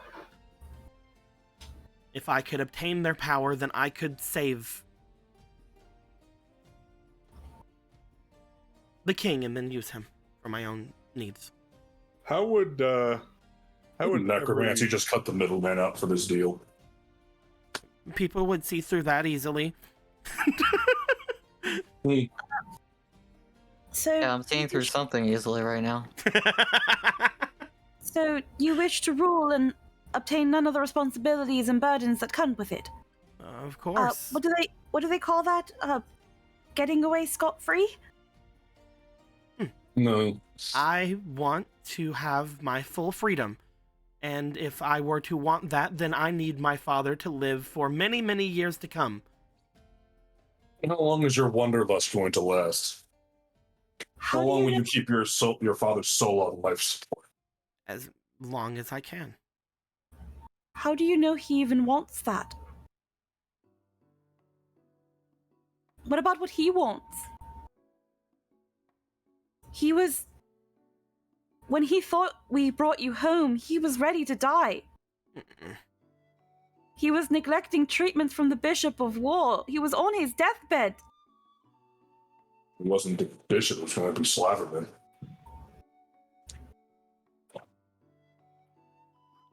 He was ready to give you the throne. I don't want that. Well, it's not all about what you want. How dare you? Well, how come he gets to make that decision?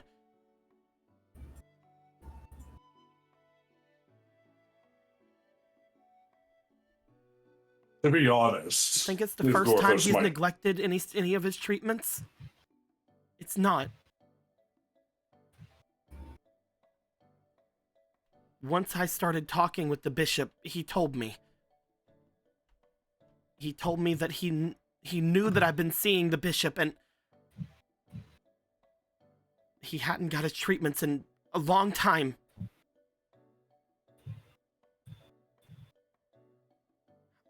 Why does he get to make the decision to die? Why do you get to make the decision for him to live? Has he not suffered enough?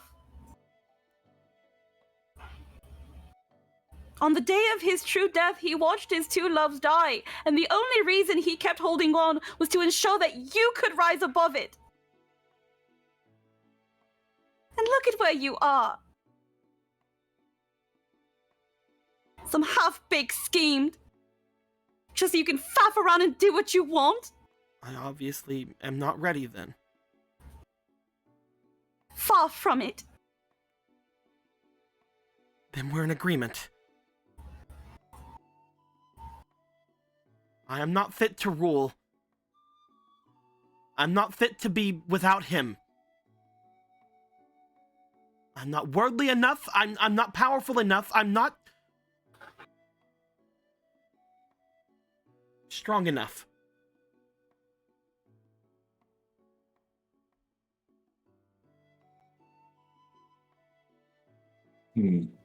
No, that's not why. It's because you've let all this nonsense blind you.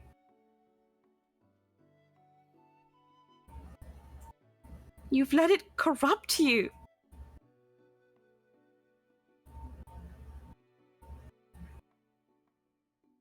Seeking Demage's aid will only lead to the deaths of many people, including your father, including you. Even if it's not the same as Gorthos's, creatures that name themselves that are purely malicious, malignant things. You try to use him, he will use you, drive you mad, turn you into something as unrecognizable as a person, or a demon, a monster. If you're lucky, you won't have a mind left to realize how far you've fallen. If you want strength, Matilda, you need to find it from within. and not from a deal with a demon or God. I cannot trust him. I know.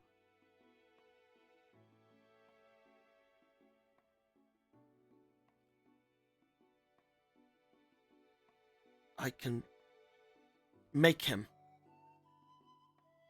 He is far more powerful than any demon here. What makes you think he'll abide any decisions? He can't even be bothered to show up.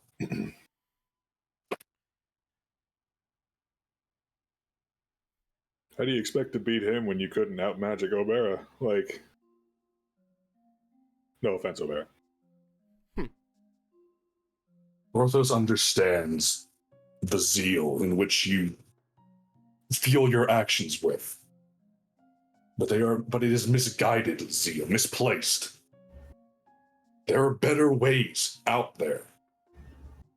You need not resort to darker powers for it.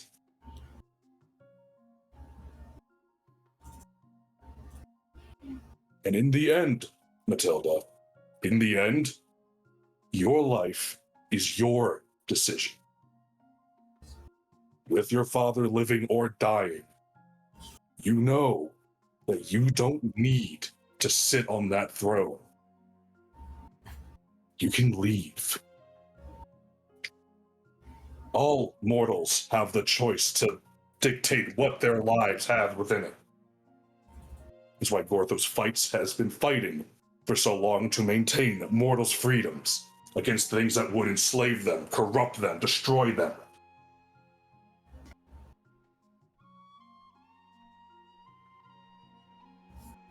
So I should just let him die?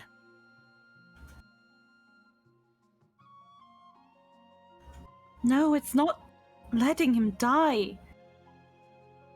It's letting him go and giving him a proper goodbye.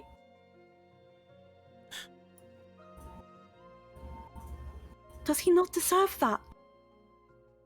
He did all of it, as harsh and cruel as it might have felt. He did it for you, to keep you safe.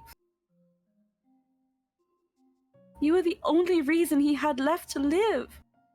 You were all he had.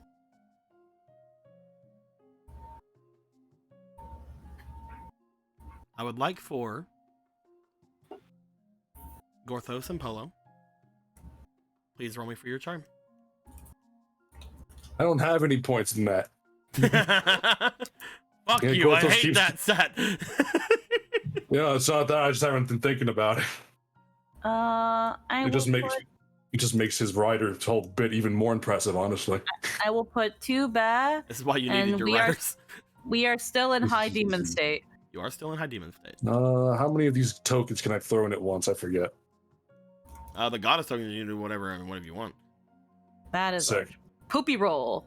Da-da-da-da. So we will do an auto success. No, you got their bare minimum. Okay. Oh fuck! You're fucking I'm throwing running with 5. zeros. Leave me alone. Jesus Christ. 5, 9. That's 2 of those. 3, 4. 15's the highest. 2 more. 18's the highest. We're slowly climbing there, boys. This is 19 or 20. I'm gonna laugh. Nope. So 18 flat. As the two of you, as well as everybody else who's sitting around, either nodding, being silent to everything, trying to get through what you guys know in your hearts to be true.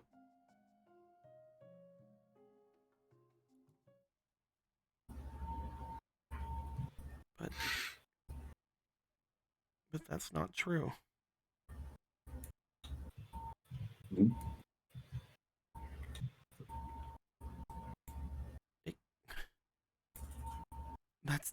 But that's different.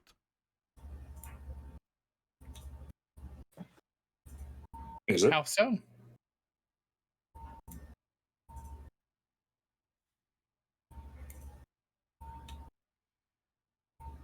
Like they said, it's not really your decision to make, as much as it might hurt.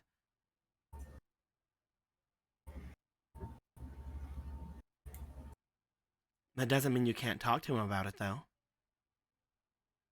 Obra looks over at her.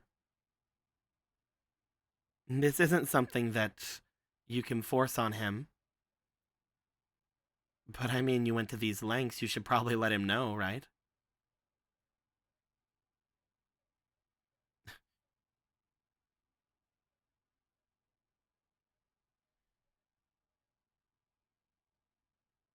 This isn't going at all the way that Ganon said it would. Well, fuck me. I guess when do I start rolling now? Or? Can I roll for Can I roll for triggered? So how difficult an experience roll do I need to make? Should I burn all 4 fate cards for rolls, or does it become exemplified because I'm in high demon state? Do I just start holding my head and screaming? Please tell me yes. Gorthos.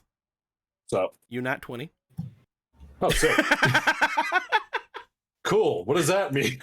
That means you don't have to fucking roll, my dude.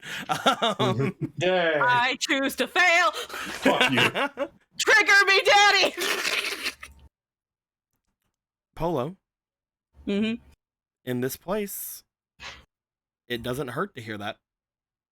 Oh, okay. Well, that's disappointing. As she fucking shit in my Cheerios. As she seems to sit just holding on to the book in her hands, as you see these tears begin to fall down onto the book. Gorthos. Yep. You kind of recognize that name. But you've only ever heard that from Demise. Gorthos. Mm-hmm. Long, long ago, back whenever you were traveling with the hero, trying to save the goddess, you were after all of the remnants of the power that Link had defeated. Link had already defeated Demise, but for some reason, Zelda had fallen into a deep, deep sleep.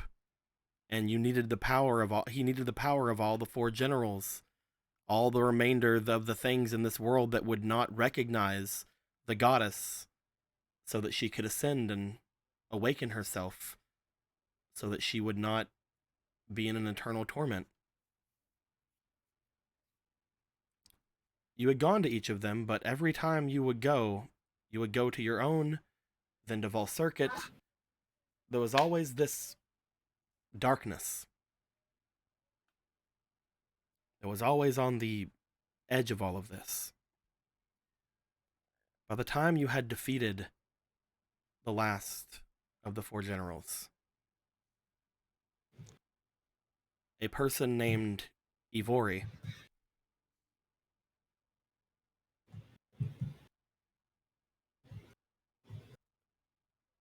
Demise had risen again. Not being able to have been defeated before, not with what you had at your disposal, but because it wasn't completed. The Sword of Evil's Bane, having gotten rid of Demise, killed Demise, but not gotten rid of his power, his malice. The Demon King was gone, but the monster remained. When you and Link finally found your way to him, Demise, or at least what you had assumed was Demise, rose up far more powerful than you ever remembered him, commanding you with a single word, filling all of those around that were not given protection of the goddess with hate and almost an everlasting amount of it. Malice. being born in that instant. Whenever you asked what had happened, whenever you had brought yourself before him, he no longer went by Demise. Demise was weak. Demise, as a demon, had lost. But Ganon, as a god, would live.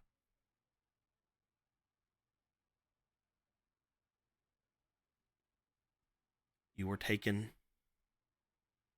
just as all the others, and you're not sure how Link had saved the day. You're not sure how Link had done it.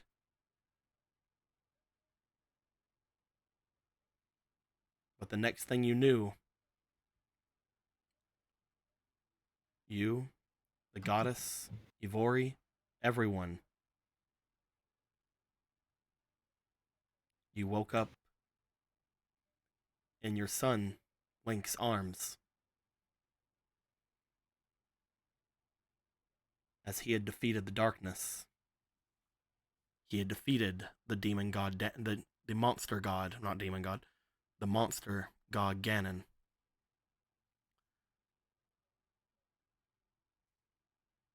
Even though it took him everything, it caused him his life. When you hear the word Ganon uttered from this person, no one should ever have known anything about them. One thing you had done, one reason, one of your major set-off points for even becoming Gorthos was to erase that name from all of history. No one who lived today should know other than you and Ivori, and potentially some of the gods themselves.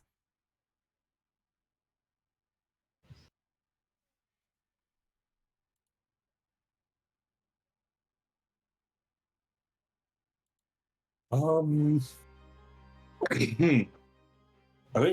think you all see Gorthos stumble for a second, like he clenching like one hand on his head, like. Yeah, there was a recoil, expecting something to happen.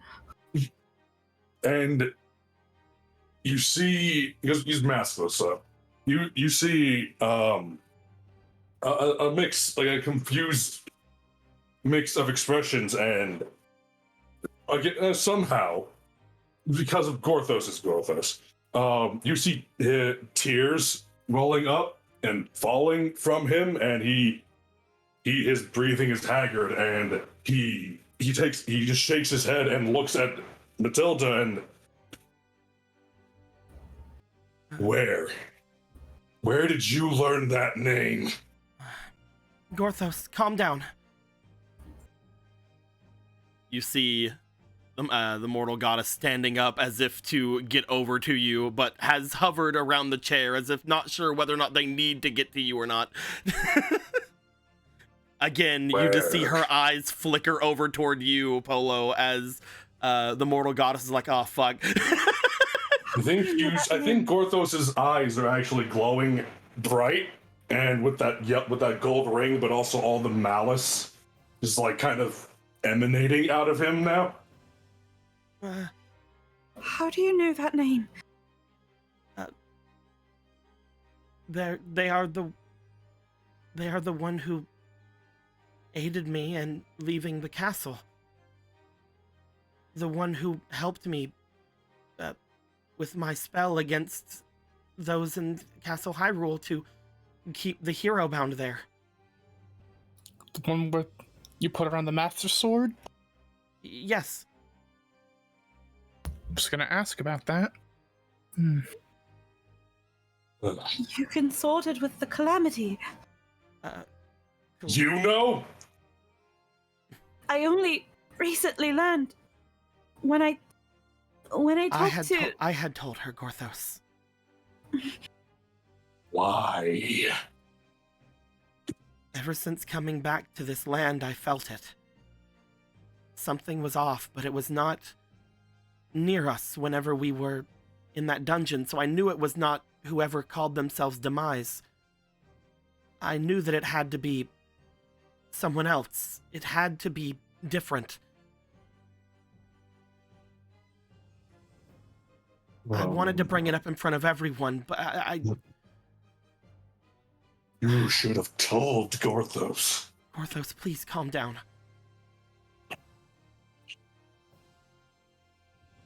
You see the mortal goddess at this point has lowered herself so down. Long trying to wipe that name from history. Link killed it.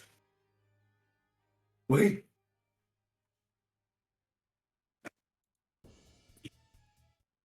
That monster, that thing killed my son! And he's alive!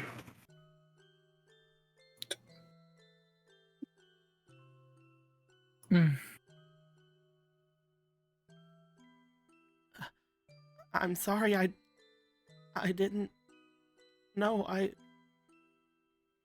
You see Matilda kind of stepping back away from you.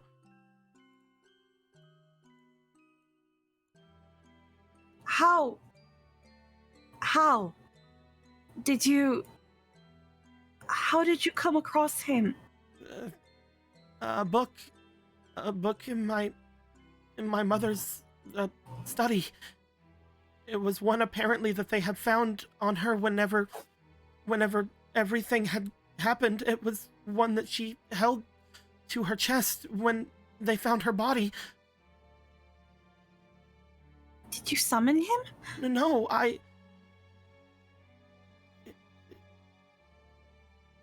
mean, I don't think I did. Then how did you meet him? How were you able to consort with him? My dreams. Mm. He spoke to me ever since I learned how to read it. I had asked the bishop to teach me letters, and I read the book, and he would tell me of things that were true, and things that would come to pass, and how that I could leave. He even told me that the hero would appear and they would look like me. How long has it been hiding in the shadows? How long? Did Gorthos know? Is that... The malice came from him, Gorthos. The part of him that gave life to everything about the monsters, that you even... Gorthos remembers. Gorthos thought him dead, gone. Is that what he found in the Lost Woods? Is that what killed us all? You remember now that you mentioned the Lost Woods.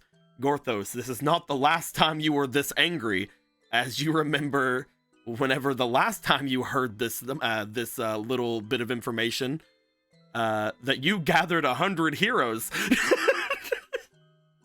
Yes, it was 100. He gathered them, all of them, to kill, to try.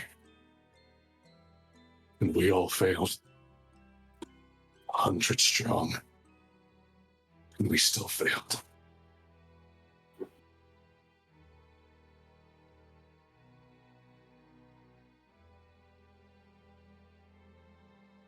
I'm sorry. I didn't. I mean...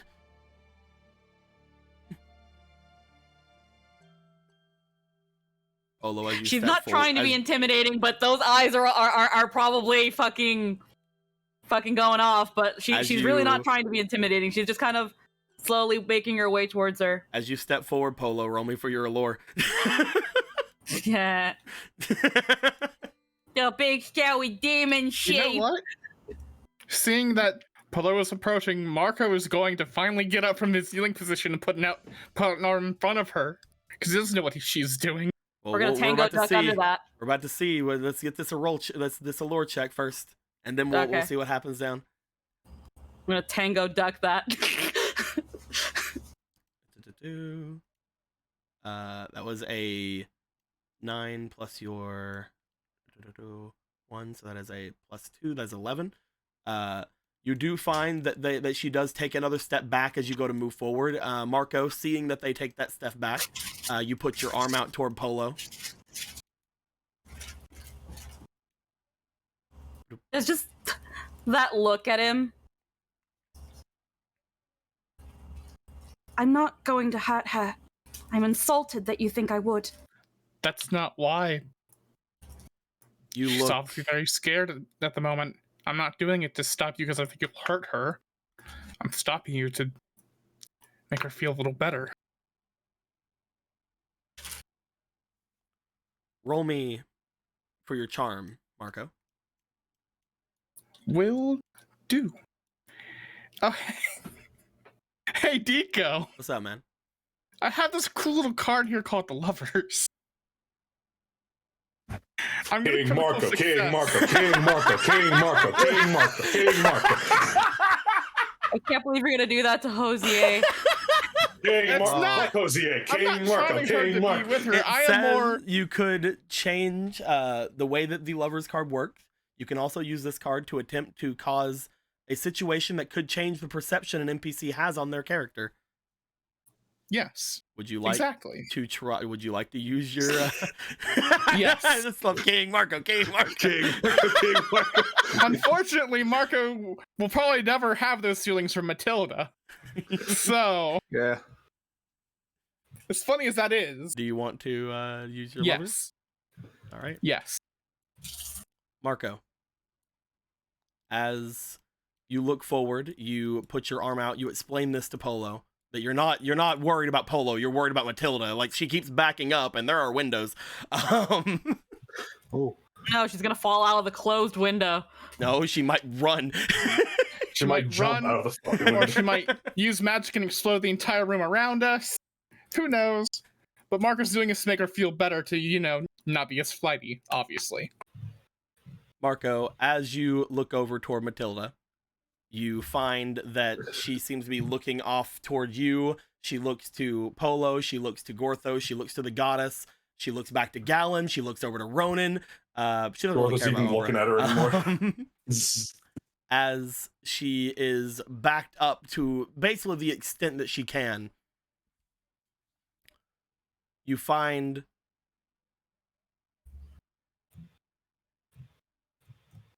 that she seems to stop. She stares off toward all of you.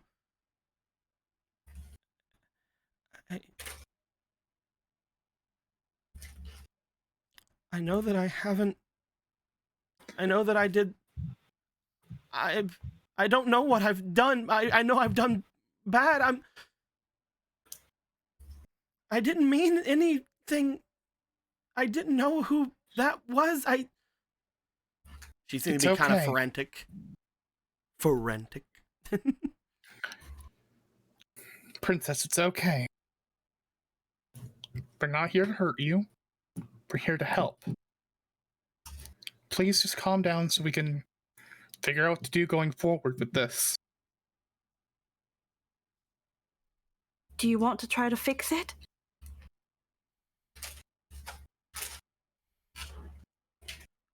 Marco, you see her bring her hands up, and she begins to rub the chain cuffs that are on her arms, just very much like in a frantic but kind of absent-mindedly fashion. You do remember just earlier that she said that she was given those by someone and didn't say who.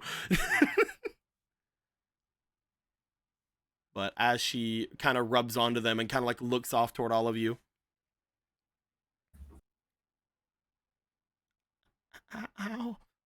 how can I? By explaining what's happened?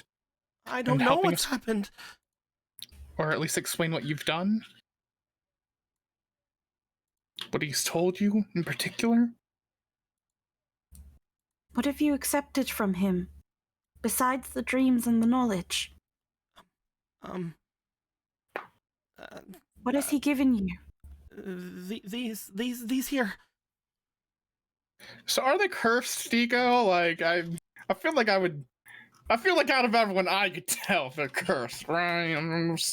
They don't appear as you look to the things again. You already kind of looked at them before. They don't appear to be showing anything else from before. She motions to the things on her wrist, but she also motions to the book in her hands. As she puts the book down, and then goes to try to take the things off of her wrist, but nothing. It's kind of like clang clang. These here.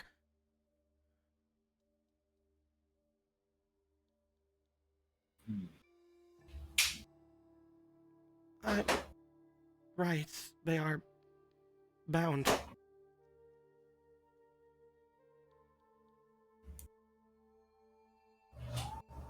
Then I guess, in a way, you and I are similar. She looks over towards you, Polo. These chains, they are meant to take in my excess magic and make more chain links. They're supposed to store it away, and this book, its pages are made from monsters. The pages and the cover, when I was told about it, it is made to be able to handle demonic magics. I was going to seal demise inside of this book.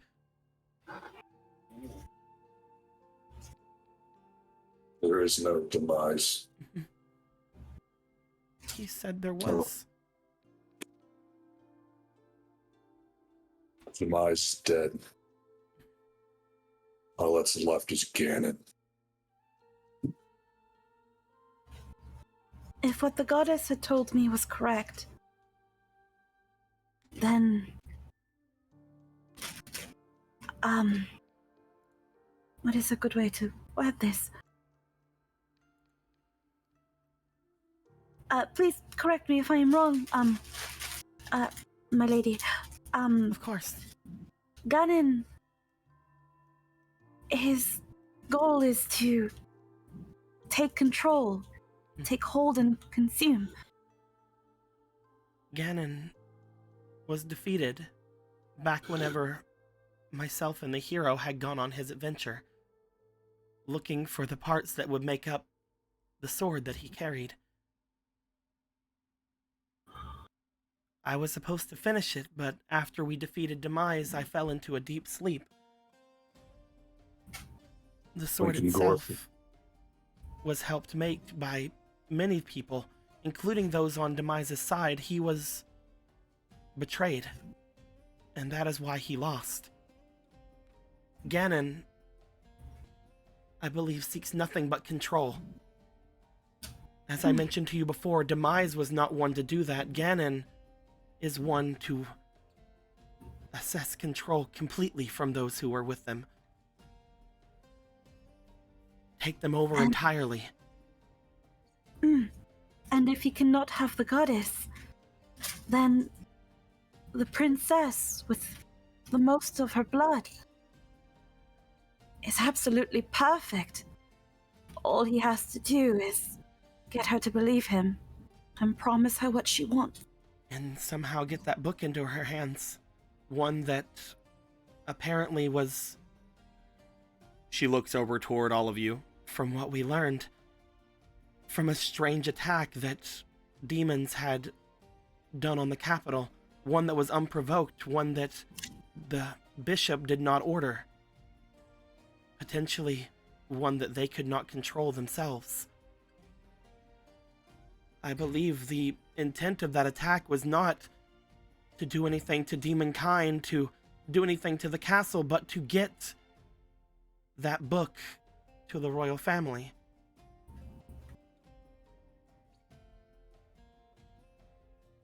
a link to Ganon. Whenever she says it, Polo, you get a bit of a twinge. Shakes head. You notice that both Polo and at that point you do also see, seemingly recoiling a bit, the princess as well, Gorthos. As she says the name Ganon, you feel a pain in the back of your mind, but you are far too angry right now to let that do anything. That's like if someone like cut your arm off, but then they like pinched your leg. Yeah. Like, I'm a bit busy right now. I'm sorry, Gorthos just remembered he has a deep-rooted fucking parental fucking hate towards this thing. I've been waiting to say anything. Okay, can I just say one thing before we continue? Yes. Okay. If you would have went into the heroes thing, you would have found that out sooner. the whole potentially son thing. Yep. Hey, this is also the first time you ever heard Gorthos use something that wasn't a third-person reference. Yep.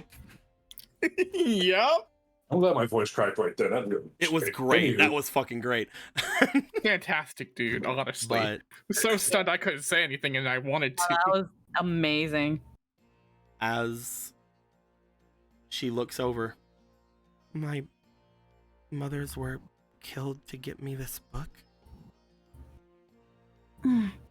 You are the princess with the blood of the goddess.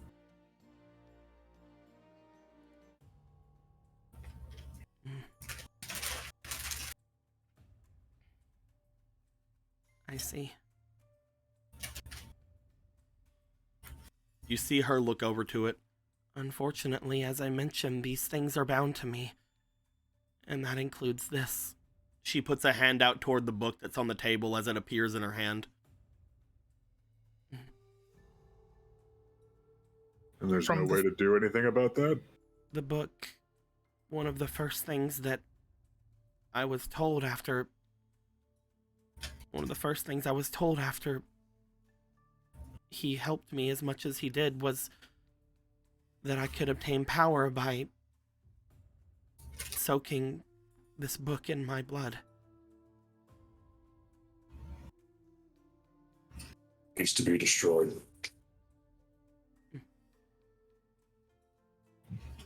Would doing that hurt her in any way?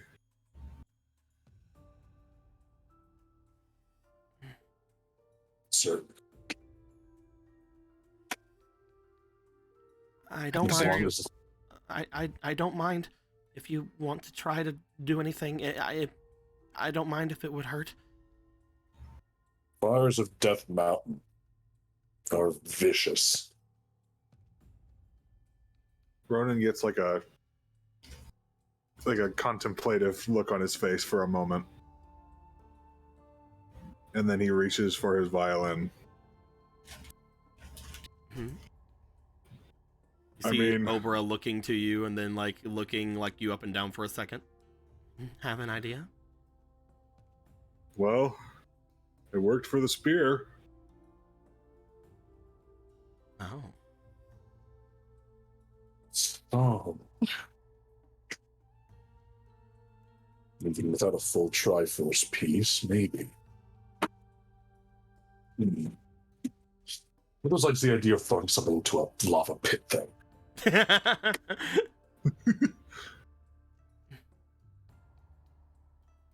I'm just worried that it might hurt her if we try to do that before it's, not detached from her. I feel like Do what you wish. I do not care. What's that, Polo? I feel like depending on how much and how concurrent the exposure to her blood, it might be a very difficult attunement to break. I would also probably mention that if this is... We are sure that you are the princess, but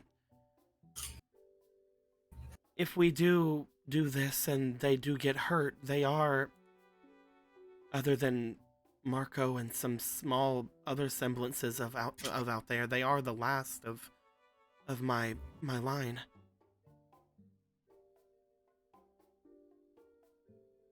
If I were to completely disappear from this place, I do not know what might happen to that stuff that I have blessed. You mean the Master Sword?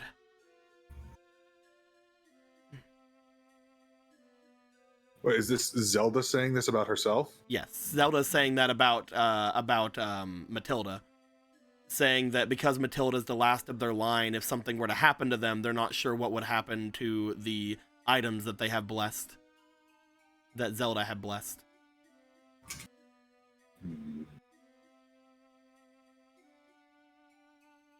We can't just leave her like this. I agree. But we should figure out more before we do anything, I think. Perhaps there's another way to remove something from someone. Perhaps there's another way to remove this monstrous blood, or even to get these shackles from her. We've caught this early. Extremely early. At the very least, from the sounds of all of this, I don't think she should be here for the summit.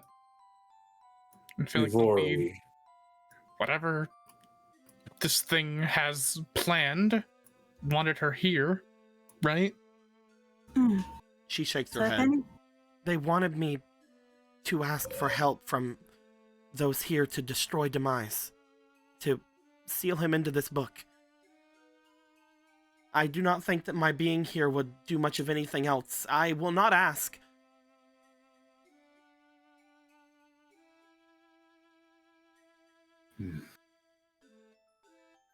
When he sobers up, Gorthos will speak to Volstagin.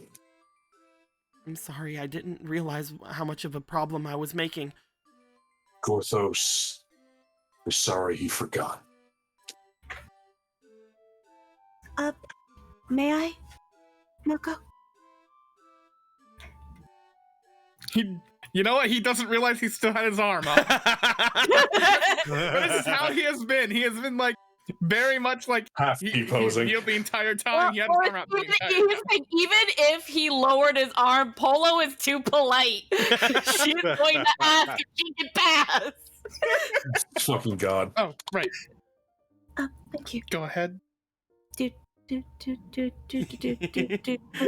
Arrow to the head. Power shot. Meow, We figured it out. Meow. Burning hands. just fucking Hellfire dagger. Let's go. Power shot. Burning hand. Oh, go on Final Fantasy at that damn cast 789. Every Sunday. Okay. She's I'm gonna guess that she conjured up the book in her hand to show off that it is bound to her. So she's gonna grab her other hand and try to turn her high beams off. It's you made mistakes, and we will help you fix them. You, as vexed as I was previously, I do have a semblance of understanding. When you want something and you don't know how to get it, so you try to reach for any sense of power that could help you.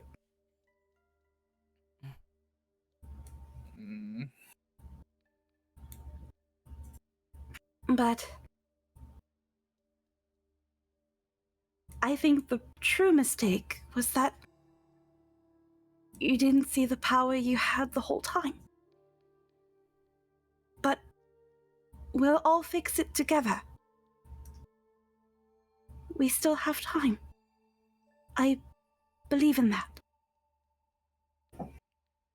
They most likely made me hold back the hero for a reason, right? Perhaps the hero can help?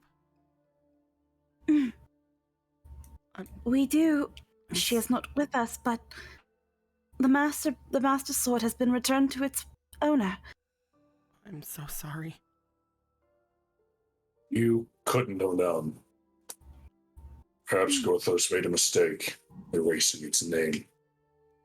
Maybe if people remembered. I think those words should be directed to them, most of all.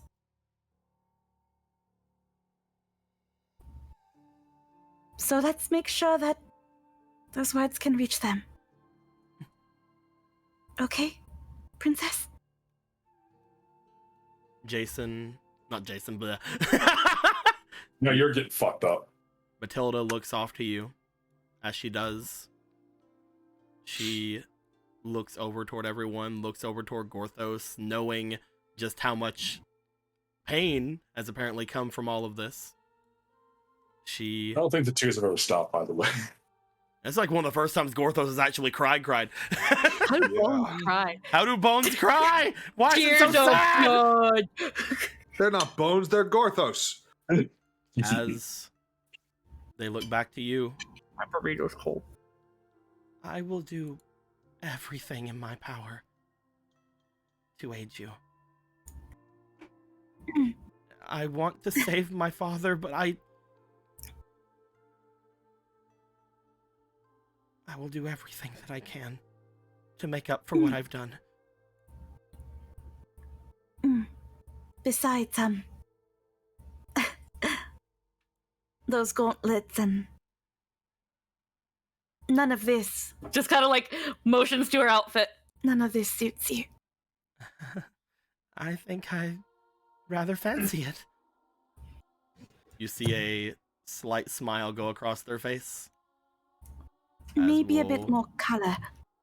We will change from evil look. Hooray! Content. Well, I guess I'm getting rid of my fucking boss sheet for her, whatever. Oh, fuck you too. Why would you make her a boss? Marco could never fight her.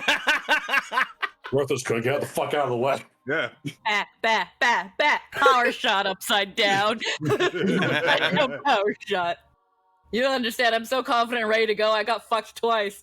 You literally are living on the edge now. You don't give a fuck no more. I don't give a fuck. As you guys look over toward Jason, I keep saying Jason because her face. As you guys, This is your own over toward fault, by the Matilda. way. Listen, I needed a sister thing. I needed a fucking what's another twin? It's another twin like 90s show. Trap. I needed a Parent Trap thing. Sweet Life of Zach and Cody. I needed Sweet Life of Zach and Cody. The Full House didn't have the twins. They just used both Mary Kate and Ashley for the one role. Oh, did they? No. Yeah, there's Parent Trap, there's Sister, Sweet Life of Zach and Cody. Phil, you need Rugrats, Phil and Lil. It's true. I needed my Phil and Lil. Twins. Only both girls. Thing 1 and Thing 2. No, those don't really count. They have numbers I don't know on what them. they are. But yeah, but they're twins, you see. That's why they have the numbers. As you guys would see, you bring yourself over to them, Polo, and they look to you, they look to Marco, they look over toward everyone as she begins to try to bring herself forward, but you can tell even just going over to them, they apparently do not like having a lot of people in the same room. But you go to them, you try to aid them as well as you can, and she seems to give a slight smile towards you as much as she's able to muster.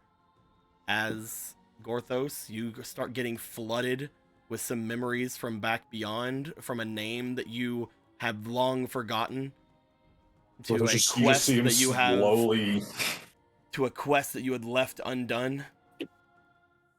to avenge your son. You see him like gritting his teeth as he just puts the mask back on his face. As we all bring ourselves forward, Gorthos just clenching his fists as hard as he can, tears still coming down from the mask. A flash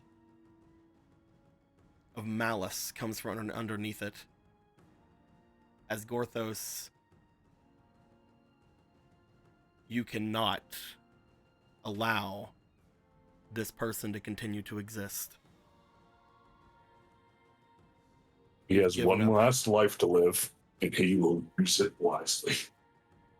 And with that, I think we should end things off for the night. Oh, but what about the treasure hunt? What about my treasure fucking hunt? I didn't know that Gorthos was gonna give you the thing to go down and see Drunk Man, and then you guys are gonna jump in Drunk Man's mouth. I was expecting, I don't know what was gonna happen when you jumped in his mouth. I just imagine Gallon just sitting on this chair in that kind of like that reverse thing where he's like leaning on the back of it, like he's sitting on it backwards. So, and this whole time he was like, this was not worth cutting me off. So, you doomed your country. It's like doing the Captain America thing. Yeah, he's doing, why that he's should doing keep the from Captain getting America laid. thing, saying like, you interrupted my sex for this. You interrupted my sex for your stupid fucking plan, huh? Listen, at this point, he's glad he interrupted your sex.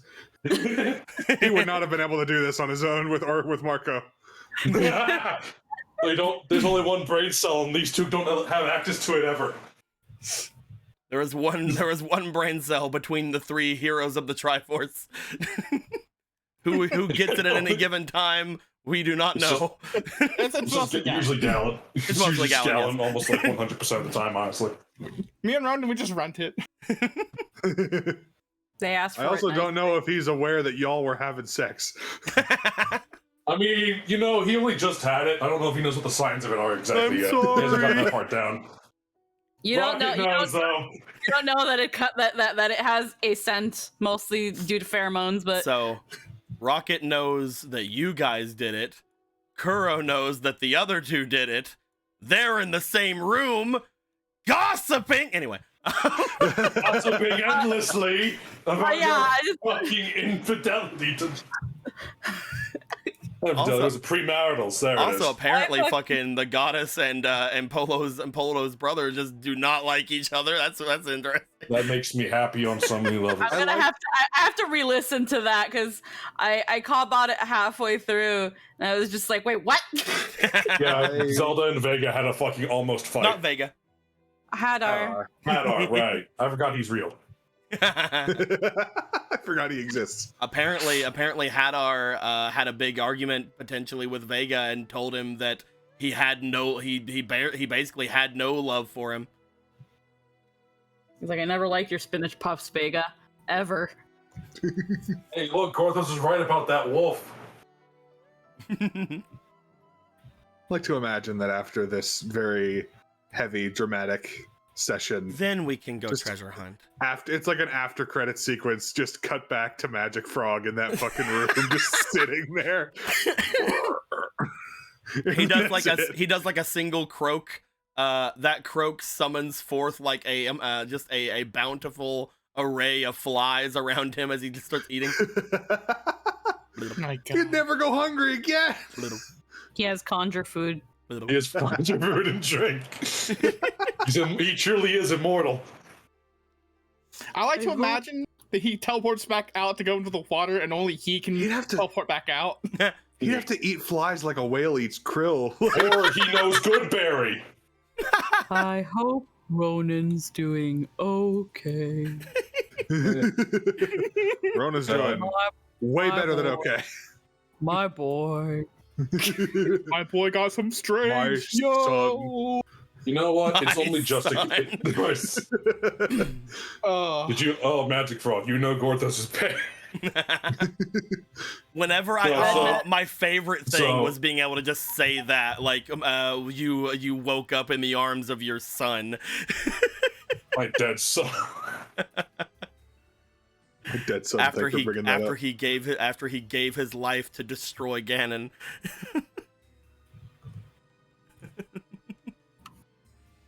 In blind fury, he erased Ganon's name from all existence, which only helped him. Yay! Sure did. Red Mystery says, Magic Frog croaks, the binds on the princess fall off. Magic Frog, Magic Frog, Magic Frog. Have I introduced you to my friend, Magic Frog? He can literally do anything. He's the most powerful. He could beat Ganon like one-handed. Hey, you said you wanted to have like a really strong being to save your dad. Magic Frog's the strongest thing any of us have ever seen. He's probably like 5,000 years old. You'll eat your father. He's your daddy now. He's not subsumed in place of the king. It's like Shrek, but you know.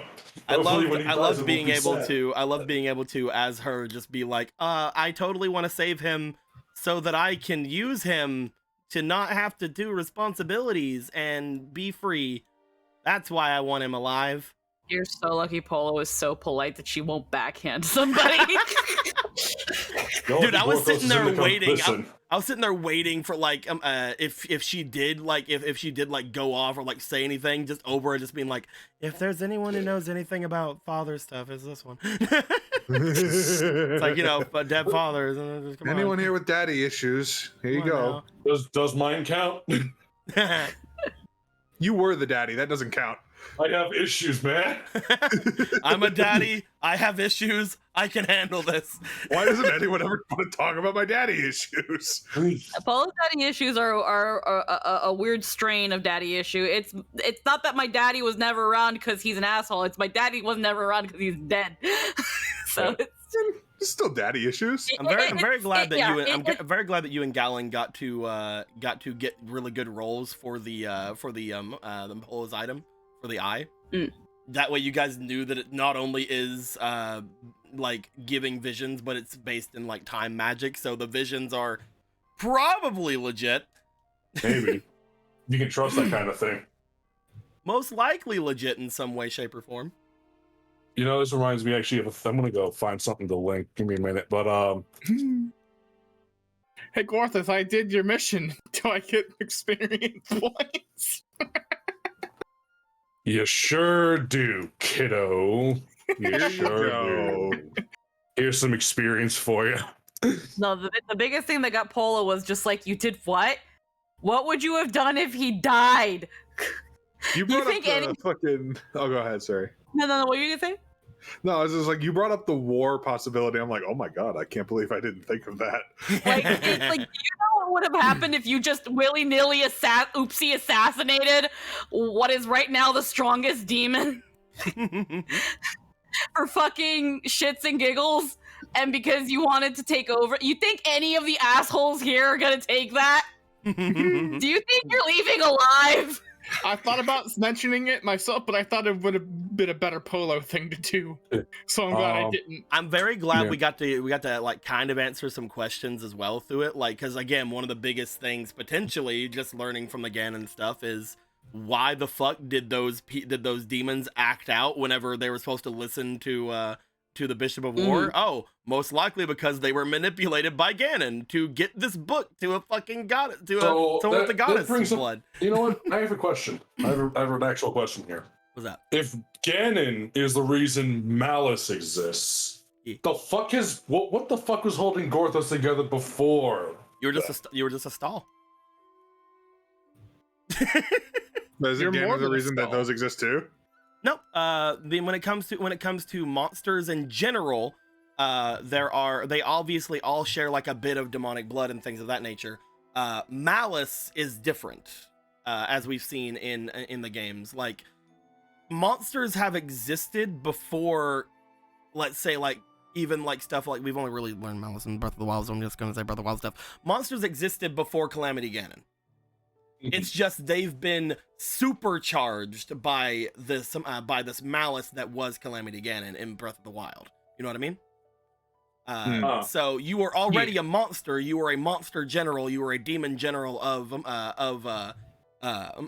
demise. But whenever Ganon showed up and had all of this hate for everyone and going like, "Hey, you all fucking betrayed me. I'm gonna use this big hate boner magic that I decided I made up, and I'm gonna supercharge everyone and take you over."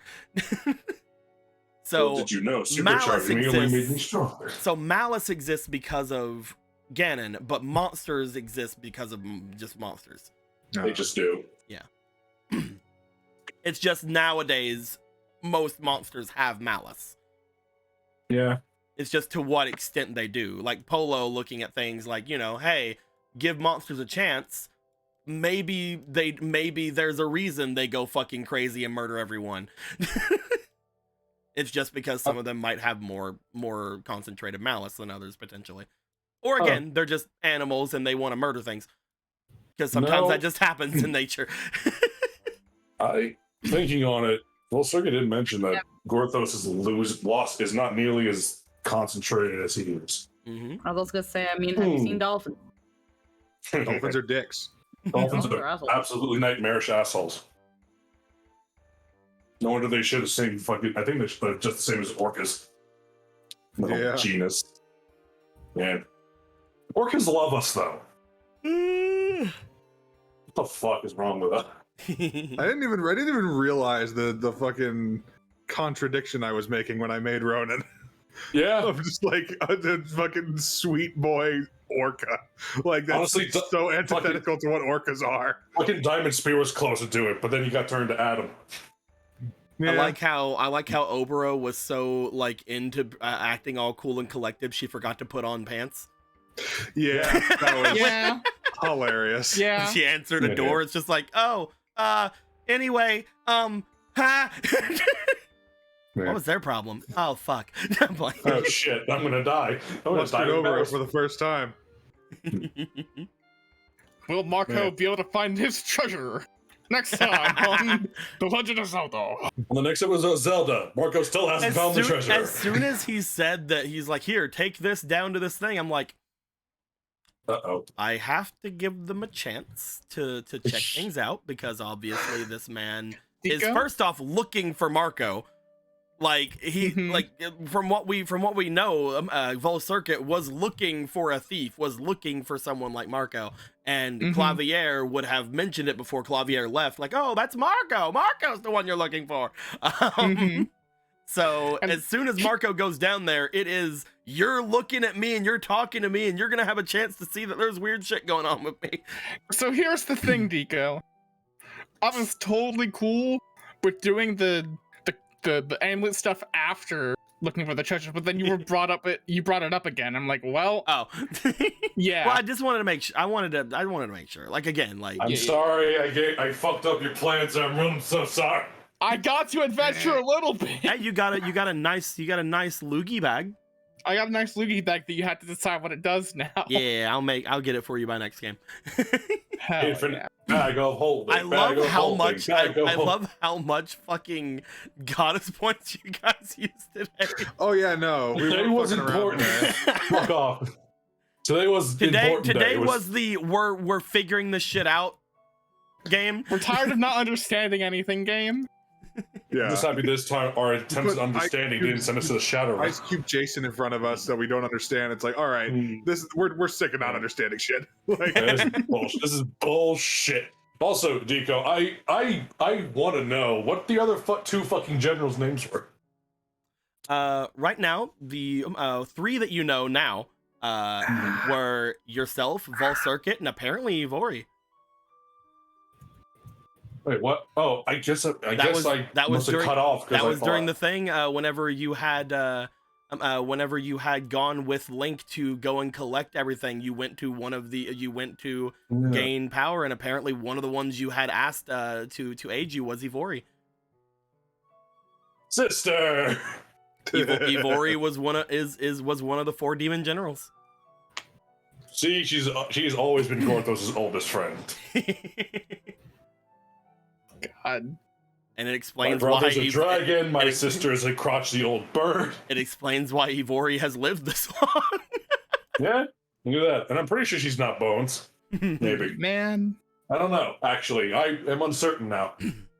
I didn't know I put a spirit inside me, and now I feel bad. I had to you roll let to him see if you got out. possessed. It's fine. Now you can just dump out the tea and put him back in the bottle. That's how it works. That feels I rude know. now that I know what it is. Get back in the jar, fucker. Get back in the jar, fucko. I am now Marco, am now a magic jar. I mean, I am now I'm the kinda magic am. bottle. The mold boy has become the magic bottle. I had already given it, by the way, but there was the 1,000 bits earlier from Xenix that had gone to Squeaky. I'd already given Squeaky the 5. I just didn't mention it out loud. Thank you. Because there was a bunch of shit going on. I'm kind of cute. I was distracted. Also, I linked something about the glowy eye in the RP thing, by the way. Oh, yeah. And I'll link it in stream chat too, because I'm pretty sure that's what this is now. It's advice. It's just an advice ball. The advice ball. you hate it because I like it. Wow. And her eyes turn red. Look at that. But yes, we will hope to come back next week because we have new computer thing and everything going on very well. Unless somebody is fucking dying, we'll hopefully have game next week. With that being said, my guys, I think we're gonna end things off here. If you have any questions, comments, we're going to end the recording. And with all that being said, next time we'll see what's going down now that we have access to the Matilda. We'll see how things kind of go with that. Whenever you failed those rolls to like notice the goddess blood Matilda, I'm like, okay, never mind, it's fine. I didn't think we'd see it today. Whenever you failed those 2 rolls, I was like, okay, cool. Anyway. Never assume we won't find out your bullshit. That being said, until next time, guys, like always, later days. Goodbye. Goodbye. Am I Marlin if Nemo died? I feel like I am. My anybody see Marlin my if son? Nemo died. What the fuck? Give me back my son. Marlin just goes through and freaking gathers. Hey, you at least know what your last mission was as well. You gathered 100 warriors to kill Ivori Ganon. is gonna be. I think Ivori's gonna be very mad. I know all this, but I will not. I'm no longer in a mood to humor bullshit anymore. No apologies. No more. I wonder bullshit. why Ivori was trying to keep all this information away from you whenever this is your last Because life. Gotha's ready to break a fucking mountain open. You just gotta look for a random freaking wine bottle and be like, Ivori! So, here's the question: Who's Oh, the on the mom? wine phone. Huh? It's What's that? adopted. Adopted? It is Yeah. definitely Link is Adopted. definitely a son in name. Okay. Not actual blood, not by blood, but by name. Okay. Because again, Link was a little shit when Zelda found him and when they encountered Gorthos all those Right. eons ago.